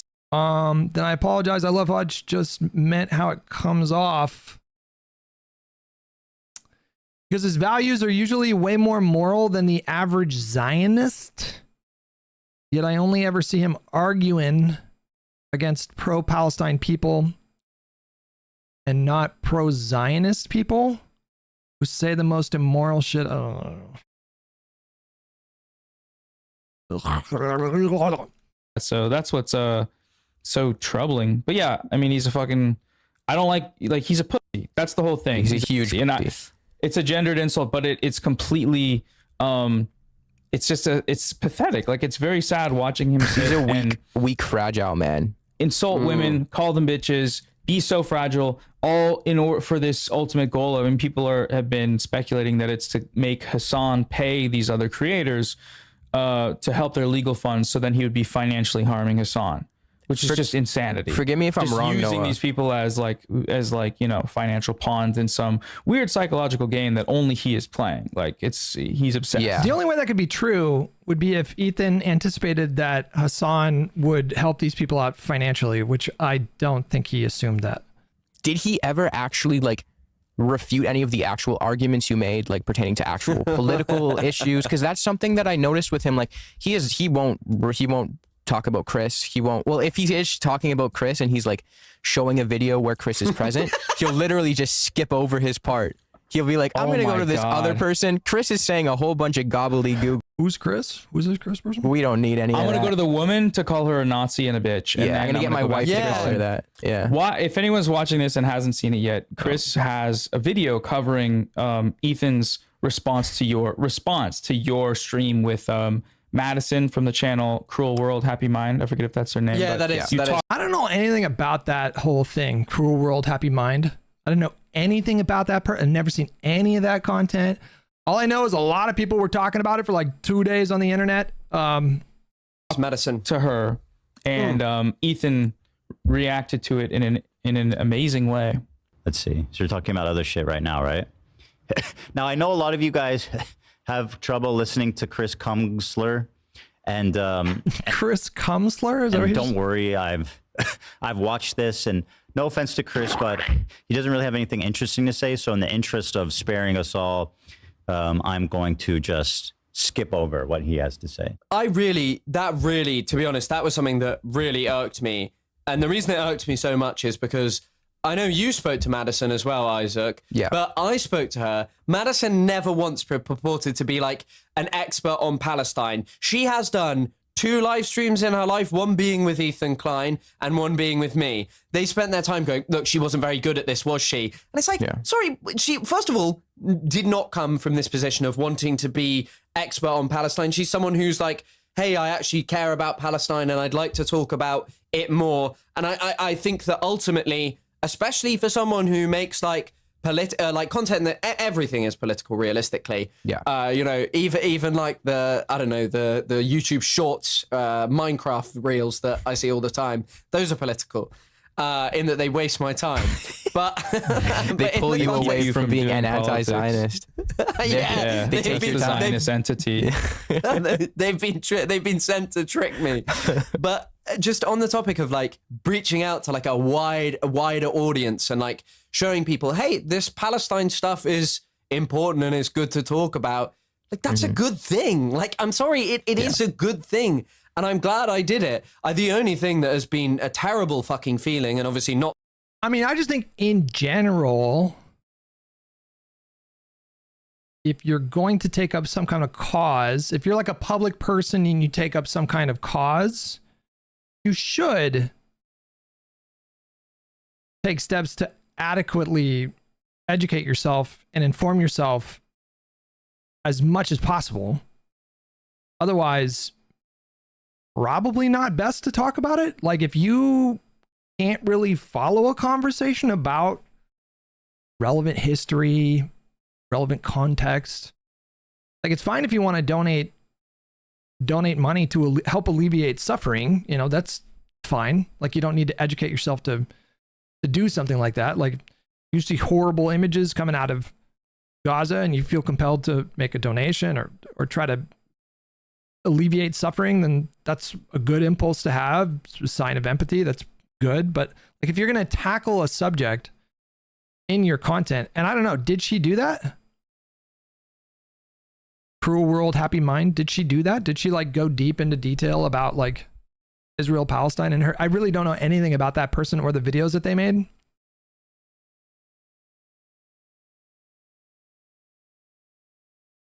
But maybe, you know, just as a general rule of thumb, like don't do deep dives into topics if you don't feel comfortable having the conversation.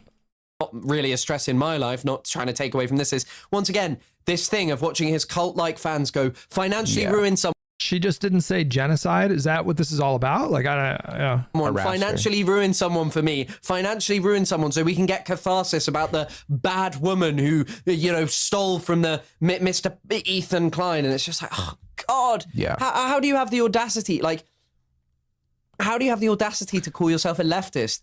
And I think it's a problem of almost the era of red pill content. Did Ethan call himself a leftist? Vishy with a gifted sub. Appreciate it, buddy. You were fucking talking about. The reason that Ethan portrayed himself as a leftist was just because he spoke about really bad men on the internet being objectively really bad. And it's easy to look good when, you know, you talk down to the worst guy.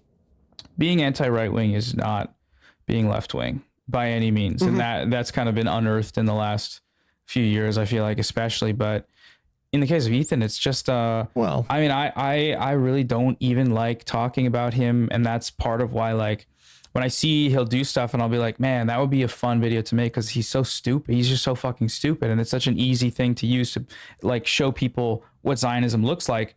But then I'm like, well, his fans, the only people left in his fan base are parasocial, sycophantic Zionist freaks, like some combination of that, like liberal Zionists or people who just apathetic. They don't give a fuck. They give a fuck when it's time to say, oh, he's pro-Palestine. Z King with $5. Do these jackasses even know Ethan's position on Israel, Palestine? If they don't know, or how the leftovers fallout began, they need to shut the fuck up. Well, the cope that I've heard 1,000 times, and I think he's probably going to say it right now in this moment, because it sounds like that's where he was headed, is that that's all just like a show. Like it's all just a show. He says things to give off like an optical kind of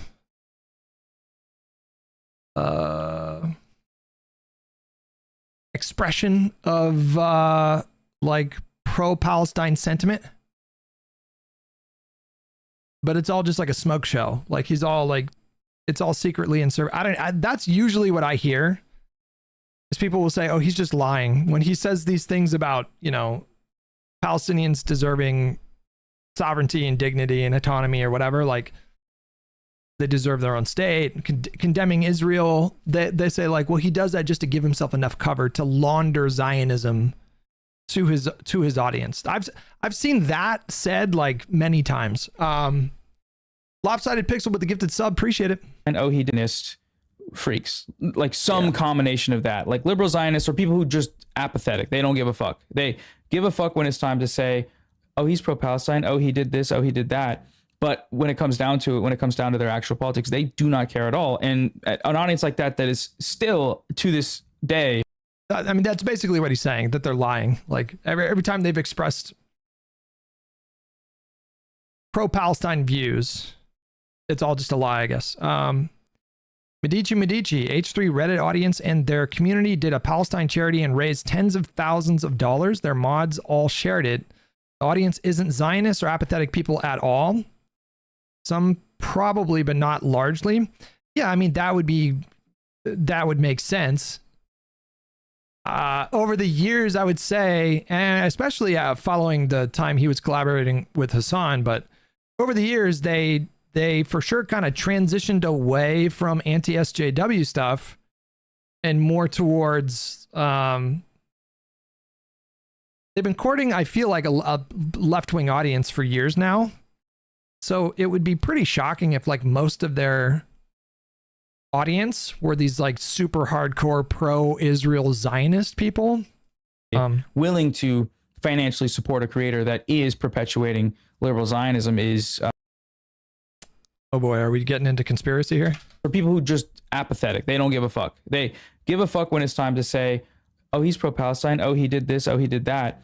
But when it comes down to it, when it comes down to their actual politics, they do not care at all. And an audience like that is still, to this day, willing to financially support a creator that is perpetuating liberal Zionism is, that's, I don't want to say it's a lost cause, but it is. There are other places, a lot of times, that I think are potentially more worthy to focus, unless things are just so clearly heinous that it's that you have to touch on it and it's easy. But I don't know. Well, I bring up his avoidance of like dealing with your political arguments because Chris is someone who has made copious amounts of genuinely thought out, great criticism of him on a political level. I've criticized him politically. I've talked about how he, perpetuated the lie that, during the Nakba, the Arab leaders told the Palestinians to flee, and that's a right-wing Israeli myth that's been debunked by Zionists themselves, like Shlomo Ben-Ami. It is not at all clear, as maintained by conventional Israeli myth, that the Palestinian exodus was encouraged by the Arab states and by local leaders. Benny Morris found no evidence to show that either the leaders of the Arab states or the Mufti ordered or directly encouraged the mass exodus. Indeed, Morris found evidence to the effect that the local Arab leadership and militia commanders discouraged flight, and Arab radio stations issued calls to the Palestinians to stay put or even to return to their homes if they had already left. True, there were more than a few cases where local Arab commanders ordered the evacuation of villages, but these seem to have been tactical decisions taken under very specific military conditions. They did not respond to an overall strategy of either of the local Palestinian leaders or the Arab states. I need Loner Box to be my consultant for this part here. I know that when I read one of Benny Morris's books, or about half of it, where they talked about that initial exodus, the Nakba, or however you pronounce it.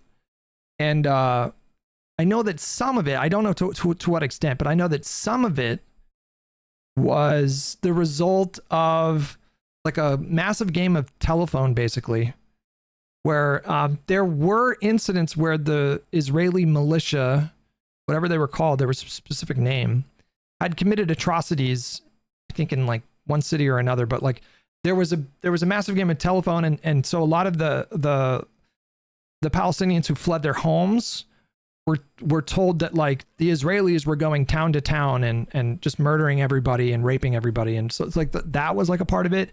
I don't know like to what extent leaders of the Arab states, if they did, encourage Palestinians to flee. I'm not even particularly sure what claim Ethan made that they're reacting to here. But I would say, like, if there's one thing about Ethan that I think is that you could say pretty definitively is, I think, like, tell me if I'm wrong, but Ethan, I think, is open to being wrong. So, like, if he, we've all had the experience, we're flipping through our phones and maybe we see some meme and it has some kind of historical claim on it, and we take that claim at face value, and it's just bad information. Like, that's probably happened to everybody at some point. But I feel like I've seen plenty of clips of Ethan saying like, oh, I thought this, and then I looked into it and I was wrong. Like, he's not somebody, he doesn't strike me as somebody who would like stick to something out of ego or pride.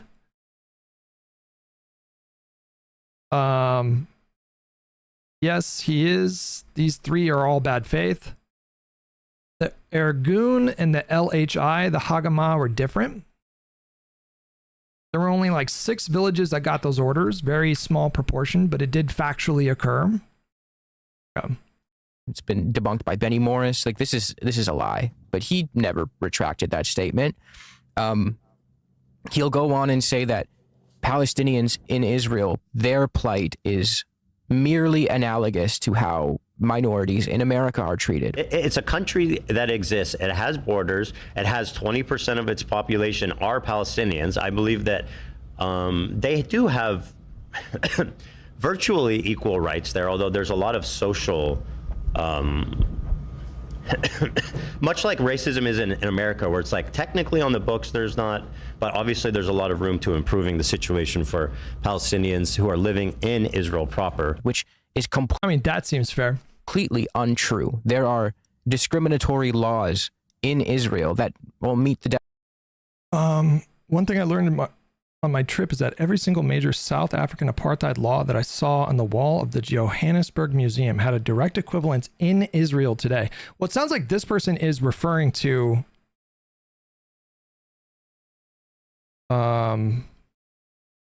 Israel, Gaza, and West Bank, and not Israel, whatever you could, like Israel proper.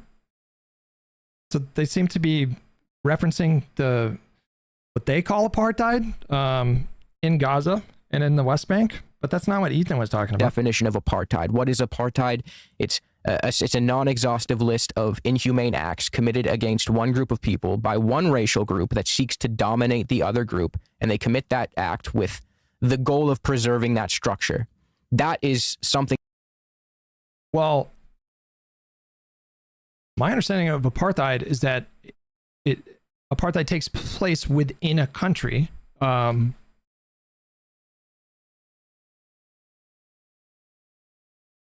policy or system of segregation or discrimination on grounds of race.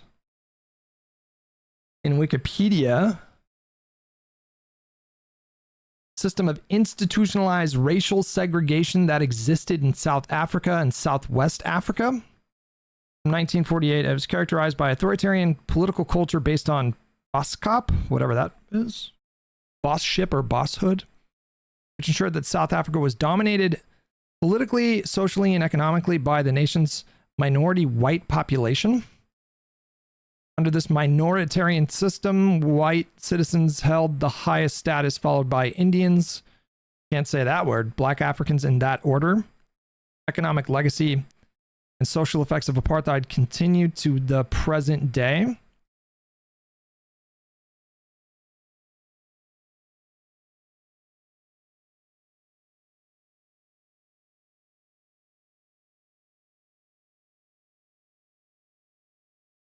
Thing that happens in Israel, but Ethan just boils it down to, okay, it's just the way that minorities in America are treated. It's exactly the same, which is not the truth. We have called him out on this so many times. We've made great arguments against him on a political level, nothing personal. I don't believe Chris to be the guy who sent skulls to his house, unless I'm wrong. But there's a concerted effort with Ethan to only respond to the fluff, never get to the root of the issue. And even when he dealt with you, like, he didn't actually combat any of your arguments. He took issue with your thumbnail. In the stream, he said explicitly that because I was like, watch it. He's not going to respond. He said, I will respond in the court, basically in court. Like, you're going to get sued, and I'm going to respond to each argument in court. And I was like, okay, well then I already win because you're not going to sue me. So this is like ridiculous. But then he did the same thing with you guys. He just completely ignored it. And okay, I had a different idea of apartheid in my mind, because apparently apartheid is not just strictly limited to something a state does within its own borders. It's news to me. Okay, you learn something new every day. I mean, there's a material motivation to not alienate more of his audience by showing them places where you prove him to be like a repulsive Zionist. Like that's obviously against his material interest. A repulsive Zionist, my goodness. They run businesses, they're trying to make money. Yeah. At the same time, like you that is part of why it's so easy for these people to, because they don't know and they don't care. Like when you're that parasocial, you're not a serious political actor. You aren't going to go seek out the critique and listen to it in good faith and try and understand what we have been saying. So I guess the counter argument that Israel would throw out there is that they established things like the blockade and out of security interest rather than a desire to like racially subjugate people. I assume that would be the pushback instead. You're just gonna watch the stream and you're gonna see him dunking. Again, that is what they would say. I'm saying on this like this creator who made her first essentially like explicitly political video about Palestine in a very minor part of her video in an argument, and you're going to verbally berate her and call her names and say she's a Nazi, and it's gonna. Well, what did she say specifically? What is it called? Cruel World, Happy Mind? Wasn't it like a 3-hour video on Ethan or something like that?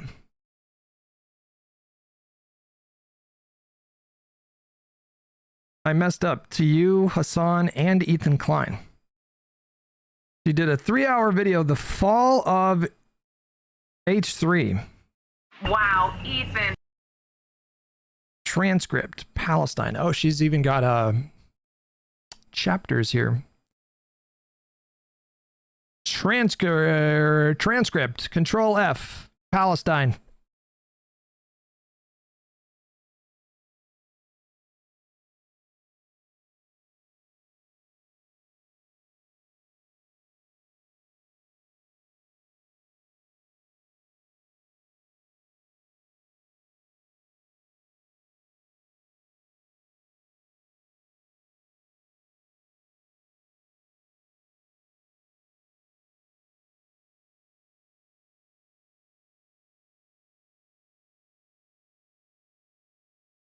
She did not say much. Maybe she said more.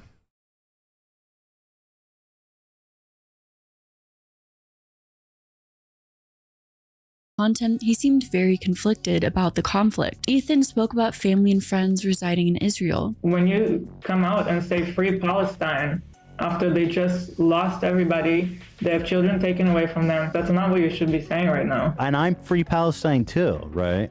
It's just the timing. Hassan is a Turkish American. That is insane. Like while they're still counting the bodies on October 7th. Like, of course, saying free Palestine in a vacuum, that has very different context. I wouldn't make any kind of like negative assumptions about somebody who said free Palestine just in a vacuum. If you're saying free Palestine as they're still counting the bodies on October 7th, that's a very different conflict, like context. And at that point, like there's something else behind that besides just desire to free Palestine. And a strong voice of support for those often not given a voice in the Middle East. Hamas is a Muslim Brotherhood fundamentalist cutout. It also happens to be the only popular form of governance amongst Palestinians. Oh no, she fucked up. Oh no. Oh no. My goodness. Oh dear. She relied on Hassan to tell her, like, educate her on what Hamas is. Do you want to know why that is the case? They want to support Palestinian people, but they think the only support Palestinian people can get is if they are perfect victims. While over the past few years, Hassan has been frequently very vocal about Palestine, recently, when a black person expressed frustration over Hassan's silence over what is taking place in Sudan, Hassan seemed to kind of completely go off in a stream. Hassan's response seemed unreasonably angry. Okay, hang on. Where did the Control F go? Self-directing his anger at black people in general.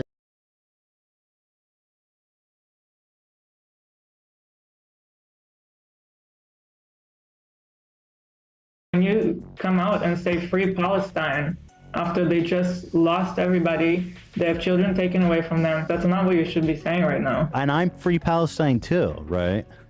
Palestine on social media. Now I'm free Palestine. You can say free Palestine, but the timing to me made me uncomfortable. It seemed like they were cheering on Hamas. Yeah, that's. I mean, obviously, that's what was happening. Proud of you. The term Zionist has been thrown around frequently in conjunction with the Israel-Palestine conflict. I think most people who use the phrase Free Palestine are advocating for the right of Palestine and are not against a group of people, but also words are powerful. They stand. Yes, okay. I don't understand why she would work in. Why are you giving a history lesson? That's crazy to me. A content creator, because apparently after the fact she came out and recognized her limitations of knowledge on the subject and just like, well, why are you talking about it then? I don't understand. It says you're just trying to capitalize on the drama, and so you have to find a way to talk about it and unpack it in some kind of way. But like, just don't like. What are you doing? Like, what's the point? This is a bit silly. What, Kalinda? What's up? I don't understand. What's happening? Kalinda?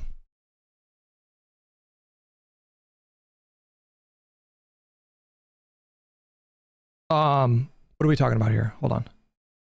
But that's not fucking apartheid, dude. That's discrimination. It's also gotten worse recently, particularly under Ben Gvir. For a very short period did Hutch cover that. I'm gonna talk to him about left-wing anti-Semitism, particularly Hassan's eventually. Because discrimination is not the same thing as apartheid. You're in the waiting room? Okay, all right, relax.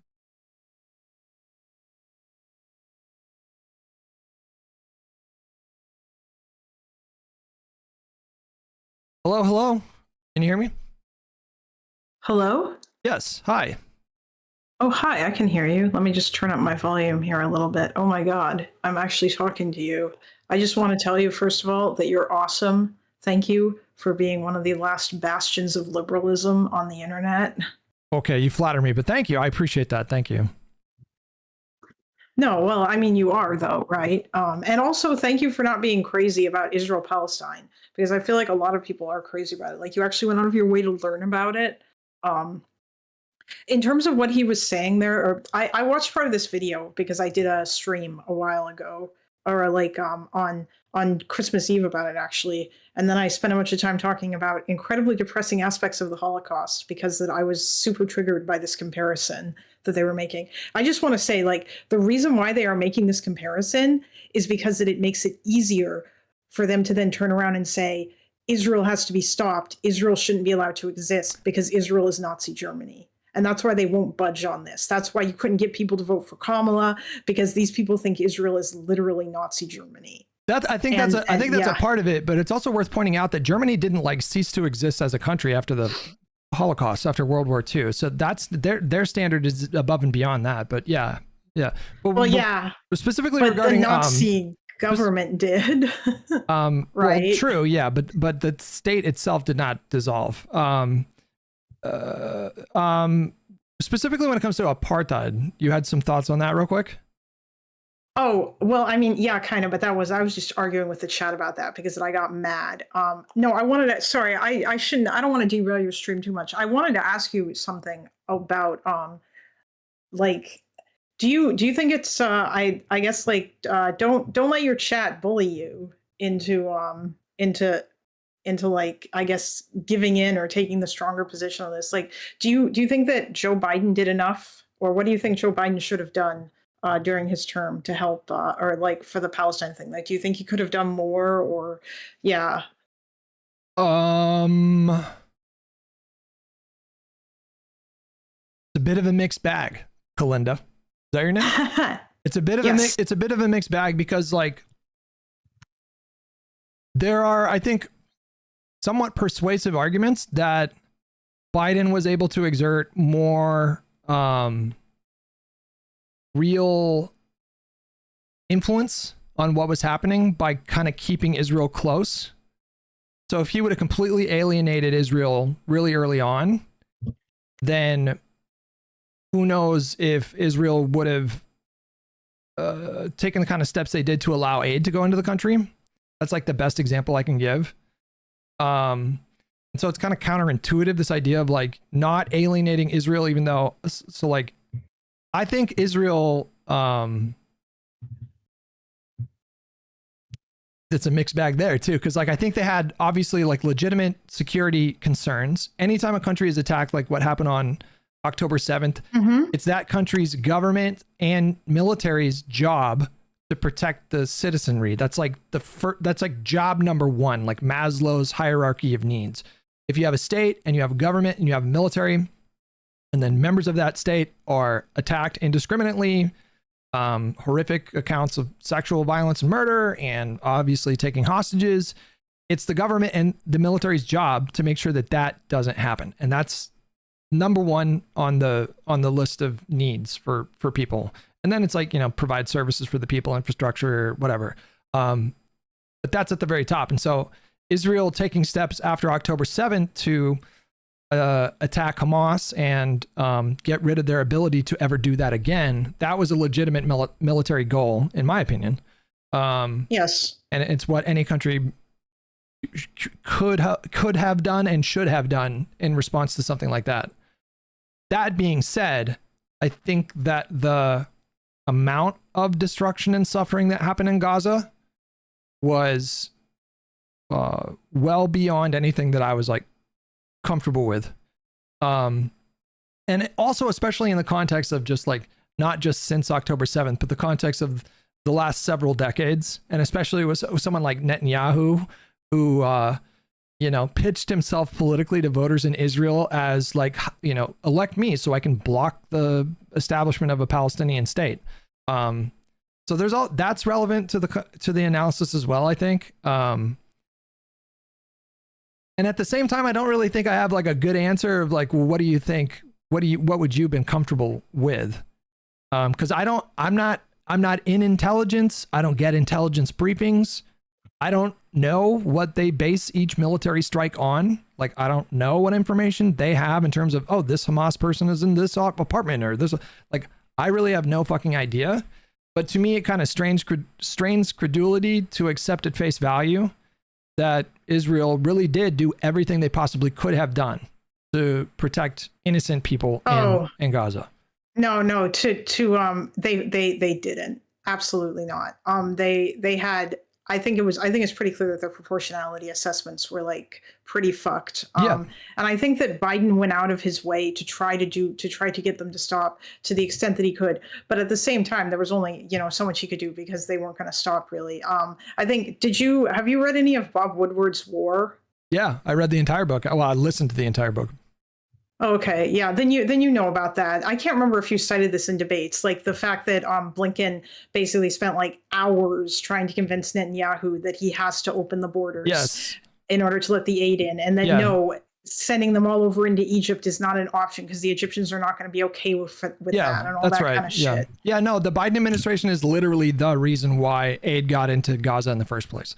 My understanding, my recollection of the Woodward book, his reporting was that the State Department went to Israel and they asked them, okay, what's your plan for allowing aid into the region? And they were shocked when the Israelis came back and said, what do you mean? We're not going to do that. That's crazy.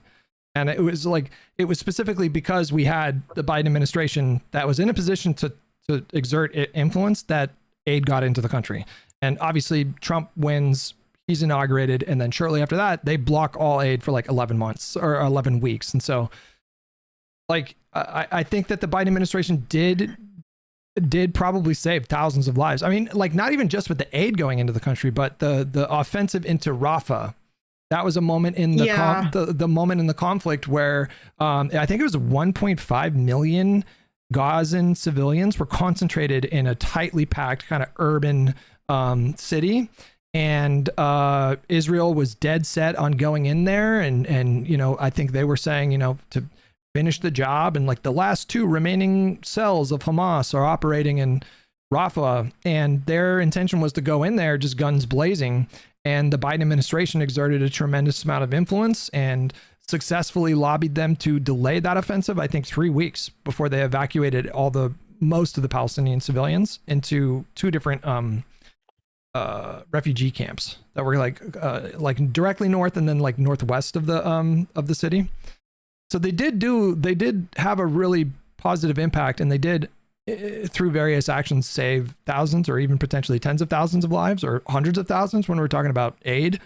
But I do think that they were too hesitant to be critical of Netanyahu, and I think it's because Biden is a pretty old school, like hardcore Zionist in the strictest sense of the word, in the most accurate sense of the word. Yeah, I don't know if that... Yeah. Oh, no, it makes sense. He kind of is. Yeah, he is. Although I do remember him giving that speech where he very emphatically was talking about how, like Israel has gone really far to the right lately. And that did feel like a kind of criticism. Like he was saying, I think the one thing that he said that was particularly apt was when he was like, don't let, please don't make the mistakes we made after 9/11. When he went and he gave a speech. But, I remember that, but that was at that point that wasn't. Yeah, I think that took a while for him to start using more direct language like that. But yeah, I just think he could have been more. He could have done more, and I think him having the perception of being so cozy to Netanyahu hurt him politically. Definitely, yeah. Yeah, potentially. I mean, I don't know how much that, like, I keep hearing different things, so I have no idea how much of that actually impacts him, or impacts like the Democrats. To go back to what you were saying earlier, though, before, like when I said that about the whole thing with like Nazi Germany, is that I don't necessarily think that that leftists are thinking about it like that. Like it's more just like they think Israel is the same as Nazi Germany, and therefore it's not so much about Israel wanting to be destroyed, but it's like that's why they don't think that Israel should be supported, or why they perceive any support for Israel as akin to supporting Nazi Germany. That podcast, like those people, and they're not mad at Ethan because like Ethan's pro-Palestine, sure, but that doesn't matter to them. Like those 3 guys on that podcast, these guys are like unironic Hamas supporters, especially Noah. Like Noah thinks October 7th was based, and he thinks that no rapes happened, and he thinks that all the people that died were all IDF soldiers. Yeah, I'm familiar. It's been a while. I'd have to brush up, but I do remember him saying some really outrageous shit. And a lot of those creators lost their fucking minds after October 7th, and they think like the Hannibal, like you've probably heard of the Hannibal Directive. Yeah. They think that like fucking the Israeli government sent in Apache helicopters to mow down like hundreds of ravers or whatever. Like I had a conversation with somebody that I knew like 2 decades ago, someone that was like a close friend and was like really kind to me back then. And then they came onto my podcast or they came in on my stream and I had to like cut this person off, block them on email or like send it to spam. And I because they were like fucking balls deep in the heavy conspiratorial stuff that was going on shortly after October 7th. But yeah, they legitimately believe that I think like all of the Israeli civilians that were killed that day were because of the Hannibal Directive. And I was like, okay, this is crazy. I'm just not going to have this conversation. Yeah, that's really like that's so stupid because there was a whole bunch of stuff there that are there's been multiple investigations. They live streamed it, like Hamas live streamed so much of that murder. So like I just whatever. Yeah, it was very dumb. Yeah, it is. But yeah, I mean, I don't know if you think it's a genocide or not, although I don't even know how much this really matters. I mean, I don't yet think that it is, but like there's a bunch of shit that's related to that. I don't really think that it's necessary to argue about that. At the end of the day, honestly, though, like if you're arguing with somebody like Disinfo Tracker or any of those other people and they ask, do you think it's a genocide? Even if you say yes, it's not going to be like nothing will satisfy them short of you agreeing with them 100%. But I'm sure that you know this. I spoke with him. I spoke with him on the stream. So. Yeah, I know. I watched you do it. And then I told Loner that you were talking to him, or I told Loner about your conversation with him, and Loner wound up talking to him because of it. Yeah. Yeah. Because I'm one of Loner Box's mods. Yeah, that was like a year ago, I think, or thereabouts. Was it a year ago? It was a long time ago, I think. Yeah, but anyways, I'm gonna try to get back to it. It was good talking to you, though. Oh yeah, yeah, absolutely. No, thanks. I don't know if you have any other questions. I kind of unplanned that came in here, but anyway, thanks for chatting with me. Hey, yeah, it was good talking to you. Yeah. Bye. Bye. feels so cathartic for you because you like Ethan Klein. That's the extent of your politics, which is not political, right? But I mean, I think there are a lot of actual liberal Zionist arguments that are being perpetuated by this person. But yeah, when it comes to like, it's by definition. Listen, we're not going to do that. We're not going to do that. We're not going to do that. Not doing that. Not doing that. There was like 6 or 7 months where it was just every day we were arguing about Israel, Gaza, Hamas, IDF, Biden, language. We're not going back, guys. I'm doing the Kamala 2024 slogan, or what should have been the slogan. We are not going back, okay? Actual criticism. This is just, creators, by and large, a lot of times these drama people, these old guard creators cannot respond to criticism, so they ignore it because they're trying to make money, or they ignore it because in his case specifically, I think he is a very fragile person. Like he is refuses to reckon with the fact that he might be a disgusting anti-Palestinian racist and upholding these structures with his rhetoric. And it's much easier to turn away, to turn to your IDF wife and hear whatever she has to say. Your IDF wife. What the fuck, bro? You want to look at what brain rot looks like? This is what it looks like. Your IDF wife. What a wild thing to say. Midlife Maddie with a gifted sub to Kalinda. Thank you, Maddie. About it to back you up, which I'm sure will prove that you're not racist when a racist does that. Like it's just I don't defer know, to the writer of Ramallah. She's his character reference. Brain rot. That's what it looks like, guys. Speaking over IDF voices, I guess. I don't know. It's really unfortunate. But yeah, it's just like you threaten to sue for so long. You don't sue because you know you can't sue. That whole thing is a charade. That whole thing is we're gonna get 2 or 3 episodes out of this. We're gonna, dig up. To be honest with you, I always kind of felt like, I think it would be really easy for him to defend himself in a court against a defamation charge. Now, granted, I am not a defamation expert, but he could, I feel like, very easily convince a jury that in his mind, he absolutely thinks that Ethan indirectly supports a genocide by, in his own language here, and he seems to earnestly believe it, using rhetoric that, quote, upholds the structures, or whatever he's saying, upholds and maintains the Zionist structures. Like he could I feel like very easily make that case in court and just, there you go, boom. That's not defamation, right? Dirt on somebody, find his ex and have her say things that you didn't say and do all sorts of like bizarre, weird, slimy tactics to try and attack someone's character rather than defend your pro-Israel positions because you can't defend that. Because it's funny because I feel like they're just attacking Ethan's character because they're not attacking his rhetoric. They mentioned one thing that Ethan might have said, a claim that he might have made about Palestinians being ordered to leave during the Nakba. But for the rest of the time, they're not attacking the things that Ethan has actually said. They're attacking him by slapping labels on him. A disgusting Zionist racist. Like they're IDF wife. Like they're not really unpacking, because it would be really difficult to make the case that Ethan is this rabid, racist, anti-Palestinian Zionist if you actually unpack the stuff that he says. They don't do that, and so they just make the claims, and they make the claims and then attack the straw man. Glitterbell with $5. Why does evil Lance Bass sound like he's on 0.5 speed? Evil Lance Bass? He doesn't look anything like him. Got a mustache. Israel's committing a genocide, and you support it. So it's really interesting because that was like frankly outrageous, the whole thing of like him bringing up someone from your personal life. But also it's really funny because it is the classic right wing or like libbed out alleged left winger tactic of like, look how much fun Hassan is having at your expense whilst he purports to be a socialist doing this. Look how much fun of woman protector Noerr is having. Well, the claim that the person made was that he was having multiple sexual relationships with people unprotected and lied to her about that, I think is what the claim said. It's been a while since that happened. Which that's pretty bad. That's pretty not great.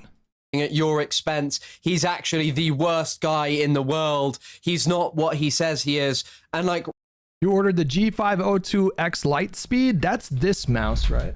I think that's this mouse, right? This is a good mouse. I just needed more buttons for Arc Raiders. But this is a good mouse. It's nice and light. It's lasted me like 2 years now. I just needed more buttons, man. There's like so much going on in Arc Raiders. So I got one of these. I got a fucking MMO mouse. This is utility. This is roll.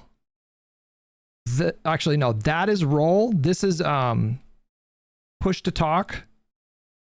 This is crouch and slide. This is flashlight. This is emote wheel down here. I could probably put the menu here. Those are kind of hard to reach. This is put the weapon away. This is walk, like slow down your walk so you can hear better. And then on top of the mouse, that's weapon 1 and that's weapon 2 down there. Everything that I've seen online is like, if you're playing FPS, don't use an MMO mouse. They're too heavy and blah, blah, blah, and it'll throw your aim off. But I disagree. Like, I misclick way too much. I don't know. My hands are kind of long. I have ET fingers. I have big, long fucking fingers. And I'm using like a miniature keyboard. Maybe I shouldn't have done that. Maybe I should just use a regular fucking keyboard. But I'm using a miniature keyboard, and so I'll go to hit 1 for weapon 1, and I hit escape. And that's like the worst thing that you can do. Like, you turn a corner, there's a raider there, he starts shooting at you, and then you open up your fucking menu instead of pull a gun out. It got me killed like 20 times. Literally, it got me killed like 20 times because of this fucking misclick. And so now I've dialed in like what each button needs to be to just reduce the risk of misclicking to basically 0. Like, that's why I got this mouse. But something else that I got, you guys, and those of you guys that tuned in a couple days ago, you saw that was like a really good purchase is these. They're called mouse skates. They're these little dots, and I just put them on the material that is meant to glide along the mouse pad. And it's so much smoother. There's no drag at all. Like, I washed my mouse pad and then I got mouse skates, and it's so smooth. This shit is nice. My aiming felt nice when I was playing. And they're cheap as fuck. Yeah, this was like $10. They shipped them in from Taiwan, I think. No, made in China. $10. And it came with like 100 mouse skates. So I'm good for like probably years.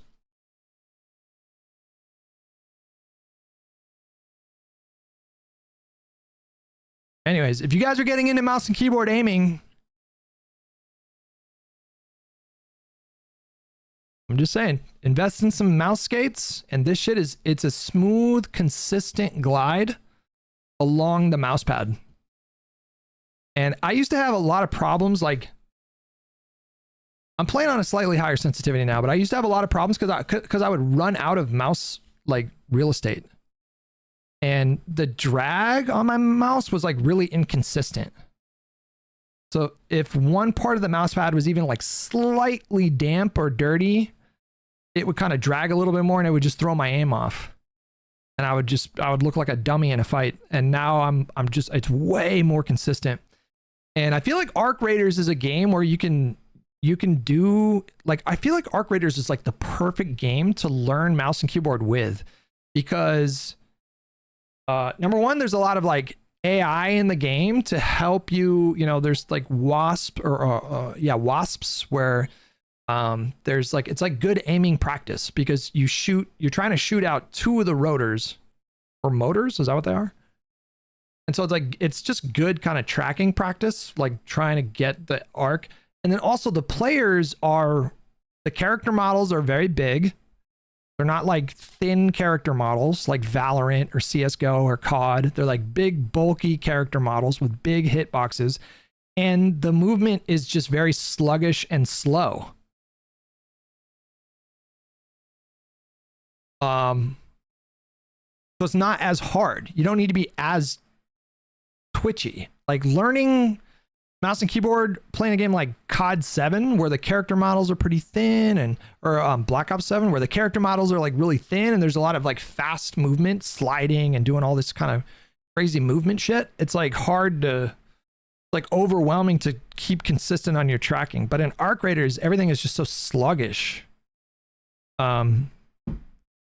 I'm literally going to record and upload a short video of me using Steam Controller and Arc Raiders to dunk on your inferior input method and hopefully help you see the light.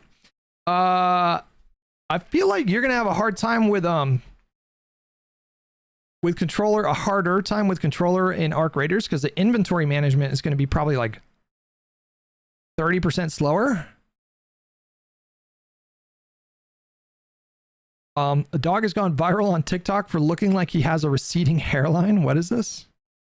All right, let's get through a little bit more of this. And yeah, we're probably going to play some video games here. Realistically, then all of these people get their enjoyment by, you know, waves of $10. Okay. Have you ever tried the old Steam controller? Will you try the new one coming out?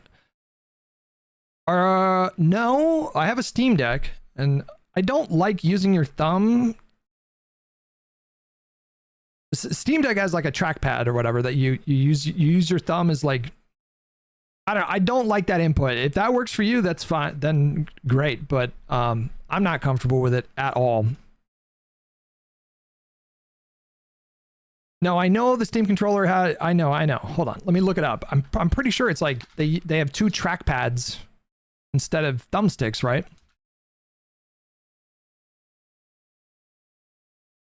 Yeah. I know what these are. I just don't know how you aim with that thing. That just feels so counterintuitive to me. How do you aim with that thing? Zyrenthius, thank you so much for the tier 1 membership. Appreciate it, buddy. It's not a controller, bro.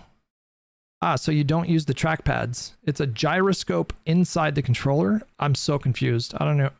Not a controller. I'm looking at something called a Valve Steam controller. The wild thing is I use the old Steam controller to play Project Zomboid at least 10 years ago.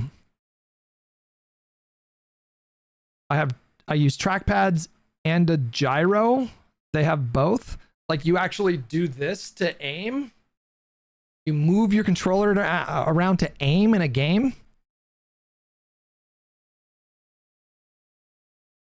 That's some Nintendo Wii shit, bro. How do you get precise aim? Your arms move the controller to aim directly with the gyro. The sticks are... There's no way that you can make that work and be super competitive in FPS. For my type of gaming, I just play LOL, CS2, and Siege. Gyro kids are really good. Gyro aiming is more precise than analog, but it's worse than a mouse. Wait, now I'm just so curious. Arc Raiders. Stand by it. Like just... Arc Raiders gyro aim.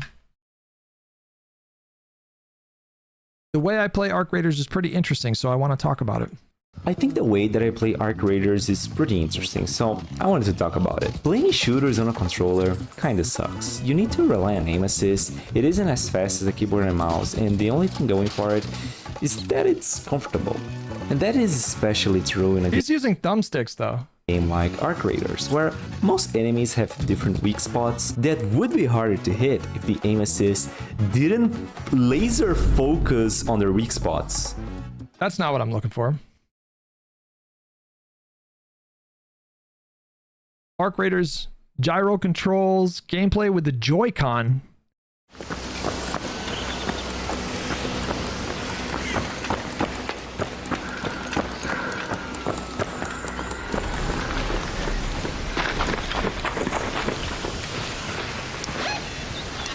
Like at that point, why would you not just use a mouse? Like, why would you not just use a mouse?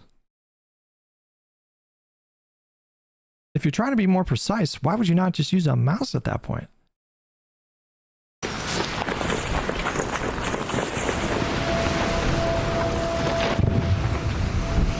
Let me see this guy get in a fight. Actually shoot something.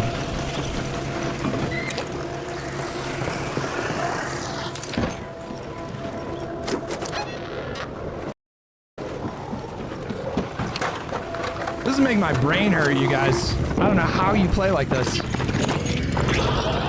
Oh dear. Get out of there.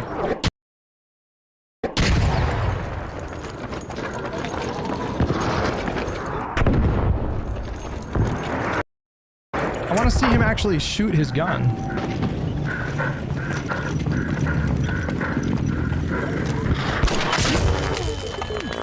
Jesus.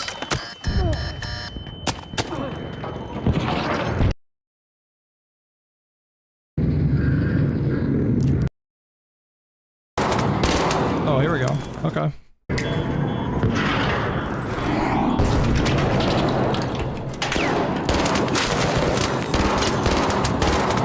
I mean, honestly, that didn't really require incredible aim, but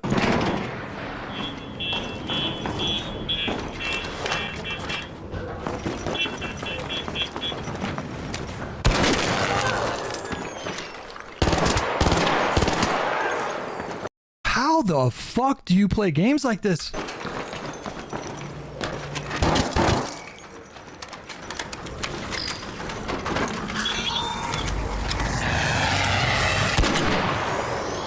That's a hit. He hit a rotor on that one. Oh, no, he didn't. No.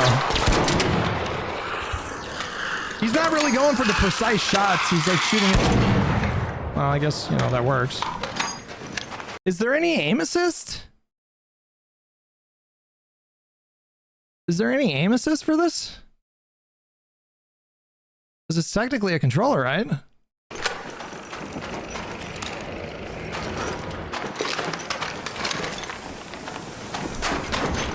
I'd say the same about using a mouse. Just not used to it, I guess. I just feel like if you're going through this extraordinary effort to get good playing a game with a gyroscope because you want more precise aim, there's no way that this kind of precision can compete with a mouse. There's just no way.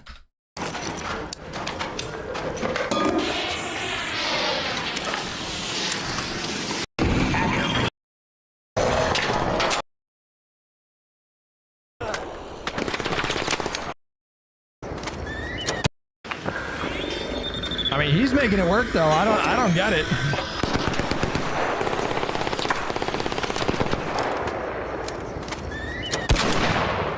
That's a easy. I'm sorry, that's an easy shot, and he just whiffed that. Even I wouldn't whiff a shot like that. This guy is crouched 30 feet in front of him, not moving.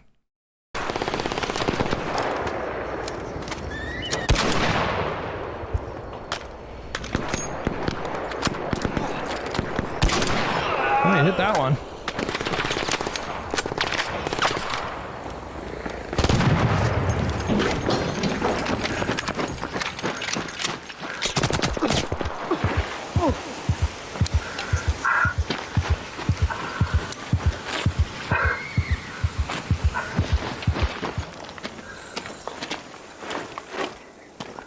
Oh. He hit a headshot there. That was crispy.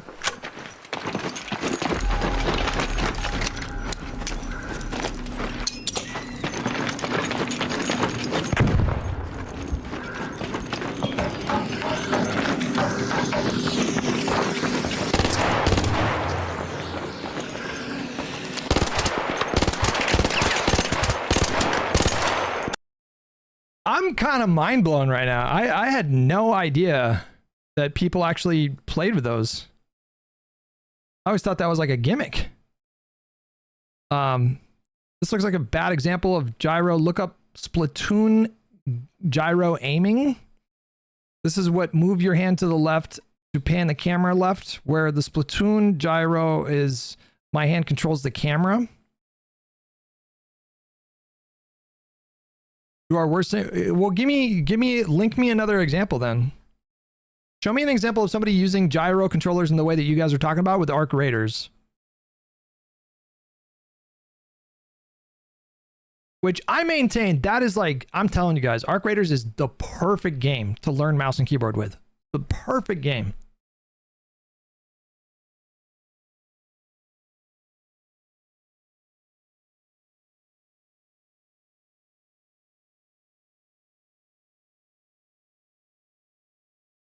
Yeah, some people use foot pedal for some of their controls, you know.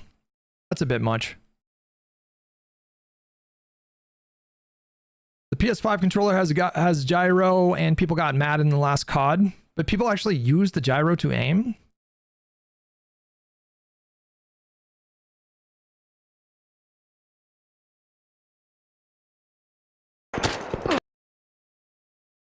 Gyro aiming Arc Raiders.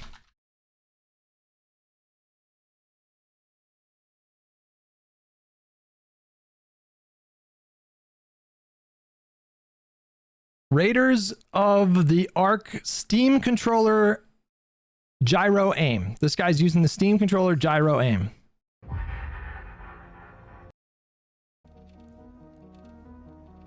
Near. Give me a daytime map. This is too dark.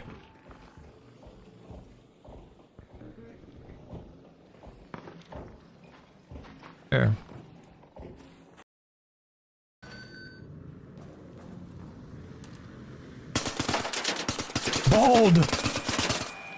Bold! This guy's picking a fight with a fucking Rocketeer. With a kettle. My good sir, I don't think that's a good idea. We'll say he's new. This guy looks high as fuck, you guys.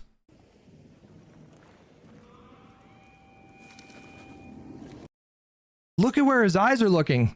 I don't even need to see the TV. This is a reddit.com/r/TV too high situation. This guy, this is like a 45-degree angle upwards.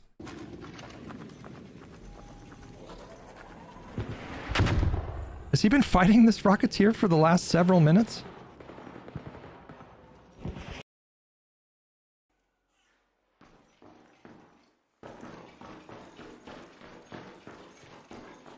Wait, no, he's using the trackpad. He's not doing the gyro aiming. Hang on a second. I just want to see. Steam control. Okay, Steam controller.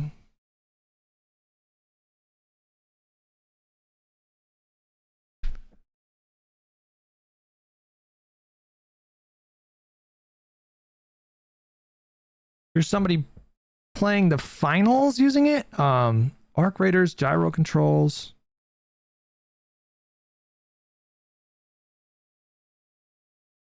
It's called Flick Stick, specifically what he is referring to.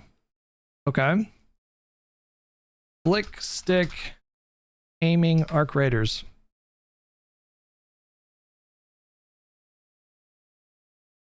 Okay, wait. This guy does use the gyros, he says. But I have a solution for that I've been using for the past 3 years. This is gyro aiming. And this is Flick Stick.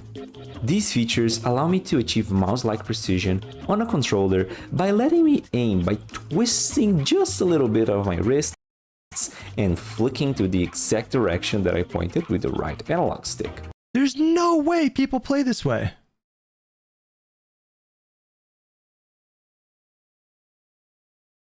Right, opening a door instead of reloading my weapon. There's an option in game to choose the priority of the square. What is with these people picking fights with Rocketeers, you guys? That is like the worst arc to do that with.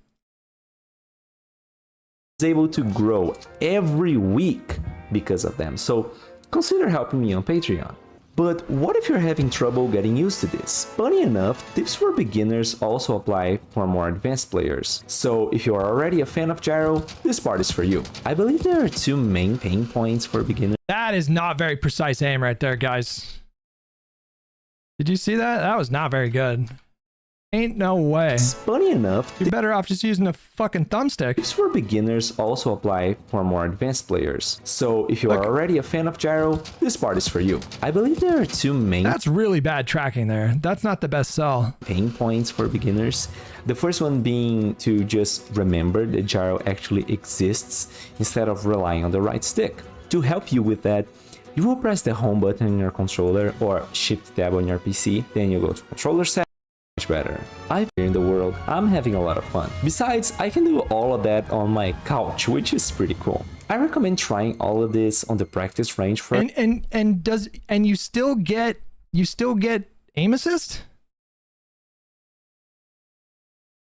using the gyro. Do you still get aim assist? The OG Steam controller has a cult following. Originally released in 2015, discontinued in 2019, and people still swear by it. Can you please try it before making these blanket statements? I am never going to play an FPS using this. Although that is certainly possible, you will mainly use gyro popular among Steam gyro aiming as well. So everything that I will talk about in this video will apply to the new Steam controller, as well as every other controller with gyro sensors. That is horrible aim, guys. A huge focus on gyro aiming as well. So everything that I will talk about in this video, he's having a hard time tracking a Rocketeer. This is a horrible sell. Will apply to the new Steam controller, as well as every other controller with gyro sensors. That is horrible. There's got to be other people that actually can do it better. I think I picked the wrong one here. That was a horrible sell.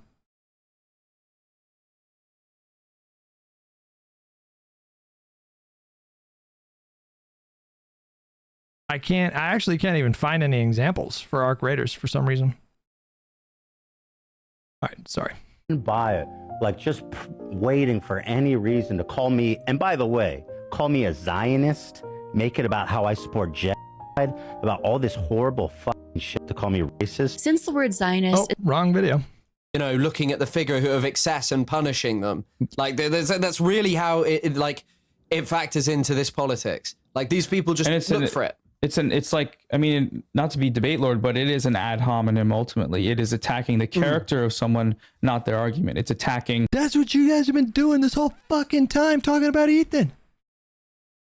You're doing the whole fucking time. Now, I'm sure they've had substantive critiques or whatever in dedicated videos and whatnot, but trying to tear someone down in the eyes of an audience so that you can generate all this controversy about it without. Okay, hold on. Thumbstick versus gyro versus mouse in aim lab. Are you saying that this is a video?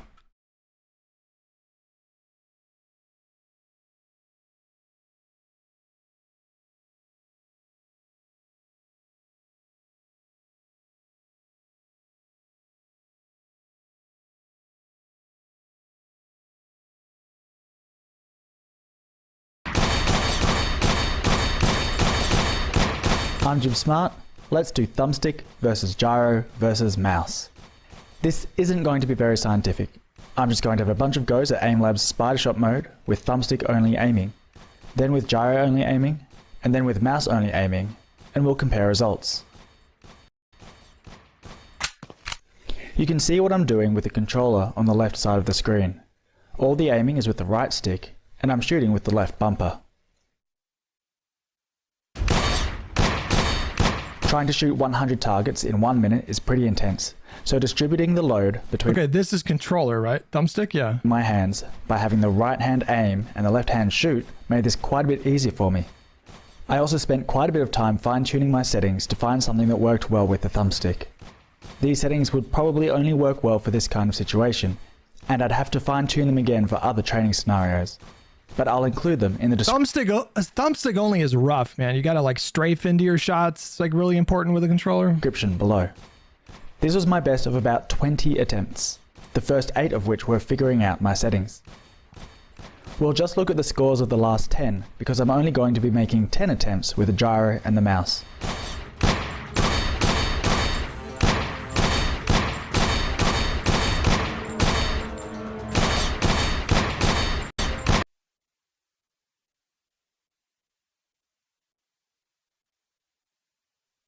Okay, next one is gyro.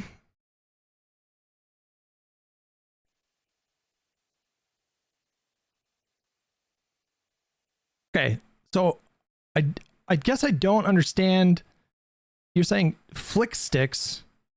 What does that mean? So you're not entirely aiming with the gyro? What is the... Or are you? Are you aiming entirely with the gyro?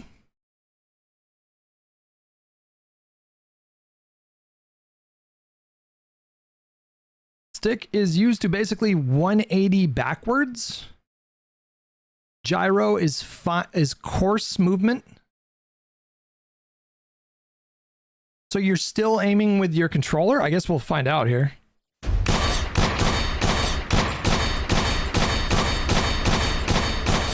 Things are much quicker with the gyro. I can essentially turn the controller as quickly as I want to, just like the mouse, as you'll see later. Whereas the thumbstick is limited to the sensitivity you set it to.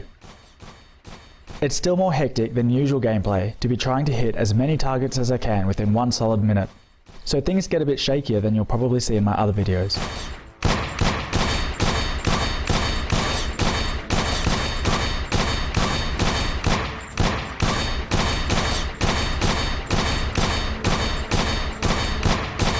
He's doing it. He's flicking with the gyro. This man is flicking with this thing.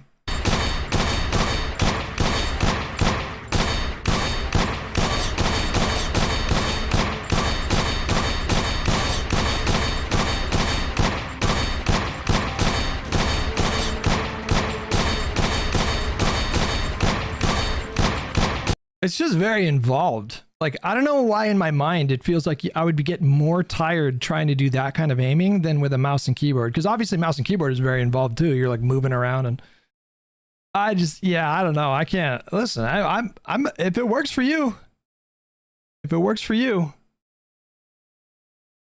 not going to tell you how to live your life.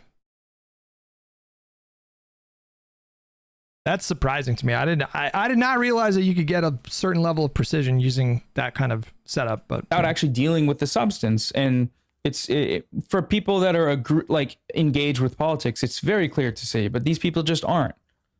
It's an appeal to like perceived hypocrisy with you. Yeah. It's like, oh, look, he is a feminist, but he's actually also like Jeffrey Epstein or whatever the fuck he tried to get you for. He was pushing it like crazy. And then when you actually listen to it, it's like the most benign shit ever. Yeah, his producer, Dan, said, I think the quote is like, I wouldn't go denying October 7th rapes, Noah, given your history.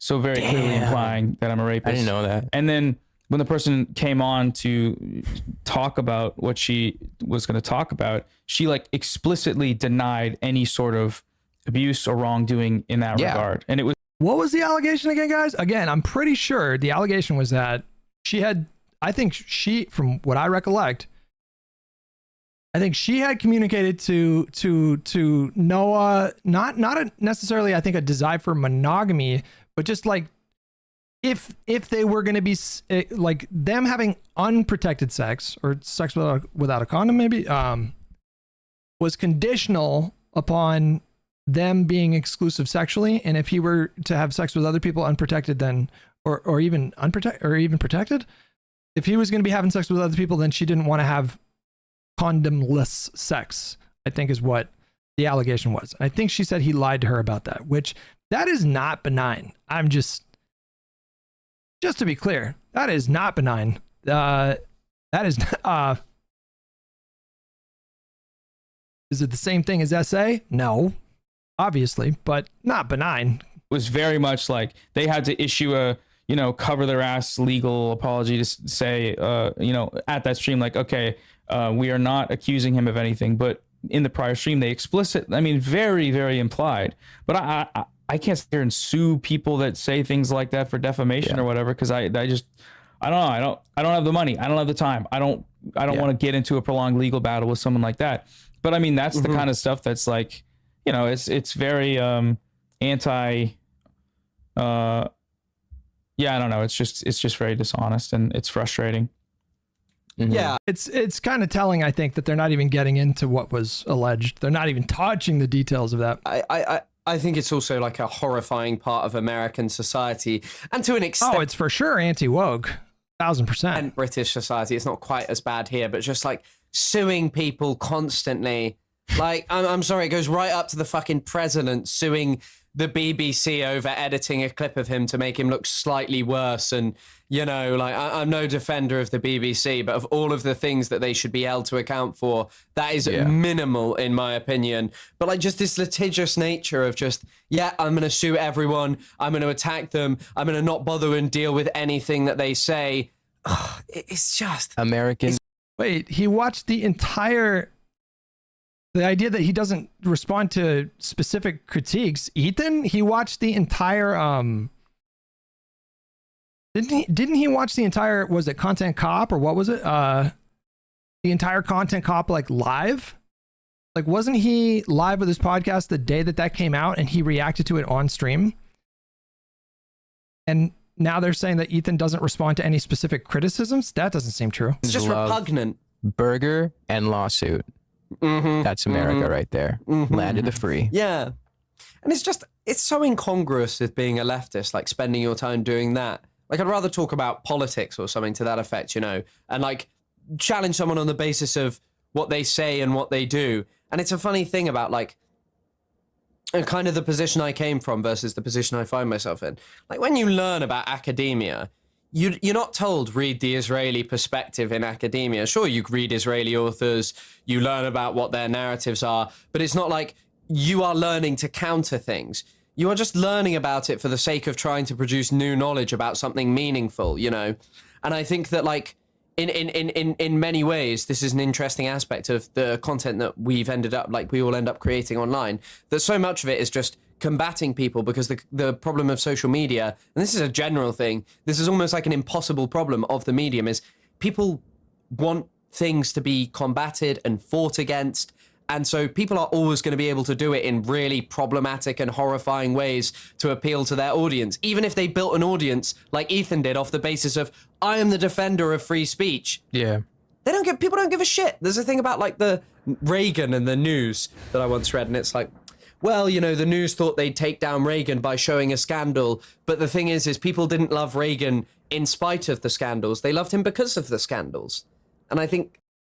I don't know if that's true. Because when we look at his approval rating, Reagan's definitely dipped down. And then it dipped back up, and then it dipped back down. Like, I do think... is he talking about, like, Iran-Contra?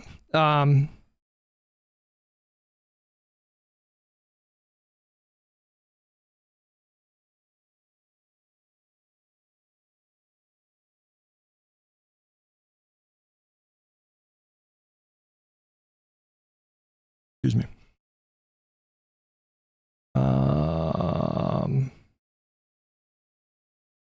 Before Iran-Contra, Reagan's approval was relatively strong, generally in the mid 50 to low 60 range. After the scandal broke, his approval fell sharply, dropping to around the low 40s, and then it bounced back up a little bit towards the end of his presidency. That's in line with the polls that I saw before. Unfortunately, a thing you increasingly realize is a lot of people with big audiences, unless the scandal is like pedophile, is pretty much the only one that's like damning now. Or dog collars. Let's be fair. I mean, Andrew Tate's gotten away with it, but unless it's Pedo that. troll. Yeah, I mean, being the pedo troll, that's a winner. That's a Reddit Klein's account. Former Reddit account, or I mean, it is his Reddit account. Yeah. The artist formerly known as pedo troll. I'm a Redditor from Israel, and this is my account. Yeah, just I was considering, because I was like, yeah, when it comes to politics, like winning or successfully defending yourself in court from defamation is not a win. Like that's not some kind of thing to like spend time and money celebrating, because it just means that this person did not have the grounds to sue you. It doesn't mean that they defamed you. You have to do a separate thing, and that costs another tens of thousands of dollars. And that's not like, initially I was like, all right, I think we got the gist of it. Guys, that's going to do it for the political part of the stream. I'm going to end the stream on YouTube, and I'm going to invite you guys, if you guys are on YouTube and you want to watch some of the gaming stream, head over to twitch.tv/Hutch. I will be kind enough to just put a hyperlink right there. We're going to be playing Ark for the next few hours. So if you're interested in that, swing by. And if not, I will see you guys not tomorrow because we take Saturdays off. But I will see you guys on Sunday at the regular time, which is going to be 8:30 a.m. Pacific. We started a little bit late today because I slept in. 8:30 a.m. Pacific, 11:30 a.m. East Coast is usually when the start time is. And I will see you guys on Sunday. So I'm going to end the YouTube stream now.